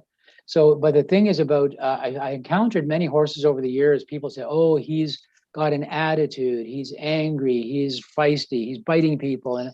And it was amazing to me when we finally got these horses out of pain. Like when they're in pain, they're threatened. They are, like Celeste said, a prey animal, and pain is a serious, vulnerable state. So they feel that they may not be able to escape the predator if they're in pain, or they're limited functionally in some way. And immediately upon restoring function and mobility, they relax, they're more present. I mean, it's just a total personality change. So we have to be careful when we ascribe or anthropomorphize horse some of their behaviors without putting that into that right context. I appreciate that. That was my experience. Can I ask thank you? Yeah, go ahead. I want to say thank you so much for saying that, because you know, this concept of prey animal, that's only come up in the last 40 years or so. That never was part of horsemanship. Yeah. This concept of having a horse-human relationship was very different when we lived with animals. And this, your concept, if the horse is in pain or doesn't understand, whether it's emotional pain also, from just fear of how it's going to be treated in ways that they don't understand, they're not in their body, so they don't feel themselves and they're not grounded. So thank you very much. I feel that is something I really support you in. I think we have to get beyond this concept that the horse is just a prey animal. Yeah, way more intelligence. Yeah, we have to start connecting with them at their level, and they have a lot to teach us. So, you know, we should just listen. Well, it's interesting that you say about connecting with them at their level, because I know, George, that you've done your amazing scientific studies, as Linda has done. Gosh, when we were working with Anna Weiss in 1985 on that ranch in Colorado, and she was measuring brain waves, which we now understood to become heart rate variability, which is vagal tone, and sympathetic, parasympathetic. But the measuring of the horse's brain waves, always the humans followed the horse's brain waves until Linda came into the picture, and they had Linda and the horse, this beautiful horse, hooked up, and the horse's brain followed Linda's brain waves. We went, okay, so that's an unusual one, right? But do you remember that, Linda? Well, of course I remember. We have it on video. I mean, we did two actually studies with Anna Weiss, who was the director of the Boulder Institute of Biofeedback. And George, one of the things that you also said was the word energy. I believe that we need to look at what that means from the point of view of quantum science, because energy is every thought we have, every feeling. Sarah, when you were talking about leading that horse in a trusting way, you're using energy to connect, to communicate. Every thought, every feeling, every emotion, and every belief we have affects these horses. And it's so beautiful. I forget who was speaking about the biotensegrity, the fact that you can influence this horse by just this, I forget who beautiful presentation that was when I first came on, just putting the hands on, and you can see that's this concept that we can influence, of course, because we now know through quantum science, nothing is fixed. And I mean, that's my understanding of classical osteopathy, is that you can shift all of that. And that was such a beautiful video, that first presentation, I felt. Thank you. Well, yeah, for sure. And I would say that, you know, coming from a very strict scientific background, it wasn't until I experienced certain things in my life that I opened my mind to this wider field of quantum science and so-called energy. People often who are scientifically focused say, oh, that's woo-woo, that's everything else. But we now know that quantum physics applies at every scale, macro and micro levels. And we see this with quantum entanglement experiments, with, you know, transfer of information over distance, you know, and Einstein called it spooky science at a distance. You know, he didn't like it because he didn't fit with his model. But we have to recognize now more and more science agrees with that. And we have to recognize every thought we have is an electromagnetic signal. And horses are incredibly sensitized to that. Their entire body is their brain. That's how I look at a horse. When I first encountered, I did my first treatment, I said, oh my God. Because I looked at the anatomy with this, you know, I had all these anatomy books, and looking at the size of their brain, it's really small relative to their body size. It's like a large plum. And in fact, but I said, no, this is wrong. Their entire body is their brain. It's decentralized. And so this is what we have to recognize. And they are incredible teachers. And many animals are, but horses are unique in that regard. They just have this incredible gift that they're giving us in terms of helping us understand thought, energy, quantum physics. They express it instantly, you know. So I was, like I say, blown away with my George, early thank you for mentioning the thing about pain, because believe me, I believe 100%. If you have an attitude problem or a behavior problem with a horse, that animal is in pain, and it's our job to find it. It just, I have never seen it fail. Never, not yet. Yeah, that's why they've been so helpful in therapy. They've been transformative for prisoners, for people with you know, mental issues. You know, these have been used you know, for decades now. People recognize the value of them helping people. It's like a mirror, you know, for our attitudes and our thoughts. Yeah, go ahead. Sorry, Linda. Well, it was just so beautiful when the way you focus so much on that, with holding the potential for change. Just I loved your description. It was so beautiful, just being present. And I think the emotional pain is every bit as much mental, emotional expectation of pain is also every bit as much a factor as the physical pain. And it's just not recognized. As you said, when a horse is resistant or, you know, has an attitude, something's off in the body or the mind. I think PTSD, it's the entire planet is suffering from PTSD, and animals close to us, I think, that share our space are subject to our influence, of course. You know, and we have the ability to use them to help us recognize our own issues, and we can help them to reach their potential if we can let go of our own stuff that we carry around. You know, a really good description was when we first came in, and somebody please remind me, who was the wonderful woman that was talking in the group when we first came in before we started this section, but she was, oh my God, I just lost my track. Betsy? Was it Betsy Ewell? Yes, I think it was Betsy. Oh my gosh, but again, I lost my track. I'll butt in a minute. Don't worry. Let me just do a little check-in. Dorothy, did we get your question? Well, this is about the abdominal viscera. It wasn't yet. No. Okay, I just wanted to, so my experience is a healthy horse, a relatively structurally balanced horse, like any animal, they're designed to it's a non-gravitational weight-bearing state. Everything is floating, it's suspended in non-gravitational state inside through the fluids, as Stephen has pointed out very correctly, in my opinion, are tensegrity structures. They're gels, they're dynamic, they allow movement, they allow organs to slide over each other, but it's constantly suspended and supported within each other. It's an amazing system, and we have to recognize that that's not something that really becomes weight bearing unless there's a serious decompensation or breakdown in the system. So I think that does happen.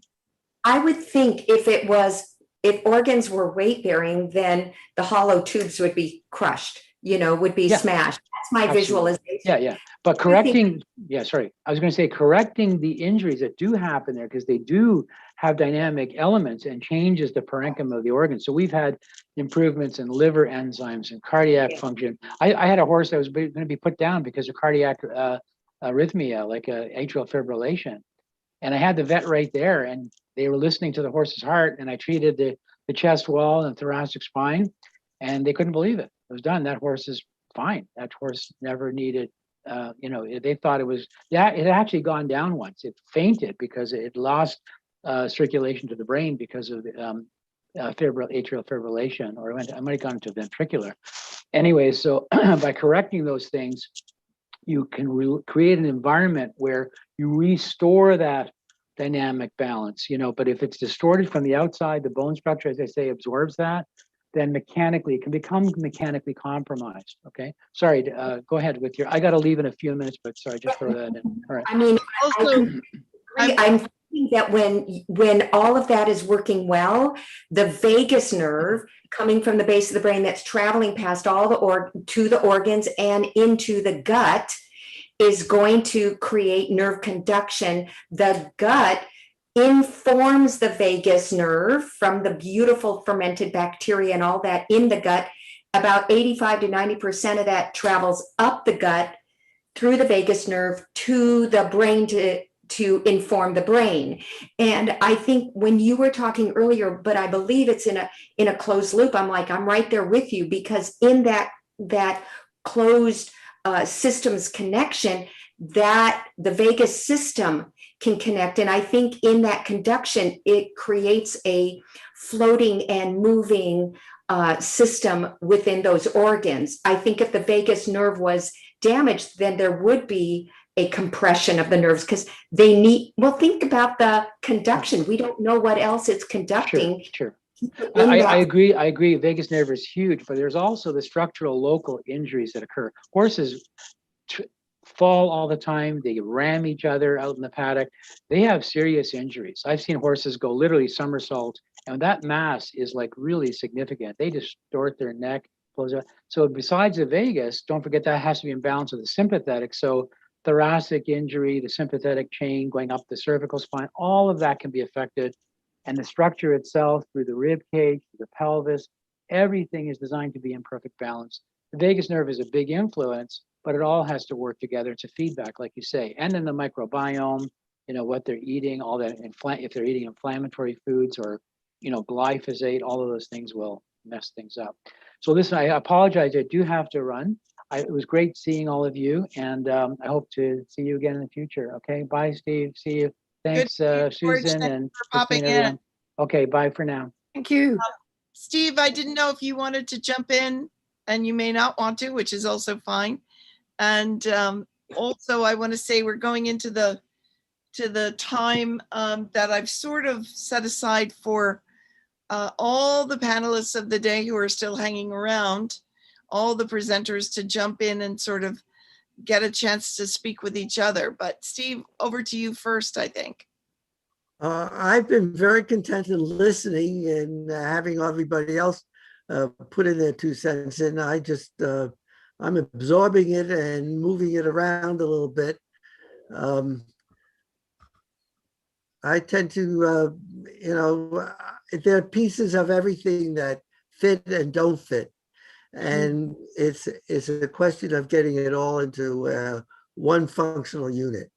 And biotensegrity does that if you pay attention to the concept as much as anything else.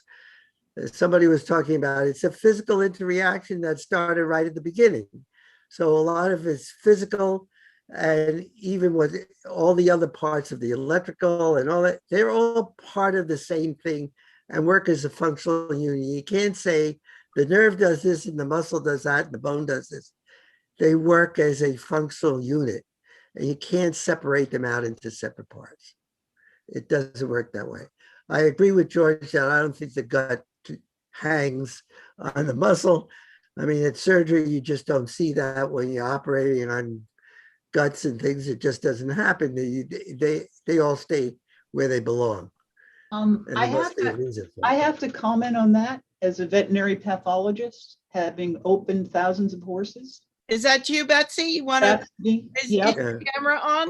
Sorry. The issue, you have to understand what the horse intestine really looks like. And unfortunately, one of the major causes of death in horses is displacement of the colon and the small intestine. They shift around and they move and they twist.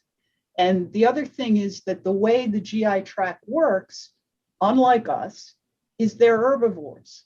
In cattle, the ferment and they can't digest plant material. The bacteria have to do it. So you have to have this enormous space in the intestine full of fluid and ingesta and bacteria, so where that can happen. In a cow, it's in the rumen and it's in the front. In a horse, it's in the colon, and it's huge. People don't understand how big this is. And the other thing is the body wall is is quite thin, okay? And the other thing is, does it push against the body wall? Sure does. You ever seen a horse, what they quote unquote grass belly is? How full that colon is it's full of fermentating grass and fluid, okay? And it's held in that space in the abdomen, okay? So the abdominal muscles can work very well to try to hold that in place. The objection that I have is the idea that they flex the back, because when you look at the anatomy, it makes no sense whatsoever. For one thing, their rectus is really underdeveloped compared to humans. And the way the fibers of the intestinal wall work and hold the GI tract in place. This is dead weight, fluid filled, huge, okay? And people that haven't really dissected and looked at this, it's like you look, and also understand that a major cause of death in horses is that it twists on itself and it displaces. That's a huge cause of problems in horses. So it's moving around the intestine. My point wasn't so much that the gut's there, it's got to be kept in place. And yes, it is bumping up against the abdominal wall. There's no two ways about it. It is. And the only thing that's suspending it in the abdomen is a small stalk where the cranial mesenteric comes through. But the size of a horse's colon is huge. And if you haven't seen it in real life, in not a fixed horse, but a fresh one, you have it, and that's got to be kept in place. Okay, so again, my main objection is that those abdominal muscles are not flexing the back the way the bow and string model has been proposed. I just don't see it. When I look at the anatomy, I don't see how that can work. When you consider what's inside the abdomen, as opposed to just looking at the muscles attachment. Okay. But the fascia and the biotensegrity are valid even there, because I have twice, once at a veterinary clinic, once at someone's home, okay, worked on horses that the vets had given up on with colic. And I'm not going to say how long it took because I have no idea. I didn't have a watch on. But I worked on their entire body, their entire thoracic, abdominal area, their back. And both of those cases, the horses who wouldn't eat a thing, wouldn't pass anything, wouldn't urinate, picked up their head, walked over to the feed bowl, started to eat, went over to the corner of the stall, started to poop. Okay, so I mean, and I have participated in 2 live dissections. So yes, I can guarantee you, I know what the gut's like. Yes, one of but the even things, there, one of the even things there, the cellular intelligence, the fascia, the nerves, and even the deep ventral line that Rick was talking about earlier, it's all interactive. We can affect the gut from the outside. I'm not questioning that there isn't, tensegrity structure goes down to the very DNA, nucleus, cell, tissue level. It certainly does.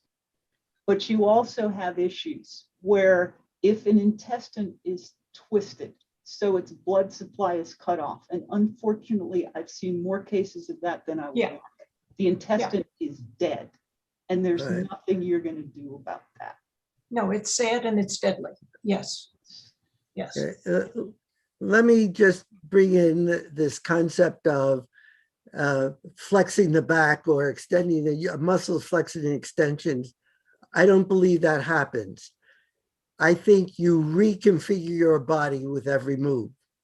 So it's not one muscle, this muscle's contracting and causing this to flex or extending. It's you are reconfiguring your whole body and changing the shape of the whole body. So it's not all the muscles are moving together as a functional unit. And you just look at a tensegrity model and you see that all the tension structures are moving all the time. So you can't separate one muscle from another. And I'm sure there are regions when one part of your tensegrity isolates from another part, but at the same time, if you are pushing a button, you can't do it without a ground reaction force, which means that push of that button has to go through your entire body to get to the floor, which means every muscle in your body is going to be affected. There's no other way. From the standpoint of structure, you are just reshaping your body with every movement. Can we, Maria? So let me just clarify. Thank you, Steve. This time is for all the panelists of the day to jump in and talk to each other as well. And Chris has her hand up too, but go ahead, Maria. Jean-Luc has a comment on Dr. Levin's comment, if he could make it. Okay, Maria, can you hold on a sec? Okay. And we'll hear from Jean-Luc. As a rider, the ball and string concept, that makes sense. Sorry, can we get you to move closer to the mic, please? You can only flex the back from the back.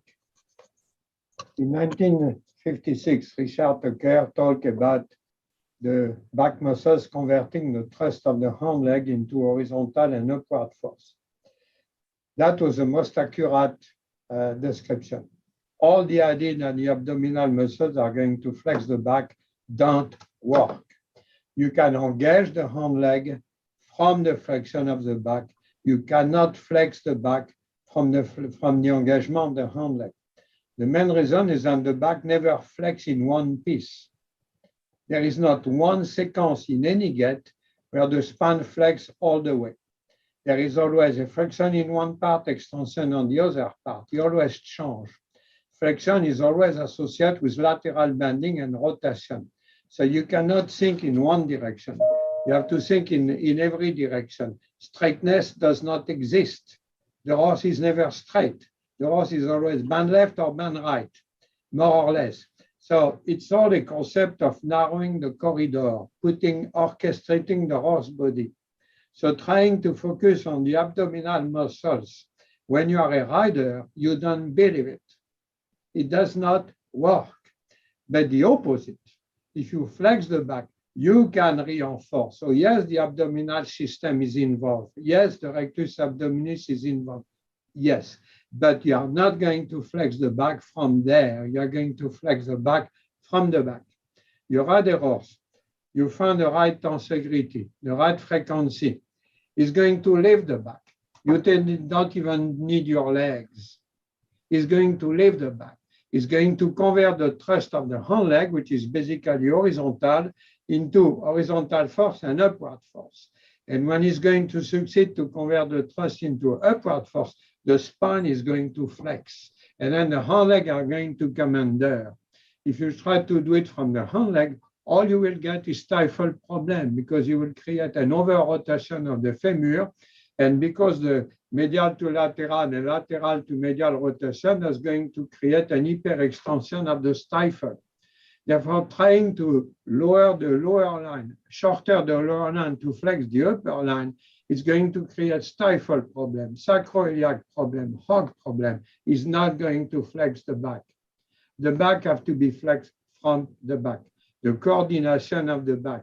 And it's not one-dimensional, it's three-dimensional. Therefore, the idea that the overall body function is absolutely true, absolutely true. But it is an error to think that the lower line is going to flex the upper line. Slipshare created the bow and string in 1946, but he's also the guy who figured the role why the dorsal spine was inclined backward and forward on the lumbar area. Therefore, basically, he found a solution. He figured that it was the back muscles were creating the force.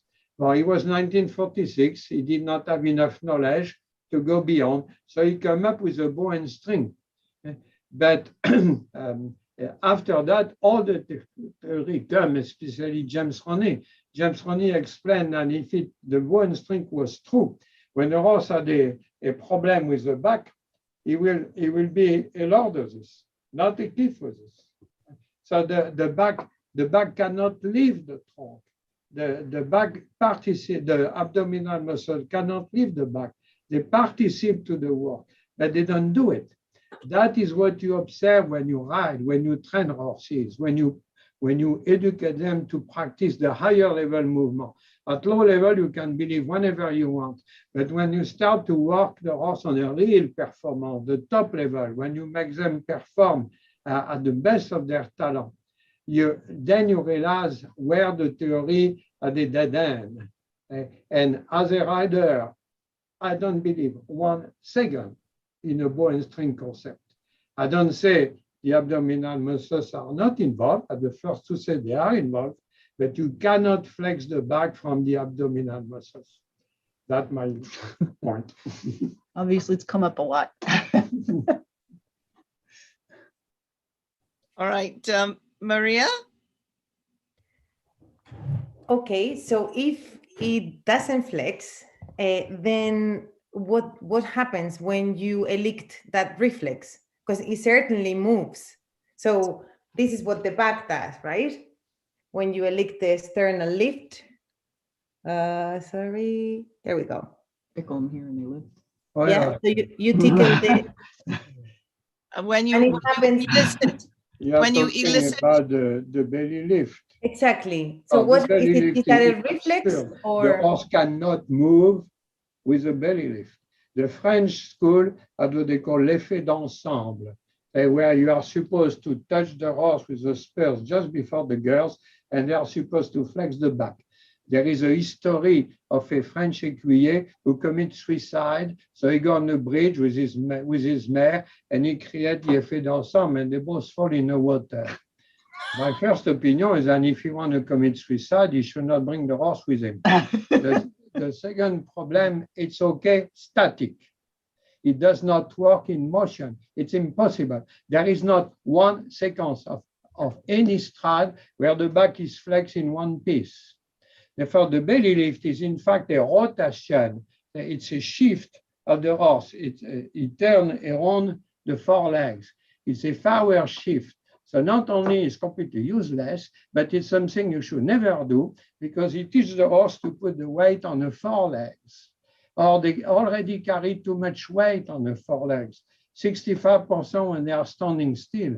In motion, you go much more than that, plus the rider weight. So the weight on the forelegs is a constant problem. You spend your life to teach the horse to convert the thrust of the hind leg into upward force to minimize the load on the forelegs. So doing a movement like the belly lift, which is going to create, is called verticalization of the dorsal spine. The dorsal spine oriented backward, and if you touch the pectoral, they turn. You can do it between T4 and T9 because the supraspinous ligament is still somewhat elastic. And the nuchal ligament is elastic, the supraspinous is not. But the collagen fiber gradually increase and the elastic fiber gradually diminish. Therefore, between T4 and T9, you still have some elasticity. So the horse can separate the dorsal spine in this area. And that's what they do when you do the belly lift. They just lift, but it's not a lift, it's a rotation where they put the weight on the forelegs. And if you insist, they were going to put the hind leg backward. Therefore, this technique, it's okay, static, but it does not have any benefit in the education of the horse. Is in fact, I will advise never do it. How about if not in the education as a riding horse? How about as a horse with, for example, kissing spines? Oh, kissing spine. No, it's kissing spine. Kissing spine. Hold on a sec. If I just let me just say, anybody who's been a presenter today who wants to unmute and jump in on this conversation.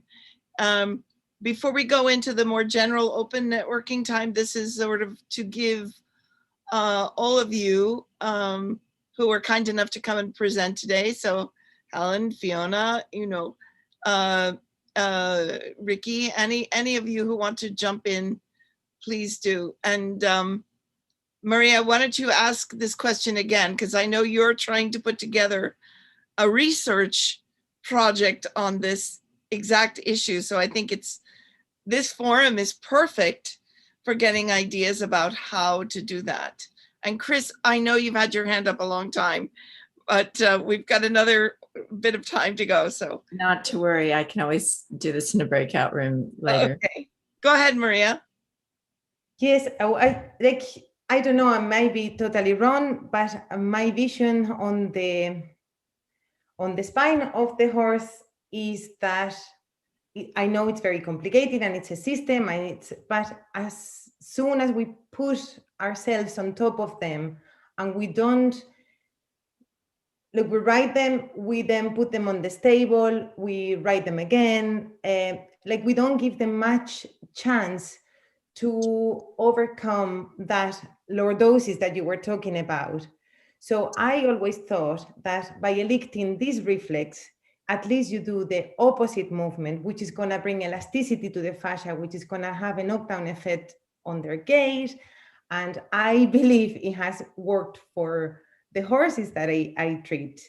It's not the only thing I do, but I do recommend it to the clients, the riding clients and owners of these horses, because what you see in the kissing spines, which is almost, it's going to be 100% of the population if they make it to the age of 25. It's that's it. The overriding spinous processes, they become closer and closer together, which might be caused by that sinking of that top upper thoracic spine. That's my thinking. But Maria, can I ask you something? Can I ask you something? Sure. Would you when you do that with the horse, that it is a form of reminding the horse to find that place? Yes, and exactly. So what's wrong with reminding the horse, and here is where you can be after I've been on you or other people have been on you. I mean, it's in the form of many forms of body work. It's the understanding, it's the way we touch fascia. It's the way we touch the whole body itself. If the body comes out of alignment in a way, right? And you come in and say, here you go, here you are. And then you bring him back into his stall and he finds his reconfiguration himself, right? Because as Dr. Levin was talking about, it's all of it that's connected together and you're just reminding. Yeah, but the problem was created by what you did in the first place, what the rider was doing. The second And question is, is it that sometimes the horses are out in the wild, they could still have the problem, right? And we have discovered that in générateur. like a 20-year-old horse, if you do a couple of minutes of this activating the abdominal muscles to lift the back, you just do a couple of minutes a day over 2 weeks, there's actually a measurable change that remains. And that's No, pretty, that's impossible. pretty well. No, That's it's the research impossible. project The by problem, Derek. can I speak? Okay. No, the way, let me tell you what we do with kissing spine. Okay. We teach the horse to convert the thrust of the hind leg properly. In many instances, the spine touch, not because this way, but because the rotation and the bending. Therefore, you think dorsoventral, and in a very large percentage of the case, the problem is not there. The problem is due to inverted rotation or excessive rotation or the way they bend the thoracic spine. And therefore, you cannot fix the problem thinking in one direction. You have to watch how the horse function, and then you have to teach them to re-educate the back muscles. The central pattern generator involved in locomotion are off when the horse is standing still, and therefore the only way you can re-educate the central pattern generator is through proper movement. Therefore, you have to be done in motion. The way we fix kissing spine, we watch the horse move, we observe the way the horse function, and work to identify the dysfunction, what is not working in the back. And that's what we correct. In a very large percentage, it is not dorsoventral. In a very large percentage, it is related to the rotation or to the lateral bending. And that is what we fix. When you talk about lift, the rotation is a lift. The rotation does not occur axial, it's axial at the level of the vertebra. But because the ribs and the sternum and the pectoralis muscles, the sternum is low, the pectoralis is attached high above the elbow. And therefore, when the pectoralis contract to be part of the rotation, you also create a lift. Then is not a very strong muscle, therefore the serratus is involved. The serratus carries the trunk. And all those muscles learn to function, to create a lift via the rotation. And therefore, very often when a horse has a kissing spine, there is, in a very large percentage of the time, associated with an inverted rotation or uneven rotation. And that is what needs to be fixed. And the only way to fix it, it's in movement. You have to re-educate the horse to function properly. You have different techniques to deal with the rotation. You can start with the engagement of the hind leg. Very often it can help. Or you have to start with the extrinsic muscles, but also intrinsic. So you have to focus in the way the horse moves. If, for example, a horse very low, the trunk down between the shoulder blades, that's the first thing you need to do. If the horse carries weight, too much weight on the forelegs, whenever you try to do with the spine, will not work. You have to first teach the horse to rebalance himself. And that is through the education of the back. But the muscles don't work in one direction. They work in every direction in the same time, and it's the same muscles. Therefore, you cannot re-educate the muscle by one movement. You have to challenge the muscles by all different movements in the same time. Then you have another, you read the book, Physical Intelligence. You understand that a great part of what we do is not directly controlled by us. We can only create situations and let the physical intelligence and the mental intelligence process. The horse is built on system within system within system. We don't control all the system. We have to realize that the horse does it, not us. And what we can do is to create a situation, the choice of the gait, the choice of the movement, the choice of the balance, create a body situation which is going to allow the horse to process the most efficient solution. At the horse process, you are there as the one who can analyze. Therefore, as a rider, you watch how the horse process. And when you realize that the horse is processing in the wrong direction because the horse will naturally protect his problem, you help the horse. You guide the horse toward the proper direction. That's the way you can resolve those problems. So the tensegrity is a great part of the solution, but it works in every direction. So you know what I love about this? I love that you have people on this panel that have probably collectively been working seriously with horses over 200 years. I'm just throwing that number out. Years of experience, exactly right. And it's really wonderful. It's amazing. And everybody has their perspective from which maybe our goals are just so similar in the end, right? Helping the horse. And some of us look at it in terms of breaking down the muscle parts. Some of us are looking at the idea of the Obermann sphere, right? That whole biological tensegrity. And some of us are looking at it into the communication, you know, between fascia. And what I appreciate is when I've watched everyone's presentation, everybody's getting to a similar place with the horse. They're helping get the horse to be collected back into a better place to function better, and their insistence of their way of doing it. And it doesn't make one right and another one wrong. It's amazing how adaptable these large animals are, that they can take us with our ideas in helping them, whether it's a simple touch or something complex, or whether it's groundwork where you're not even touching the horse, but you're guiding them through and they're rearranging themselves. So, you know, yeah.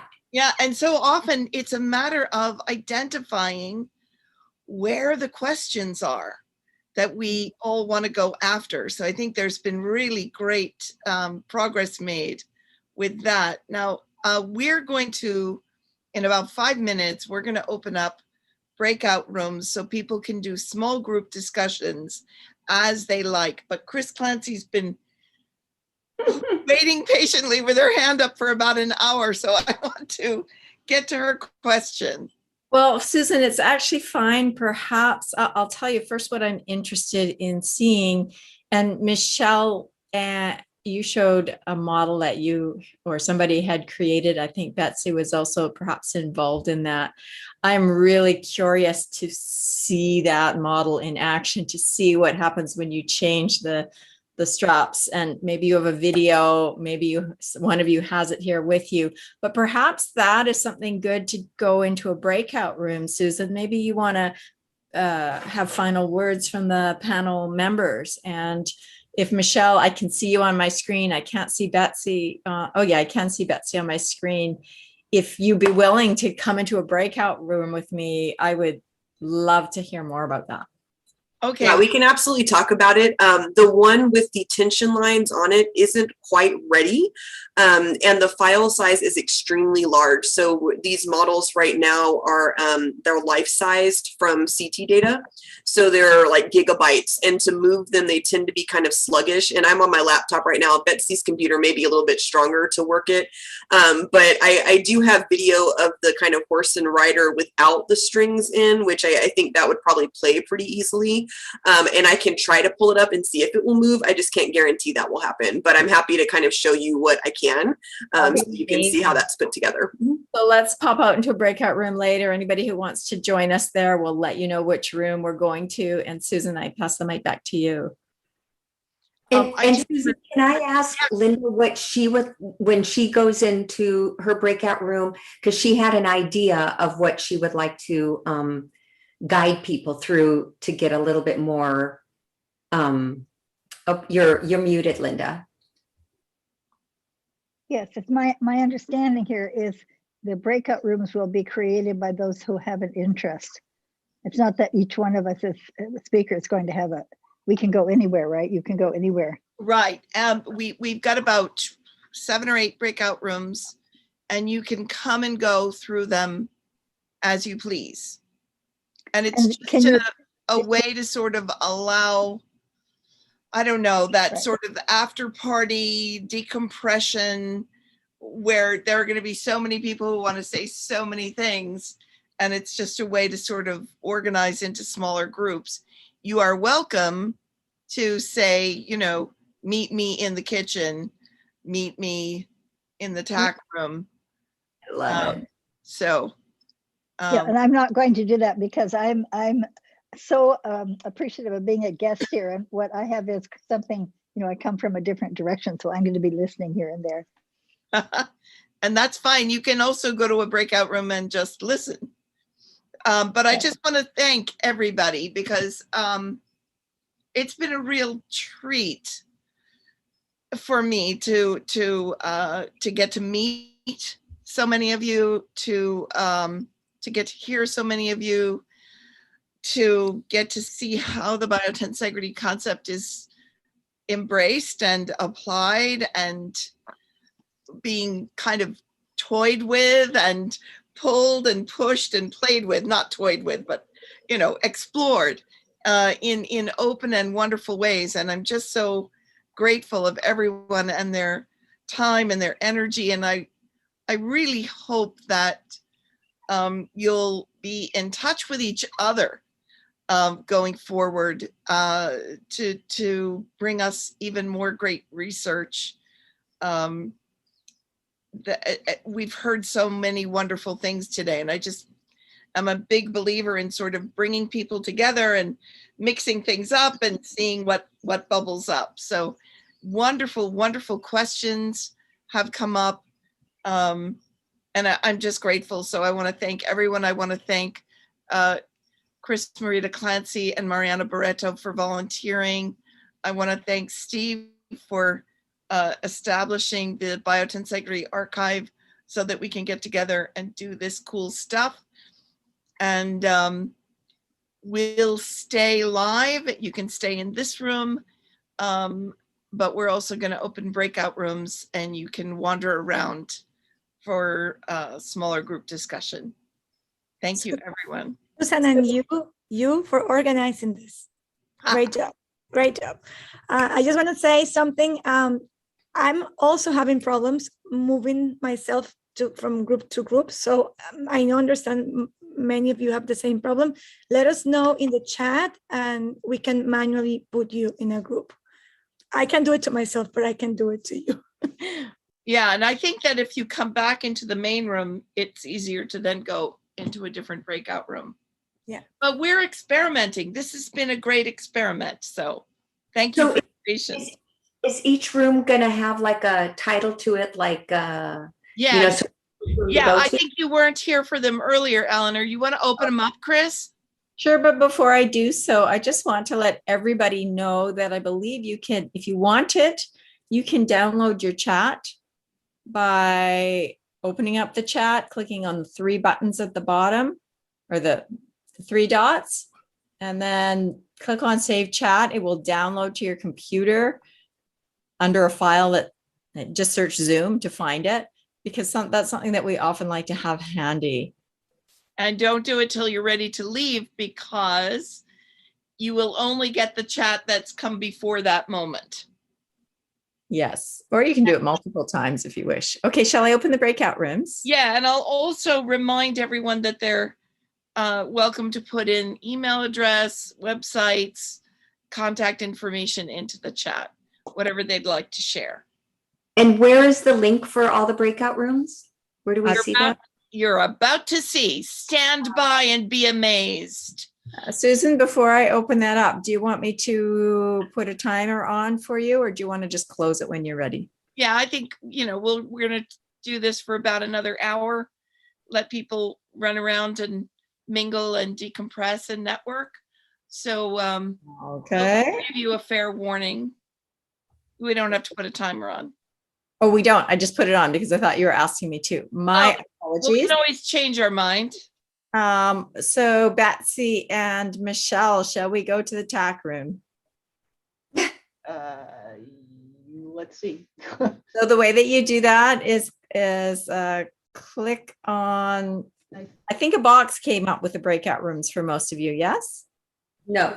Okay, look down at the bottom next to share screen, reactions, see if there's something that says more. Okay, so click breakout rooms. And then click breakout rooms, and you'll see a list. And first you'll see all these different people. Keep going past that. And then you'll see a hayloft, a corral, the kitchen, the stable, the barn. Right, but is there a discussion in a certain discussion in the tack room, another discussion in the paddock, another discussion in the hayloft? Right. In the tack room, we're talking about that model. There's no pre-assigned discussion, but people who want to know more about the model that that Betsy and Michelle and Jean-Luc have been developing are going to go into the tack room.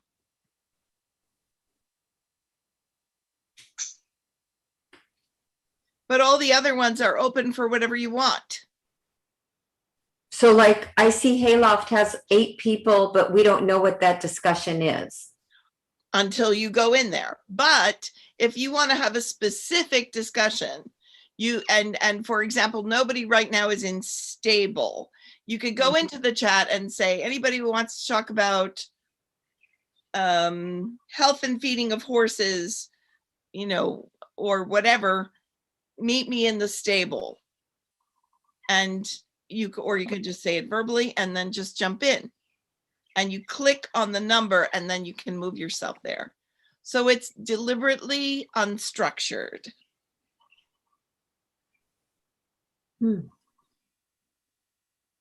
So right now, yeah, and so it looks like there are Spanish-speaking people in the paddock.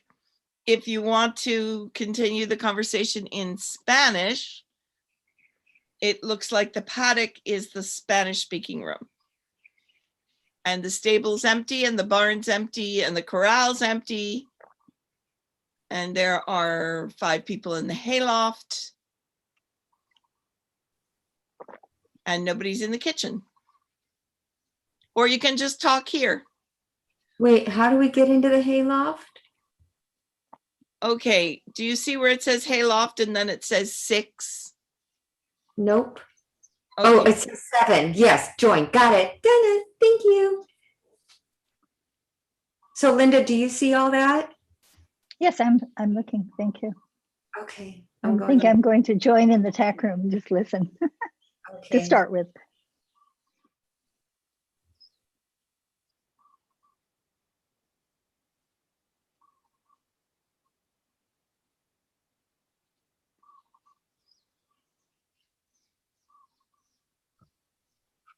And now we're just in unstructured time. Anybody who wants to can unmute. Yeah, I just did. Where am I? You're here. Okay. Gallery view. All right. I have a question. Okay. And I have to show my screen to ask the question. So I'm going to do my screen share. Great. All right. All right. That's a dog running on a beach. So dog prints. And you see there is no shear in this. It means that the force is directly normal to the ground. It means pushing straight down and pushing straight up. My question is, does horses run that way too? I also know that people do too. So I got 2 out of 3. I want to know if horses do that. And I would think with a hoof, there's not a lot of compliance in the hoof, I would imagine, that it would have to go straight down. No, hooves tend to land, I think typically they will land slightly on the lateral edge, roll medially to be in balance, but they should be doing a heel first landing and a very slight slide forwards. A horse will expect there to be a tiny little bit of slide forwards on landing. Well, that's only because they're on slippery shoes. No, barefoot as well. How Okay. so I'm going to ask Dorothy, where do you know what I mean? Is it, is that visual observation? Is that a horse walking on clay? Is that something that's been done with a force plate where there's been an analysis? I think there have been studies done that have analysed the footfall, how the foot lands. Now, whether they have actually used horses that really have genuinely healthy feet and good movement, I don't know, because that's Okay, always. but there is no slide there. Which means there is no shear. And if there is no shear, there is no force going forward from that point. I think there is a little bit of slide forward. Well, yeah, but you got a 2-ton horse running on a little bit of shear. Doesn't make a lot of sense. You got to have a significant amount in order to get that, that horse moving forward. There would be a lot of energy lost in a sliding. You know what I mean? That would be inefficient biologically. I'm not talking a lot of slide, but when you have horses that people put studs in shoes to stop them sliding too much, you start getting all sorts of jarring and ill effects in the joints further up, because it's almost like too much of a shock as it lands and is stopped quickly. Except these, like dogs and people, don't slide. But horses, it's been well documented. What's been well documented? That they slide? What Dorothy is talking about, yes. No, you're talking about putting the spikes in the shoes. That's a different story. I'm talking about, a horse running, a barefoot horse. How does it get its forward momentum? Well, it's as you have the footfall when the limb is in protraction, it's advanced. You get a heel first landing, a tiny little bit of slide forward, then it rolls up, body rolls over, so you're in stance phase. And as you come over that stance phase, the horse can actually, from that footfall, pull until it's vertical, and then it will push as but in order to push it to go forward, there has to be underfoot shear. That has to happen. Yeah. If you are pushing to go forward, you need an underfoot shear, you need a backward push on the ground. Yes. Which would give you an underfoot shear. There's no evidence of that in the dog and the person that I've got pictures of sand. I can't explain the difference other than that horses are walking on are moving on a completely different bit of foot. And the hoof is running on their toes. On their toes, but it's a totally different structure, and you also have the hoof mechanism going on in there. No. Yeah, but the physics of it is if there is forward motion, that forward motion has to have an equal and opposite force, and that force has to become from the ground reaction force, which means there has to be an underfoot shear. That underfoot shear would be seen in the sliding, the shearing on the ground. It is not shown in the dog and the human. And I got pictures of people running on this in sand that shows there's no evidence of that. So experiments done with force plates, and Professor Hilary Clayton would be the person whose work you want to look at. Yep. So I know this is well researched. What is well researched? There's an underfoot shear, and how the hoof pushes off, and the research is using force plates. Well, I'd like to see it. I would really be interested in seeing that, because as I said, I haven't seen it in other animals that I've seen pictures of in running in sand. Okay. Well, I know the person who's done the research, and I may be able to arrange to forward your I'd love to hear from him. Okay. We can arrange this, I think. Good.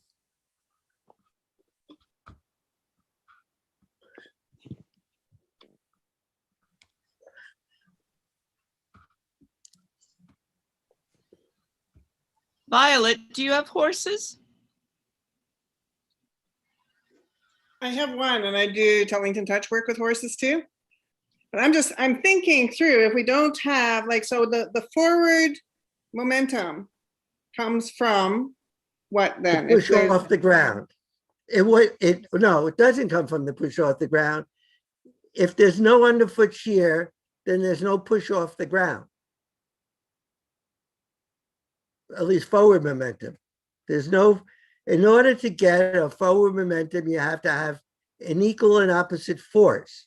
Yeah. And so where does it come from then? Force, where does the forward momentum come from? Well, I'll tell you where it comes from in a person. It comes from a person leaning forward and gravity pulling them forward. It has nothing to do with the push off from the floor. My question is it the same in the horse? And of course, I would believe if it's that way in a dog and that way in a person, it's that way in a horse. You know, that's my experience. So I just want to follow this, because like when a person runs, there's a falling forward through space, and there is a patch on the ground where there is some pressure against the ground and pressure forward, right? No, pressure up. Pressure up. Okay. They bounce up. They don't bounce forward. Okay, and then the coming forward comes from the falling through gravity, is what you're saying. Right. You lean forward slightly, you get your center of mass a little ahead of you, and you fall forward. So that it comes from up and then falling, that gives you the forward momentum, is right. And a body in motion tends to stay in motion, so that once your body is moving, you roll over that ground reaction force, bounce up in the air, and move forward from the body weight carrying you forward and down. You might find that Jean-Luc has some interesting thoughts on this. I recall him talking at one point about how certainly the front limbs in horses, in faulty biomechanics, he talks about the front limb being used like a pole vault, where it plants on the ground and the body rolls over it and then it picks up again. And that's faulty mechanics in his terms. He wants the front leg to work like a pogo stick. So as it lands, there's almost like elastic, and then the elastic recoil is what sends the body up and then forwards over it. Well, that's why, but no, it doesn't go up. If it's going up, it doesn't go forward. You're right, it acts like a pogo stick. Pogo sticks go up and down. They don't go sideways. In order for somebody on a pogo stick to move forward, they have to lean forward and move the center of mass forward so they're falling. So the momentum of the horse then is taking it over the limb as part of the motion in that case. And then it has to be a weight shift within the horse, that sends it falling forward. But then it's the pogo stick effect in the front leg that stops it from falling down and forwards, as opposed to forwards and forwards. Well, I don't understand all that. So I know what two-legged people do. I'm not sure what for, but I know it's in the dog, because I have prints of the dog not shearing. So I know the dog works the same way. Well, I would think it would have to be similar, like the amount of force in the leg. If the horse was actually pulling itself along on the ground, the legs would wear out, right? Like if there's like grabbing the ground and the real momentum is generated from pulling in the legs, they wouldn't go very far. Very long. No, it doesn't happen. Yeah. It doesn't happen in humans. Also, the faulty humans. mechanics in people, if they end up trying to pull themselves along the ground, it doesn't work. Right. If you get the rotation over the legs and you get the up, then you can get the falling forward, right? Right. If you wear a hole in your shoe, you don't wear oblong holes, you wear round circles. That's because it's just going up and down, it's not shearing. All right. And there's no evidence of underfoot shear in anybody walking or running. It's all vertical forces that go bounce up, and you lean forward and fall forward. And you're falling from a height because you bounced up, so that gets you forward. You already have forward momentum from the previous one, so a body in motion tends to stay in motion. The clue is to hit the ground and stay there only long enough so you don't lose momentum, which means you roll over your ankle, and so the ankle's frictionless. You keep moving over that ankle in a frictionless manner, and then you bounce up and you keep moving forward because you're leaning forward a little bit. Yeah. So in terms of working with horses, then it's like getting the lightness of the up. Yeah, And then so getting so the horse has to do the same thing, at least in my mind. When it's moving, the horse has to do the same thing. So, you know, that changes your whole concept of mechanics of how the horse moves, I would think. Well, it reinforces for me, it's interesting getting the model of how does, 1,300 pounds float through the air? How does a moose float through the air? Like how do they do this so they look light and work light and don't crash their legs? Right, because they bounce on springs.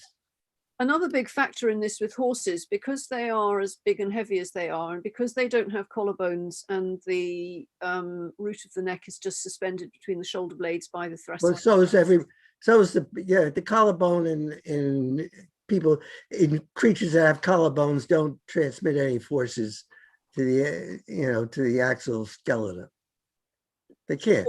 Sure, but with the horse, the thoracic sling muscles are very influential in how the how much shock, they're part of the shock absorbing mechanism as the front legs are contacting the ground, and also they're part of the mechanism that pushes the trunk up again. So the recoil in as the horse lands and the trunk drops down into the thoracic sling, there's that recoil back up again that is part of the lift. Right, that's what I'm saying, but it has to be vertical, not forward. Well, it can be forward because that's the angle of the muscle fibers. It must have an effect on that. Can it not be upward and forwards? Can there not be a combination? If you're hitting the ground and don't have a underfoot shear, you don't have any forward force. Forward force is what you already have from the momentum of the animal moving forward and gravity pulling it down. Well, how do we know? The line of pull changes as the weight comes through. It's just like the line of pull changes as we come over. We come over top of our foot and then we come forward with momentum. And I think right. And it might be once similar. you move the center of mass over your foot, you're falling. How do you know and once you're falling, you're accelerating. How do you know there's no what you're saying is you're not seeing underfoot shear, which basically means you're not sort of seeing a blurring of the footprint as it moves. Right, exactly. What if there's enough friction that there's a push, but it's not moving in that? You can run on ice. You can run on ice. It doesn't make any difference. And no study has ever shown underfoot shear. But nobody even talks about it. Why not? Because it doesn't exist. And not only that, it would slow you down. And if it slows you down, then you're in big trouble. So biologically, it makes no sense to do that. I don't understand that. It doesn't well, make because sense. if you hit the ground and you have forward momentum and your shearing is stopping you. If that foot's in front of you, you have to hit the ground vertically so you don't break yourself at all. Well, you don't want to create any breaks. The front legs are acting as a brake, or the feet landing are acting as a brake. Well, they do, and they don't. Hope not. If you're running forward, you don't want to wait. If a horse is running, you don't want him to brake. It depends. I think in good mechanics, where it's clean, you don't have first a sliding forward, then a stopping, then a pulling back, and you don't have a pulling back. I mean, the signs from the work I do with exercise work and with Feldenkrais and with other things, the sliding, all those things create inefficiencies where there has to be muscle compensation and you get injury. Those are things where the body there's extra strain put into the system that the system's not really built for. You just want to move. What's that? You don't want to use any forces, any extra forces to stop or start. You want to just keep moving. Yeah, and the sliding stuff is an inefficient. Sliding indicates inefficiency in movement. Exactly. Right? So it's one of those things where ideal movement has very clean contact. It has very clean up, and there is movement in the direction you want to go, probably from falling through space. But if you're exactly, if you're accelerating, you're going to have a different the feet are going to be used in a different way than if you are slowing down and braking, are they not? Yeah, so Well, yeah, you're changing the we're direction of talking momentum. about continuing motion. Your goal is, you got the horse running, you want it to keep going. You don't want it to break at all. But I think when you get the sliding, there is a lot, like in reining horses, for example, the sliding there's an enormous amount of tension that goes into the body when they're sliding, when they're braking, any horses, for us Right. too. And if we run in a way, when you got humans who run in a way where they actually break themselves each time they step, they don't run very well. Right. And so there's different ways of looking at this and figuring out, okay, how can we get the lightness, which is the up, in this? I'm just thinking I'm thinking out loud in terms of how best to get the efficient movement. It's easy, as I said, it's all worked out in the human. It's all, you could go to YouTube and see it in the human, and how they run.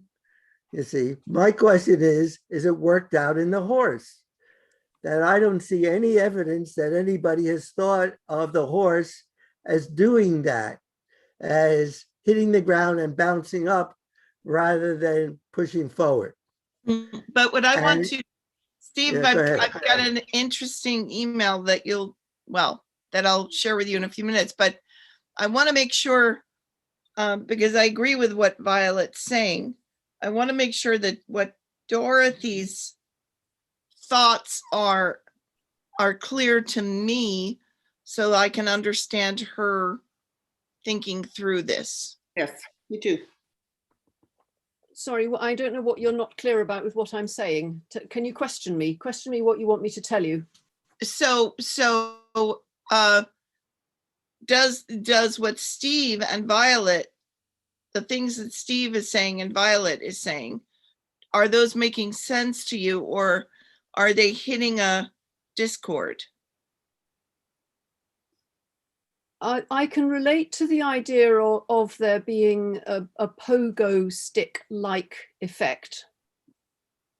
What I'm having difficulty understanding is how when the foot is protracted and landing, that there isn't, in that case, my understanding of this from reading I've done is if you have a really galloping racehorse, there'll be no braking in that at all.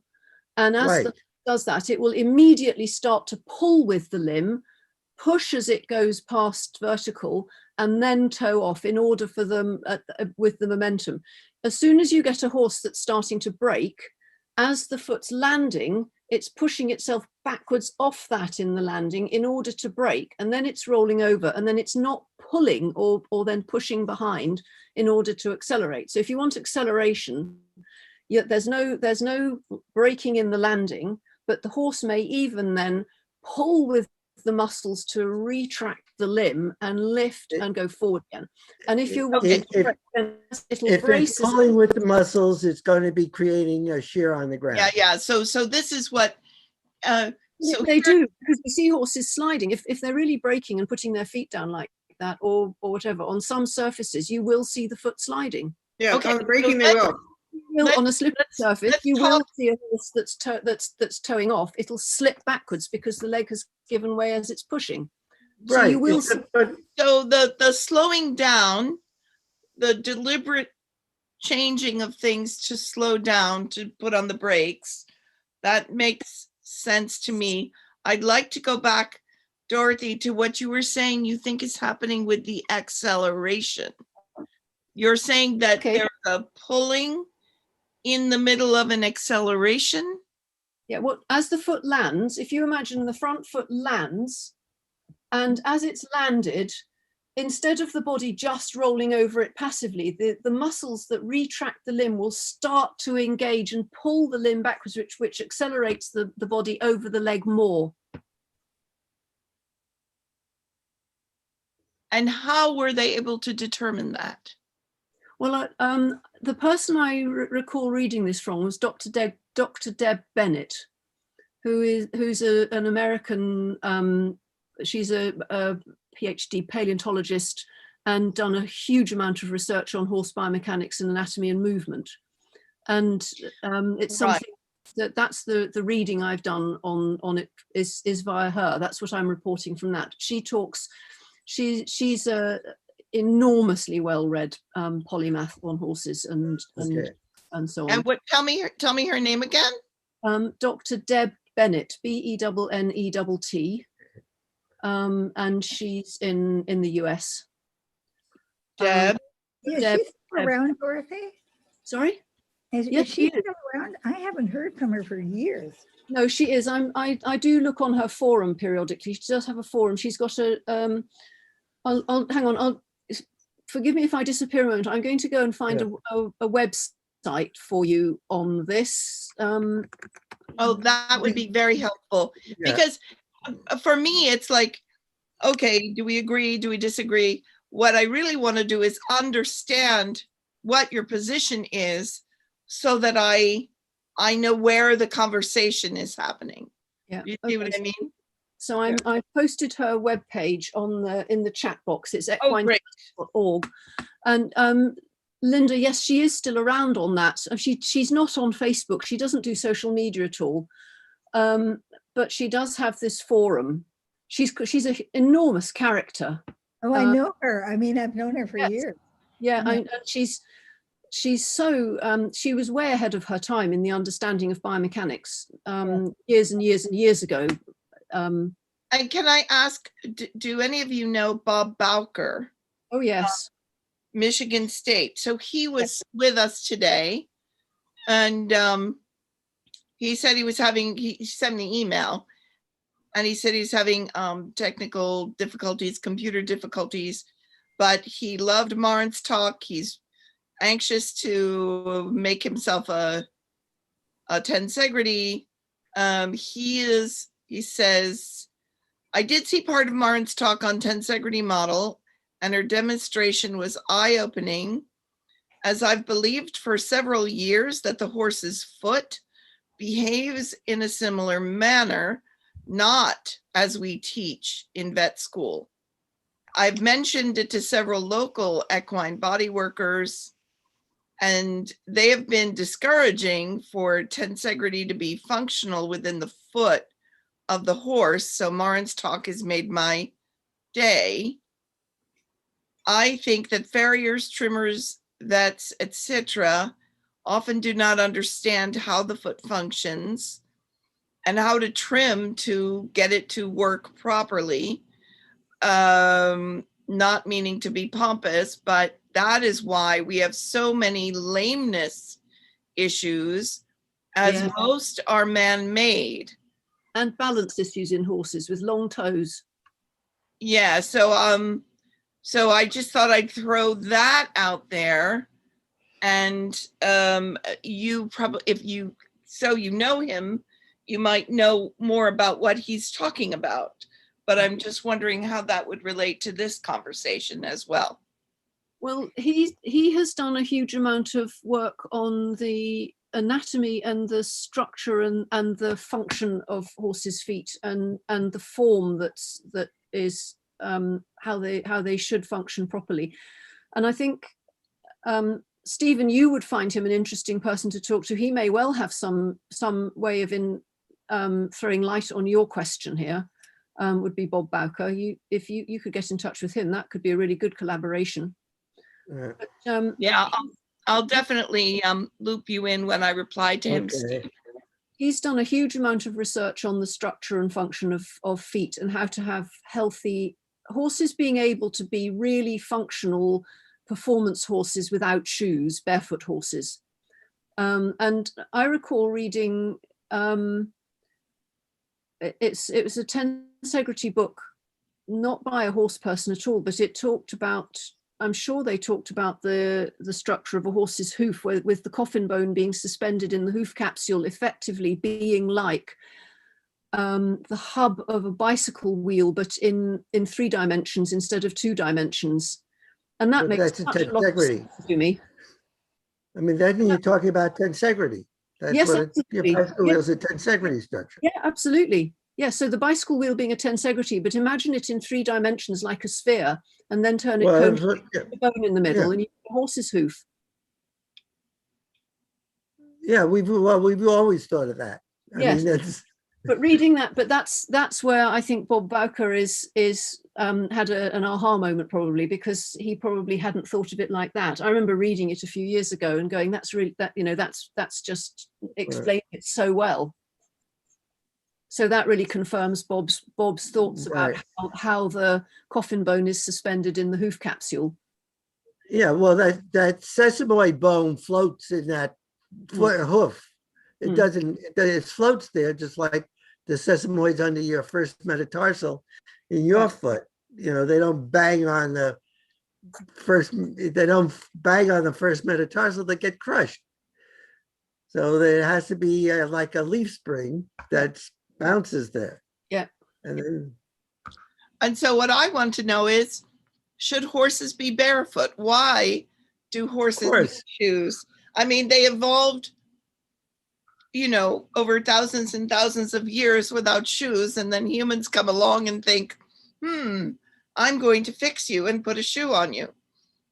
Well, there's all sorts of theories about why horseshoeing started, and one of the biggest ideas is that it started when people had to start keeping horses in their keeps, so they were confined, so not moving. Horses are designed to move hours and hours and hours a day slowly, and be on, you know, moving constantly. And when they were then confined and standing on soiled bedding, the structure of the hooves started to break down, and they couldn't do the work that they then people wanted them to do. So they thought about putting shoes on them, and that's where metal shoeing came from.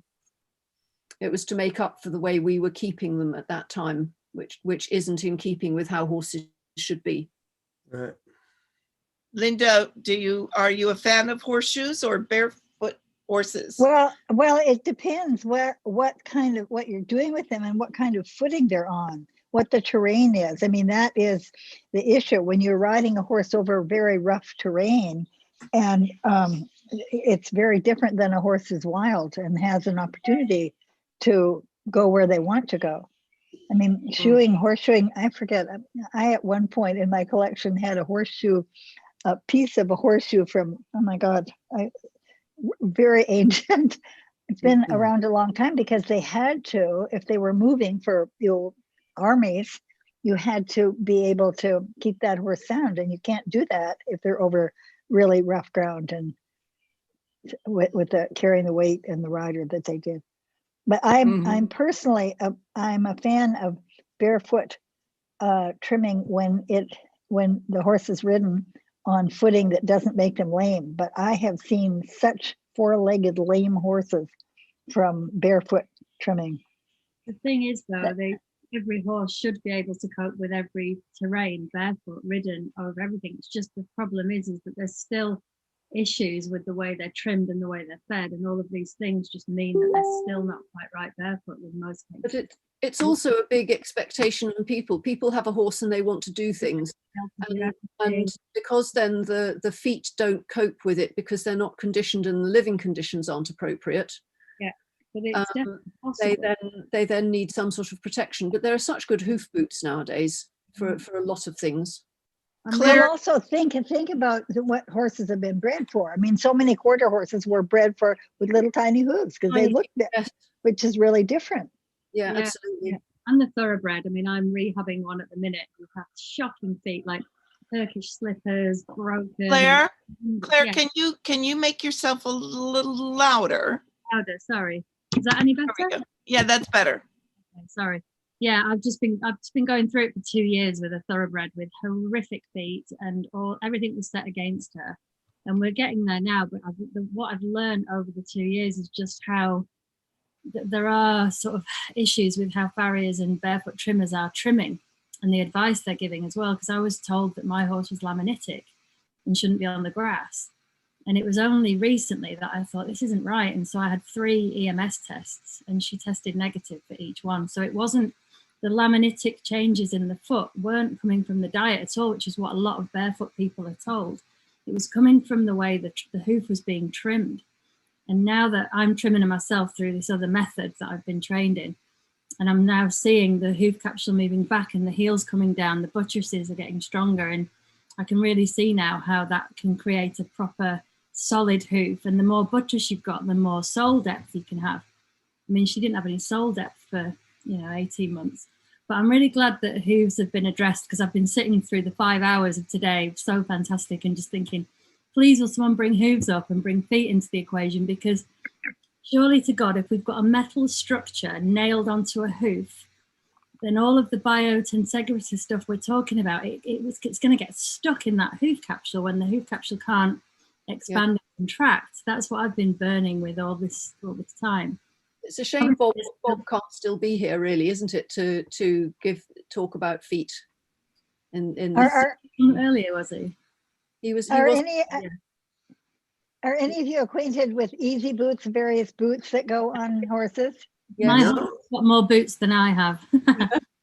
Because one of the problems that you were talking about before, when you don't get that slippage, is how that affects the joints, because that certainly has been well documented, the necessity and what happens when you don't. But in the racehorse business, because at one point we had 90 broodmares, thoroughbred broodmares, and we're breeding racehorses in the 60s.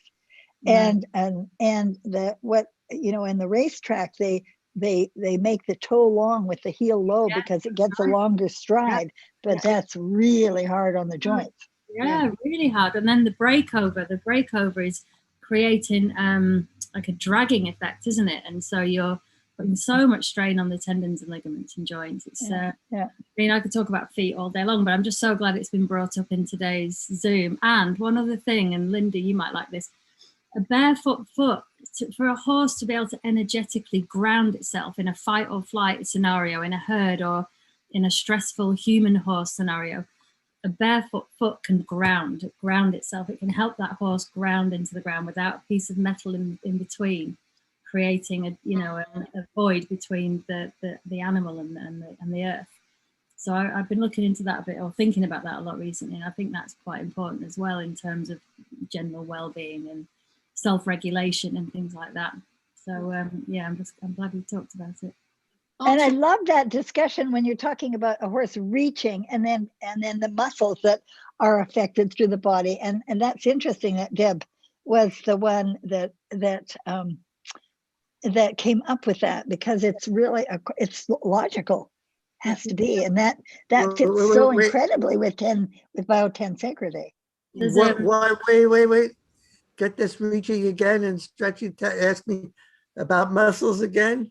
Say that, please.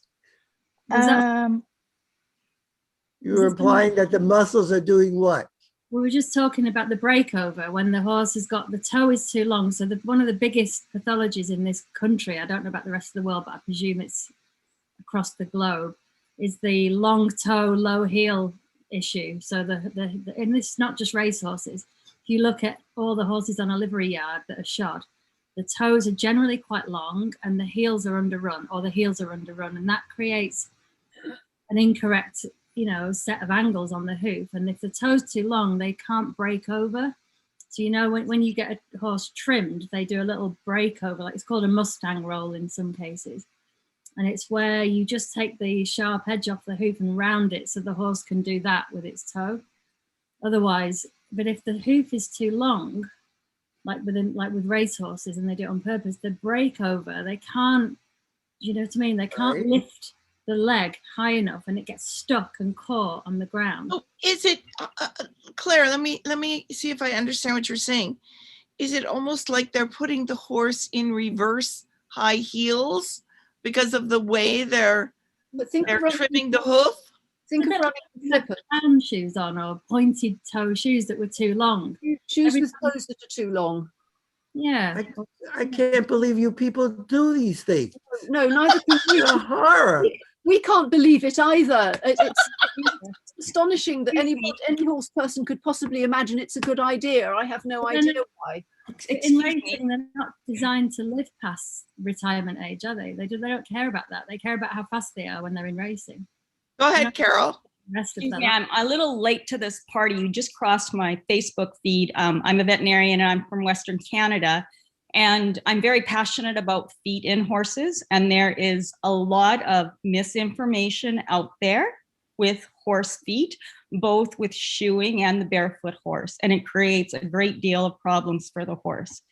The best sources of information to me that are true to the horse and what I see is comes from Pete Ramey, who is a farrier, and Dr. Boker. Those two sources are very true to what I see with the horses, and it is just not totally about the feet. The very good barefoot trimmers and farriers will actually are now turning away clients that will not comply with their recommendations for feeding and for dietary changes and for lifestyle changes. And the hoof capsule itself has to be strong and sturdy to tolerate what we ask of the horse.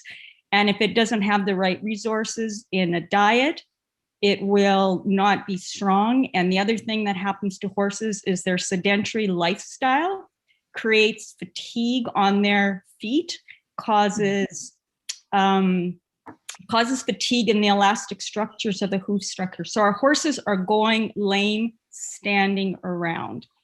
That's what Dorothy was saying. Yeah, Bob talked a lot about the importance of the digital cushion, which is again what you're saying there. Very important. The most important part of the foot. It is the headquarters for everything that goes on. And unfortunately, it is terribly underdeveloped in the adult horse because it takes about 5 years of robust resilience and movement in the young foal to develop the digital cushion. And if the digital cushion is not developed by use, it does not protect the sensitive structures of the hoof, particularly the navicular bone. And that's why you end up with loss of tensegrity and navicular disease. Yeah. Correct. But in my opinion, after everything I've seen, the horses that wear shoes, there's always a consequence for wearing shoes. Always. There is even the very best shoes are applied. So even the shoes and of course, as the poorer, and there's very few very good farriers, the poorer the shoe is placed on, the greater the consequences to the horse.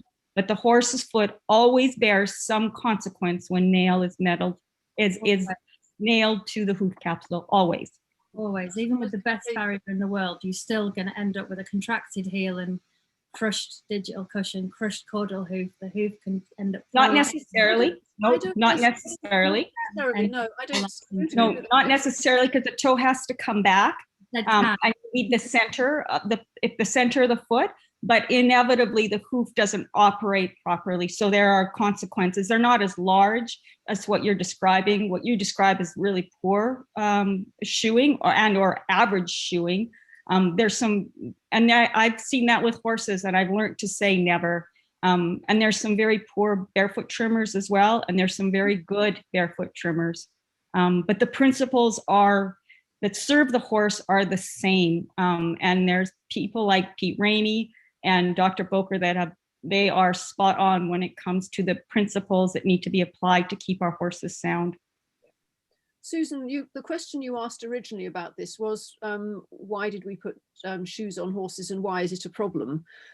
The problem is that when you look at a horse's hoof, you see quite a rigid structure, but it actually has a significant degree of pliability in it. Think of it as a tensegrity model that needs to have that boing.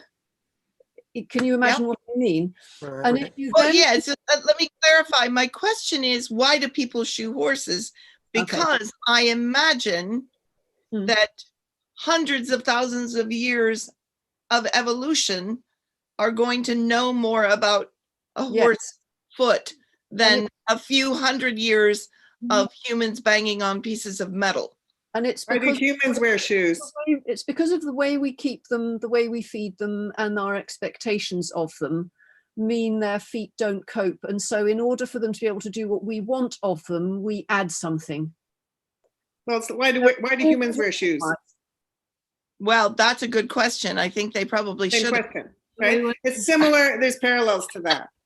Yeah. So I mean, right. So I'll put on shoes if I'm going somewhere where there's broken glass or it's really cold outside, or I'll put on boots before I go shovel snow. Yeah, we've got hoof boots can do that job as well, can't you know? Whereas with the shoe, it's just because it's nailed on. there isn't that space for the hoof to expand and contract. That's why it becomes a problem. It's not about the layer of protection that you're putting on the bottom of the foot. It's about the fact that you're fixing it, and then the hoof can't contact the ground, or the frog can't contact the ground. It's not so much about the fact that a layer of protection can be useful, because hoof boots can do that job. It's also that a shoeing cycle is usually anything between 5 and 8 weeks. And in that time, the way the hoof wall, the tubules of the wall, and also the sole grow forwards, which means that in that time, you're distorting the whole hoof forwards. This is Bob Bowker's big thing. And it then means you take the shoe off, the farrier trims down the wall to make it look like he thinks it should be, puts it on again when it's still too far forwards, and then it has another 5 or 6 or 8 weeks of growing more forwards. And that's also the problem with a lot of barefoot trimming cycles and horses not on abrasive enough terrain, so they're not self-trimming, they're not wearing sufficiently, so they grow forwards and they're trimmed infrequently, and then the whole hoof grows forwards. And then you have a horse that is not balanced over its foot, and the tensegrity structure in the hoof cannot function. And when you say self-trimming, let me just clarify, you're saying that if a horse is allowed to, are you saying that if a horse is allowed to run around and move as much as it wants to and needs to, those hooves will essentially self-trim? If they're on rough terrain. If they have the appropriate terrain to go over, abrasive terrain and stuff that does the wearing that the feet need to keep them in the shape that the horse needs. And so the movement, the wear and the growth are equal. But most domestic horses, the growth is greater than the wear. Yeah, exactly. And I think they do about 20 miles a day on average in the wild, in a wild scenarios. That's quite a lot of work over varying terrains, you know. And I believe the bottom of the foot, if you say you had a horse that's in a lot of sand type ground, you get a different shaped foot and solar bowl than you would in a horse that's doing a lot of road work or harder ground. The bottom of the foot can look quite different. Yeah. Well, and you do get breeds that have evolved on different types of terrain. So you get the Arabs and the Iberians that have been evolved and bred on hard, sandy terrain. They have much more upright feet. They tend to be harder and more upright and more domed, whereas you get the ones that have been evolved on boggier terrain, and they tend to have flatter, wider feet that give them better support on a softer surface. And it makes me think, I live in Washington, D.C. A lot of our horses are city horses, police horses, and those work horses are on hard pavement a lot of the time. And I just wonder about what that. Well, there's one police force in America whose horses are all barefoot or use hoof boots. And part of the problem is if you put shoes on,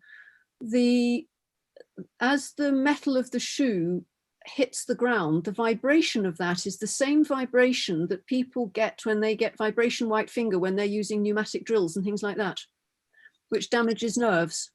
So which police group? Gosh, I can't remember. Isn't it? Is it not? It's Houston, Texas. And it's Bruce Knock. And those horses there, the problem was happening. They couldn't keep their horses sound.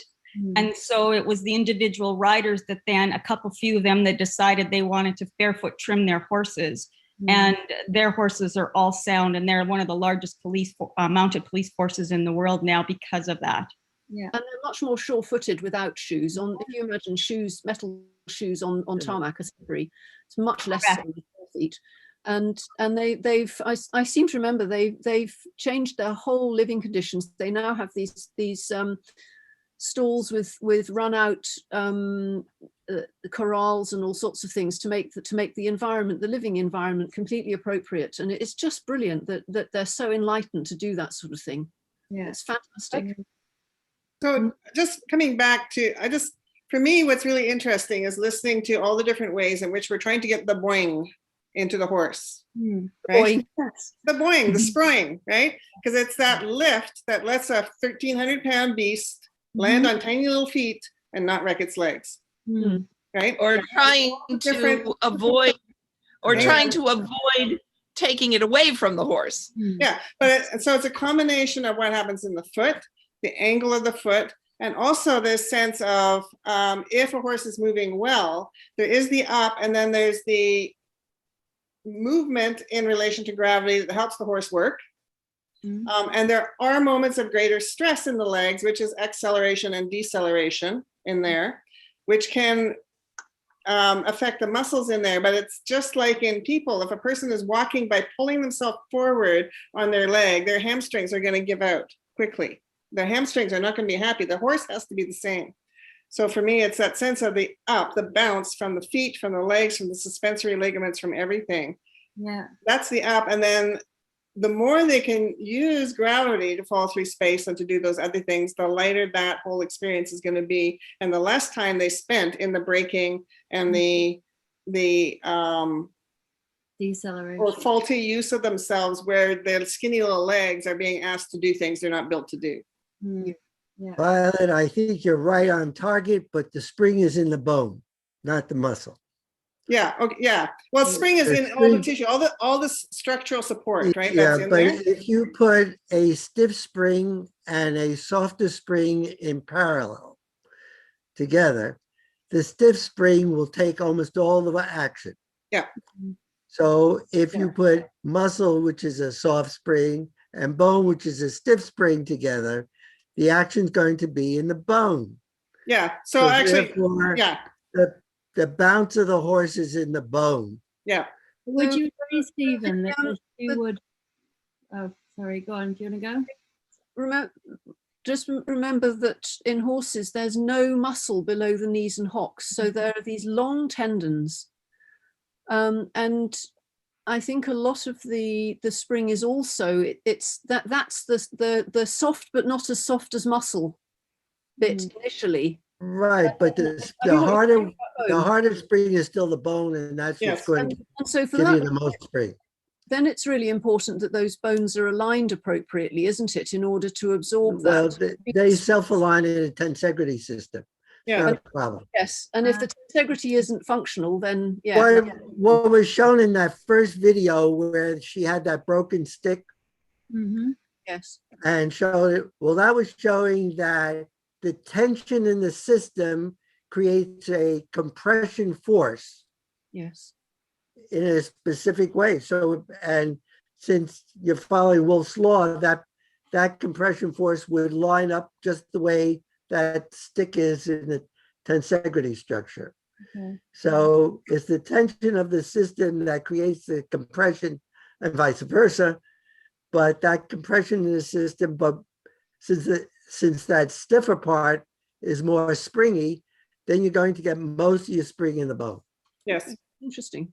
I put a link in the chat to an article about the Houston bitless and barefoot horses, just for anyone who wants it. Stephen, would you say though that if this piece of metal nailed to the bottom of the hoop, if the hoop is part of the tensegrity pattern, right, and if this hoop, which is made of hair and bone essentially, and as it hits the ground, it expands slightly and contracts. If the hoop is on there, will that interfere with the overall tensegrity? I think it's like asking you to run in ski boots. It doesn't make any sense to me. No. You know? That was my theory. I wasn't 100% sure, so it's good to. Yeah, there was I'll tell you the story of the Tarahumara Indians in Mexico. One of them came up to run in a race in Colorado, and the race was sponsored by Nike or one of the shoe people, and they gave everybody shoes. And he put on these shoes, these Tarahumara Indians put on these shoes and couldn't run. And within a very short distance, they took off their shoes, put on their old sandals, which is just a piece of leather that keeps their foot from being cut on the ground. autonomous jobs and won the race. So, it's that kind of thing. And that now a lot of the distance runners in, the marathon runners running practically, just bare feet kind of thing. It's clearly that the shoes are bad, not good. If this memory foam, for instance, takes up the shock absorber, then you lose your bounce. It's the craziest thing to put in the sole of a shoe because it absorbs the energy. You lose your bounce. You got to put much more other kind of energy into the system. You want to get the bounce out of the ground. Yeah, that makes sense. Yeah, it does. There's a big trend now for that zero drop shoeing for humans, where it's like, it's just it's basically a protection for your sole rather than a shoe as we know it. And it's just like a second skin almost, so that you are contacting the ground in the way the foot is meant to. So I've yet to try them because they're a bit ugly, but maybe one day. Okay, if we've now rethought that the energy of getting the horse moving forward is coming from the bounce of it hitting the ground, what do you do with the muscles? What are the purpose of the muscles? Well, my sense is that the bones transmit force, support weight. They show you the central column for that, and the muscles help line up the bones. Is that true? Yeah, that would do that. And they also change the shape of the body. Yes. So if you are falling in space in a gravity-free field, you can change your body shape, because you can do that, because those are internal forces. So what it does is you change the shape of your body. So you bounce up in the air, change the shape of your body, move your center of mass forward, which accelerates you forward. And it's not the muscles that push you forward, it's the bounce that you get from the ground. Can we follow that? It makes sense when you think, when the sense I get when riding a horse is there are times when you feel that the feet are stuck to the ground and they're each pushing separately and nothing's connected. And to me, that's when things aren't coordinated and the tensegrity isn't functioning as it should. And then you get the time where the horse will move in a way when everything seems to be connected and functional and it feels completely effortless.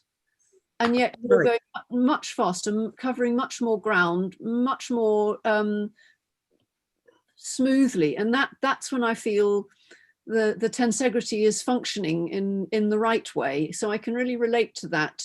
It's almost like, nothing is pulling against each other. Everything's pulling together. Yeah. Everything's working in the same direction. In a sprinter, and in a sprinter particularly, the foot is not on the ground long enough to get any push at all. It has to be a bounce because the muscles can't move that fast. It's a hundredth of a second that the foot is actually on the ground, and muscles can't respond that quickly. So it has nothing to do with muscles. It has to do with the spring in the bones. And I will assure you, it's if it works that way in humans, it works that way in horses. It's that easy for me.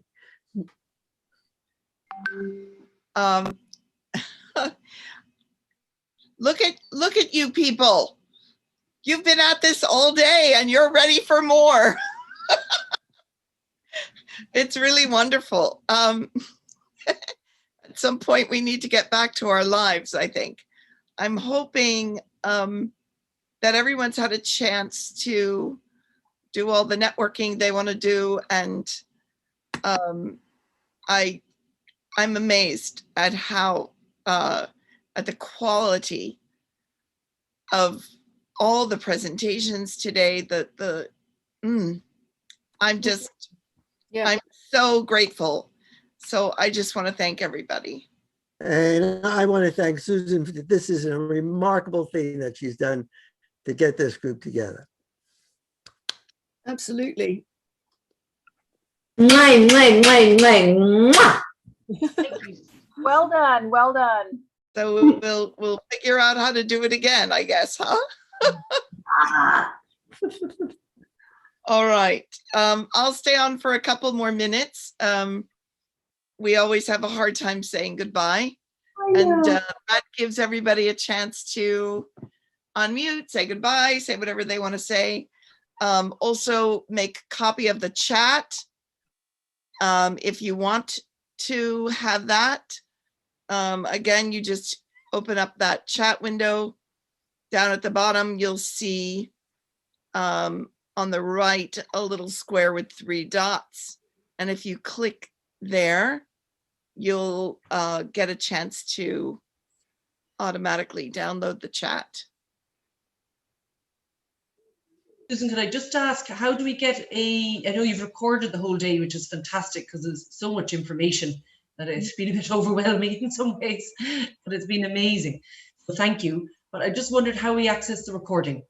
Right. And thank you to everyone. It's been fabulous. Absolutely. Thanks, Fiona. So yeah, you'll get an email once the recording is there. What we did was we recorded to the archive YouTube channel, but it's a private meeting because there were some concerns from different universities about privacy rules for the animals and such. So it's a private meeting. So you'll get, there's a way for me to go into the Zoom registration and send everybody a follow-up. And so you'll get the link then. Susan, can you hear me? Yes, ma'am. Yes, hi, I'm driving. I'm sorry, I had to leave earlier. Also invite them to if they want to continue this discussion, they can have a BIG as well, right? Yeah, so we have a whole thing on the Biotensegrity Party events that we're on summer break right now, but we've been holding them weekly for pretty much all through COVID. And if you go to the Biotensegrity archive channel, one of them is about starting your own BIG, because we really encourage people with common interests to develop their own sort of biotensegrity interest groups, which, you know, before a year and a half ago tended to be geographically based, but we're in a different world right now.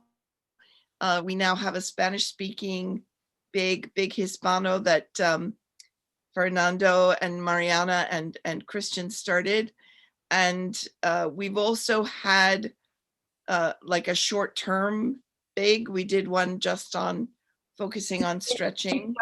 Can you tell them what a BIG? And a BIG, thank you, Eleanor.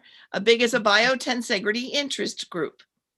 So we call it a BIG. And the first one was started, I don't know, 14 or whatever years ago by Steve and Danielle Claude Martin. And they met at Danielle's home in Saint-Malo in France.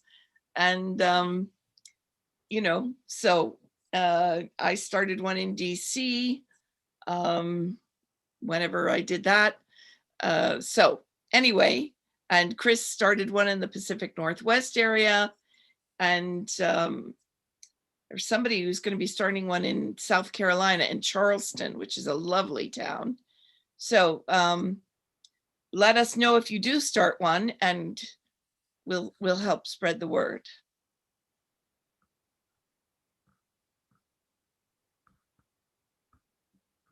Wonderful job, Susan. Fantastic. Thank you very much. Yes, very much. It was very interesting. And all the technical help too. Thank you for all those technicians who linked everybody together. Thank you, Susan. This was really good, and I know that it's a lot of work to put these on. So, thank you, and also to Dr. Levin for really promoting this and getting people together. It's really good. And to all the presenters too. Yeah, I know. And thanks to all the work you're all doing amazing work. And we didn't even, I know there are a lot of you whose work I'm unaware of. So I look forward to hearing about that too. Susan, can we give why don't I put the link here? Can we give a little plug for the tea parties and registering for the archive email? Yeah, the Biotensegrity archive has an email list, and that's how some people found out about this. And when we do start up in September, you'll get a notification of that. And yeah. I put the subscribe link into the chat if anybody wants to subscribe. Great. And we also accept donations. And we also accept donations, and I will be fixing going. Yes, and I'm going to be fixing that donation. I mean, it works right now, but it's hard for people in other countries. But I really want to move to starting a scholarship program in colleges for people who are doing projects that have to do with biotensegrity. So I know a number of you are professors, and you may be hearing about me, from me about that. Because that's one of the things we want to do with some of the donations we've been receiving. Well. All right. Thank you, Linda, everybody. for getting up in the middle of the night.